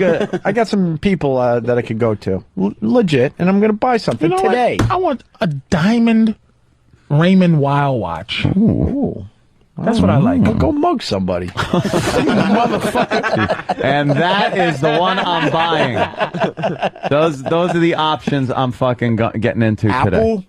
You're going to go Perhaps. with Apple? Perhaps. Why don't you? Well, I'm just asking. I see Apple up on Here's CNN. what you I do. just was Here's guessing. what somebody told me. As long as we have a universe, as long as this thing's being invented, you know who's going to always win? Someone who fixes shit. So if you invest on people who fix the upcoming shit. You know what you sound like right now? You sound like someone's dad sitting the kid down for a talk because he's a shitty repairman, and the son wants to know, son, repairing things is very important. But you invest. I do important invest things. in a big company that is going to fix the next big thing. I build things. Do you know how important that is? iPod fixing technology. iPod fixing technology. iPod fixing. It's called going to the Apple store and saying this fucking thing doesn't work, and they give you a new one. Yeah. Yeah, no, they're not about There's no fixing. fixing that fucking They're thing. not There's not even about a fixing screw to open iPods. it up. That's why I don't. That's why they come up with a new one every 6 months. They don't want you. If you can fixing go their back in iPods. time, Find one screw that opens that fucking thing. If you can go back in time, Yeah. what would you have invested in? Oh fuck. Let's say 20 years ago. No, what it was. 20 years ago? Yeah. Fucking Apple. Apple, of course, Apple. would be good. Microsoft, any of the would've been computer huge. technologies. Even back then, Yahoo. Here's And then wait until, the bubble and then sell. And Let me tell you something. Of course, if you're going to do that, I would just get the Sports Almanac. Yeah. I would take from 1955. I would take all the names. You don't need I would take the web Oh, names. And then go back in time. You don't need to use the market. No, you just I use the I would Sports take Almanac. web names, man. Biff Tannen made a fortune. I've been to the Biff Tannen museum. went? Yeah, and he made a fortune apparently with the Sports Almanac. Came off looking like a lucky guy. Well, he had made enough money that he had like a robot of himself in front of his house. Yes, in front of his and then the courthouse, building a giant hotel, casino, a hotel over it. Amazing what he did just with the Sports Almanac. Yeah, no market. It was just all the OTB and stuff like that. Yeah. That's How about Viagra? Biff Tannen, very smart man. Yeah. That didn't do shit. Oh, yes, Patrice, yes. How about Viagra? Invest in Viagra? Who puts that out? I don't know. Pharmaceutical. Pfizer? Yeah, Pfizer's a good pharmaceutical That would have been company. good 20 years ago, maybe. Sure. Let's time. We could maybe do one more thing and get out of here. That was terrific, though, Sam. Yeah. Well, the Hillman's always a go-to show in Boston as far as hackery goes. Let's do Hillman then. Or Matt Siegel. I'll I check think out he's on those guys. Kiss. Can I take off my Terry wig? Yeah, it's Terry Clifford. She was having fun with her fatness in there somewhere. She's crying inside, though. Who are we kidding? Of course she is. All right. Wants to argue with Ant about what? All right. About what? Let's see what. Argue with Ant about websites and stocks? No. What? No. What? No.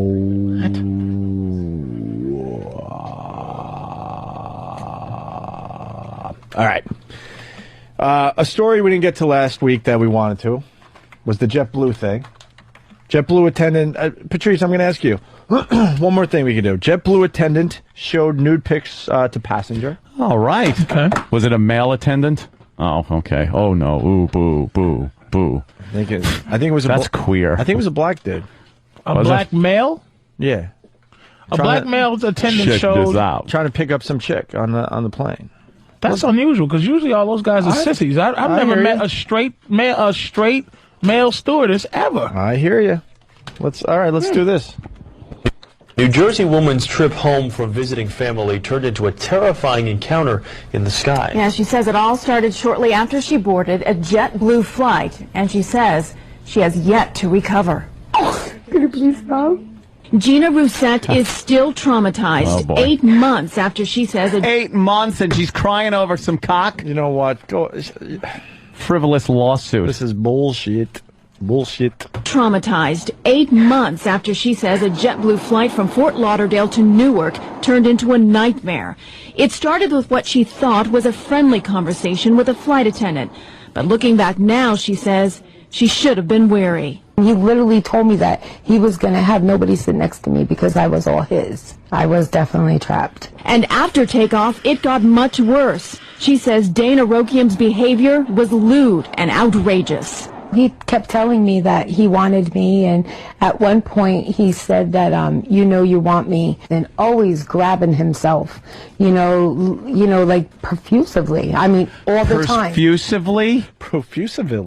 Even if she was using the right word, it was wrong. Profusely would not fit there either. It was not the word she wanted, No. you dumb bitch. Grabbing profusely. This woman He is sweats adult. profusely. Yeah. You don't, maybe if he said, she Touching said, himself he's shitting on me profusely. You would have to be Say he was touching himself and he came on me profusely. Right. Yeah, but not just touching himself profusively. Dummy. And she says twice he tossed his cell phone showing naked pictures of him onto her tray table. All right, once, but you're catching the cell phone a second time. I mean, After a while, you knock on the pilot's door, nigga. You just be like, excuse me, sir. Right. Can you land in Oklahoma City? This guy's trying to rape me on your plane. Right. Get the fuck out of here. I mean, you might fall for the cell phone trick once, but twice, I always laugh at that. What do you think? This time he's going to show you some cute picture of a panda? Yeah. She was fucking drunk, and she was hitting on him. Of course. Watching that awful JetBlue television. Table. I told him, you're disgusting. You know I'm married and I don't want any part of you. I kept telling him that. That's what I don't Probably with a big understand, but he smile kept on her going face, and going. Frantic, she escaped to the bathroom. Rousset says he followed, making vulgar comments through the door. On her way back to her seat, she says Arokiam grabbed her buttocks. But incredibly, she did nothing and told no one. Incredibly. I was really scared. Why I didn't get up and say something to somebody, I don't know. 7 months later, Arokiam was arrested on charges of obscene and indecent exposure and for making a lewd, obscene, and indecent sexual proposal. This should be a According to charging documents, he admitted to showing the full-body naked picture on his cell phone and to making sexual advances, but he denied grabbing Rousset or acting in a harassing manner. This should be a one-day fucking statute for a woman to say somebody fucking scared her 7 sexually. months ago. Maybe a 2-hour limit. Yeah. Right. 2 hour limit. 2 hours. 2 hours statute of After I limitation. supposedly scared you with my dick, I should be arrested. Right. 2 hours and 10 minutes is too late. Tops. You fucking bitch. 7 months later, she decides you have until she the can make plane some lands. Are you fucking You have serious? until the plane lands. A bitch has 8 months to say your dick scared her? money. Yeah. Oh, yeah. How about 8 years? How about after me and my bitch break up, she could say she was horrified What the whole a time. bitch. And then finally. In a statement to CBS 2, JetBlue says Arokiam no longer works for the airline and that JetBlue has and will continue to cooperate in the investigation. Rousset wishes she had spoken up on the plane and hopes by coming forward, other women will learn from her. I don't think I'll ever get over it. Yeah, you'll I get think over it'll it. always be there. You got over it already. You're over it. Fucking cunt. Bob and PA, what was everyone else on the plane doing? Yeah, and actually, as you said goodbye to everybody, first of all, JetBlue planes are no bigger than my hat. So if you're raping somebody, boy, someone sees it. Yep. At least in seat 8. Yeah. And in row 8, seat B, saw the fucking potential raping. And it's like at the end of the plane, hey, everybody, thank you. Thank you for coming. Thank you for being on the flight. Thank you for being on the flight. And then she gets there, yeah, you hot bitch. Did you like my dick? Yeah. And rubs her ass and says, good luck to you. And then 7 months later, she comes back. 7 months. She'd never seen a dick picture. That it upset her so much. Where this guy, you know, she was just sitting there going, ooh, yeah, that's all you. She's like, oh, and you know, it sounded like, stop it. You know, I'm married. I'll tell you what happened. Oh, I'll tell you what happened. She got it. I'll tell you exactly what the fuck happened. She got a number. She went through with this. Mm-hmm. Got the number. She's married, right? Mm-hmm. She started having a little affair with this motherfucker. Oh. Either he dumped her off and said, look, bitch, I met this better looking bitch in Paris and go fuck yourself, or The husband her found husband out. found out and he became the nigger rapist. But wouldn't the guy say right off the bat, "Hey, I've been banging Wait, this broad"? you didn't hear his side of the story. All you heard was this bitch. He got fired and he admitted to showing pictures, but he could have been admitting to showing pictures. Like, yeah, I showed the bitch pictures. She wanted to see him. They didn't give particulars on his side of the story. Nah. I'm giving you his side of the story. And that's not Yeah, a you good are. case on his part. You know what I mean? Well, in terms of To losing say- his job, he's going to lose Right. his job. To say, you know? yeah, I showed her the pictures because she really That's wanted to because see it. she's- He would be fucked if he said that. He's fucked anyway, but he's saying the truth. It's almost like, okay, you married, right? You're cheating. You get in some trouble. You say, look, man, yeah, I did eat a pussy, but she's saying you raped her. So you got to say, yeah, I did eat a pussy because this is some bigger news. This bitch is saying she was harassed and he got arrested. Right. So he's saying, yeah, I showed her my dick. I lose my job, but I don't want to go to jail. Fucking bitch. And that's that. Son of a bitch. And that's that. Why is it that? Get this bitch's number. Why do these ladies? We should try to get her on the phone. Talk to these people, man. Why don't we? Sorry, I'm in court. You Really? Want to do the line of the day and get the hell out of here? Let's do it. Did you unplug your box? Did you unplug your box? That was really funny.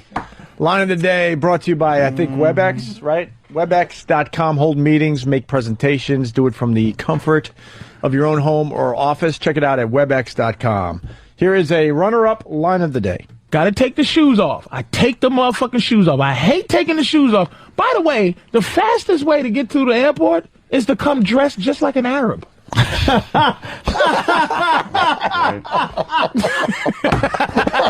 Holy shit. Sandals and a big shirt. No belt. No belt. No shoes. Nothing. Wow, that's Holy fucking shit, perfect. Wow.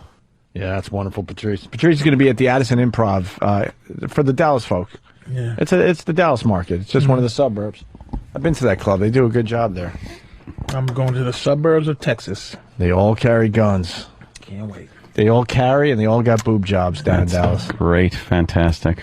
It is like another world down there. Yeah. Another runner-up line of the day. Is it like one of those small boats like from Apocalypse Now? Just no, it's kind of a tricked out like pleasure craft that I like a A-teamed long up. Miami Like I speedboat. A-teamed with some metal and some technology and some guns and stuff. You're a wimp. And then why? Because they can't swim. Well, that's why I'm in the water. So that was quite a racist discussion. Oh, Jesus. The back and forth daydreaming about what's going on. Me and Patrice, we leave the show and just start daydreaming. Waxing fantastic about what could be. Oh, damn. To the jackasses who think we're supposed to be here until noon, go fuck yourself. Shut your fuckholes. And especially Jim Akers or Ackers from Louisville. We're supposed to do this till 11 every day, and a lot of days we go way past 11, so go fuck yourself. I get the website says we're on till noon. That has nothing to do with us. Shut up. Thank you, Ant. Another runner-up line of the day. Boo again. Oh. What is this, a wrestling match? Yeah. What's going on? But hiss, boo, hiss. It's like Snidely Whiplash is going to come out and tie her to the train tracks. And McCain's got to rescue her. I'll rescue you. Yay! Oh, here comes Obama. Boo, hiss, boo. Oh, man. You can't are the stand her. only funny, great impressionist I've ever met. You Patrice? I'm telling you, man. I've met I know what you're saying. impressionists. That is They're just not funny compliment. people. They got dude. the voice down, but if you listen, they have nothing. Anthony, he does spot on impressions, and he's a funny motherfucker, man. I'm getting the vapors I'm over serious, here. man. I like Thank to you. just pull a Snidely Whiplash impression. You would have to. I would have to think about that for at least 7 minutes before I can remember Snidely Whiplash. But to actually pull it out, Yeah. you're Jim Carrey from Cable Guy. something happened. He's a prodigy. Well, you know to how, be able to pull shit up I was like gonna that. say, you know how lonely he has to be to have all that inside his head. That's all it you know how was. much time you got to be sitting in front of a Sitting in TV front by of yourself? TV. It's almost Years Rain like managed that. to be able to do that, to be Years. able to pull a whole Snidely Whiplash, all the characters. Man, then I can't remember shit that people tell me, like, oh, Yesterday. we're doing this next Right. week, and I'm like, wow. It's just a strange thing, man, how you able to do that shit. And then Thank you, Patrice. spot on impressions, like absolutely spot on impressions, man. That shit's funny, man. Thank you, sir. But then some of these guys, though, Nice that do compliment. impressions, you just go, hey, man. No, if I'm not doing an impression, please don't talk to me. Please. I have nothing. Nothing. I really don't have anything. You don't need me to do something? Especially my regular voice. I have nothing. I know everybody's got a name floating in their head. He's a nice guy, though. Here's a runner-up line of the day. I do believe the last one. 4 syllables. Everyone's so, you know what it is, though? I'll tell you something, and I'll play the white devil's advocate here. Which is redundant. Go ahead. Nice. Nice. Line of the day time. Ooh. Thanks to WebEx.com. Patrice, thank you. Patrice will be here tomorrow? The whole show. Jim is gone. Oh, fuck. I'm sleeping in tomorrow. Yeah. I don't have to come in at 5 and show prep nothing. Mm-hmm. Just give us a good energy. Just talk about. We throw the playbook out when you come by. We throw the playbook out. We'll talk about what we fantasized about overnight. What I went to sleep by with a smile on my face. People are sticking up for Jay Moore. Of course, Jay Moore could do the voices and be funny at the same time. Oh, yeah. I have to say, you're generalizing. There's probably a few, but I met Roger Cabler. You know Roger Cabler? He was one of the great impressors. I mean, great, but just as a person, you just go, Roger, man, come on. I drove one time. It's just nothing. If he's not doing an impression of somebody, it just ain't happening, man. But Jay, funny, a person who does great impressions. But I never thought Jay to be. He does great obscure impressions. Yeah, and he's a funny dude. But I guess I'm not around Jay enough to go, oh, he does impressions. But I know he does a great Christopher Walken. He's not known for that's what doing I'm saying. impressions. Like, he's known starting for, to be. but he's going in that direction. And they now. are obscure and shit. What about Fred Travalena? Okay, that chick Fred there Travalena. isn't bad. Is she black? She's black. She's something. See, that's a black chick that I would definitely find attractive, Patrice. Remember we had that argument once? Yeah. That type. I don't want a fat ass. I don't want fucking, Miss just very fucking white Zimbabwe. This fucking, one here. Yeah, that chick right there is fucking. She's pretty hot. Black. Yeah, she's pretty fucking hot. She's barely black. She's black acceptable. She's black acceptable and white acceptable. You fucking coward. Like I could bring her home. Yeah, your mama go. She's lovely. What is she? She would go, and then I would have to answer. Almost looks Italian. In terms she's Sicilian. Before we go, can I ask one quick question? Mm-hmm. Sure. Just Nothing's maybe we can think about it. Ooh, and come back tomorrow. Look at that little tease. That's Ready? nice. How about for tomorrow? Okay. I'm gonna put the question out. Yeah. And then how come Obama's white side isn't in the equation? We answer that. I don't know. That's tomorrow. Okay. We'll think about that one. All right. Well, think on that. That's your homework assignment for this evening. Oh, we almost got out without homework. God! You can't give homework after line of the day starts. Why doesn't his mama count? That's all I'm gonna say. Yeah. Okay. I got a few things in my head, but I just have to say yes to Redding, Bobby D, and a few other people that are playing along at home. Just put it that way. WebEx.com, thank you. Here is your line of the day. Here comes line of the day. Line of the day.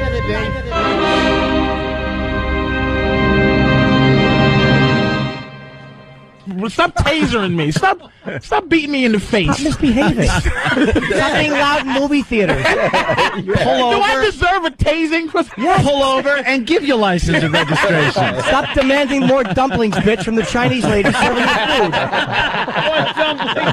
More dumplings. Oh, yeah. There's a little improv stand-up for you.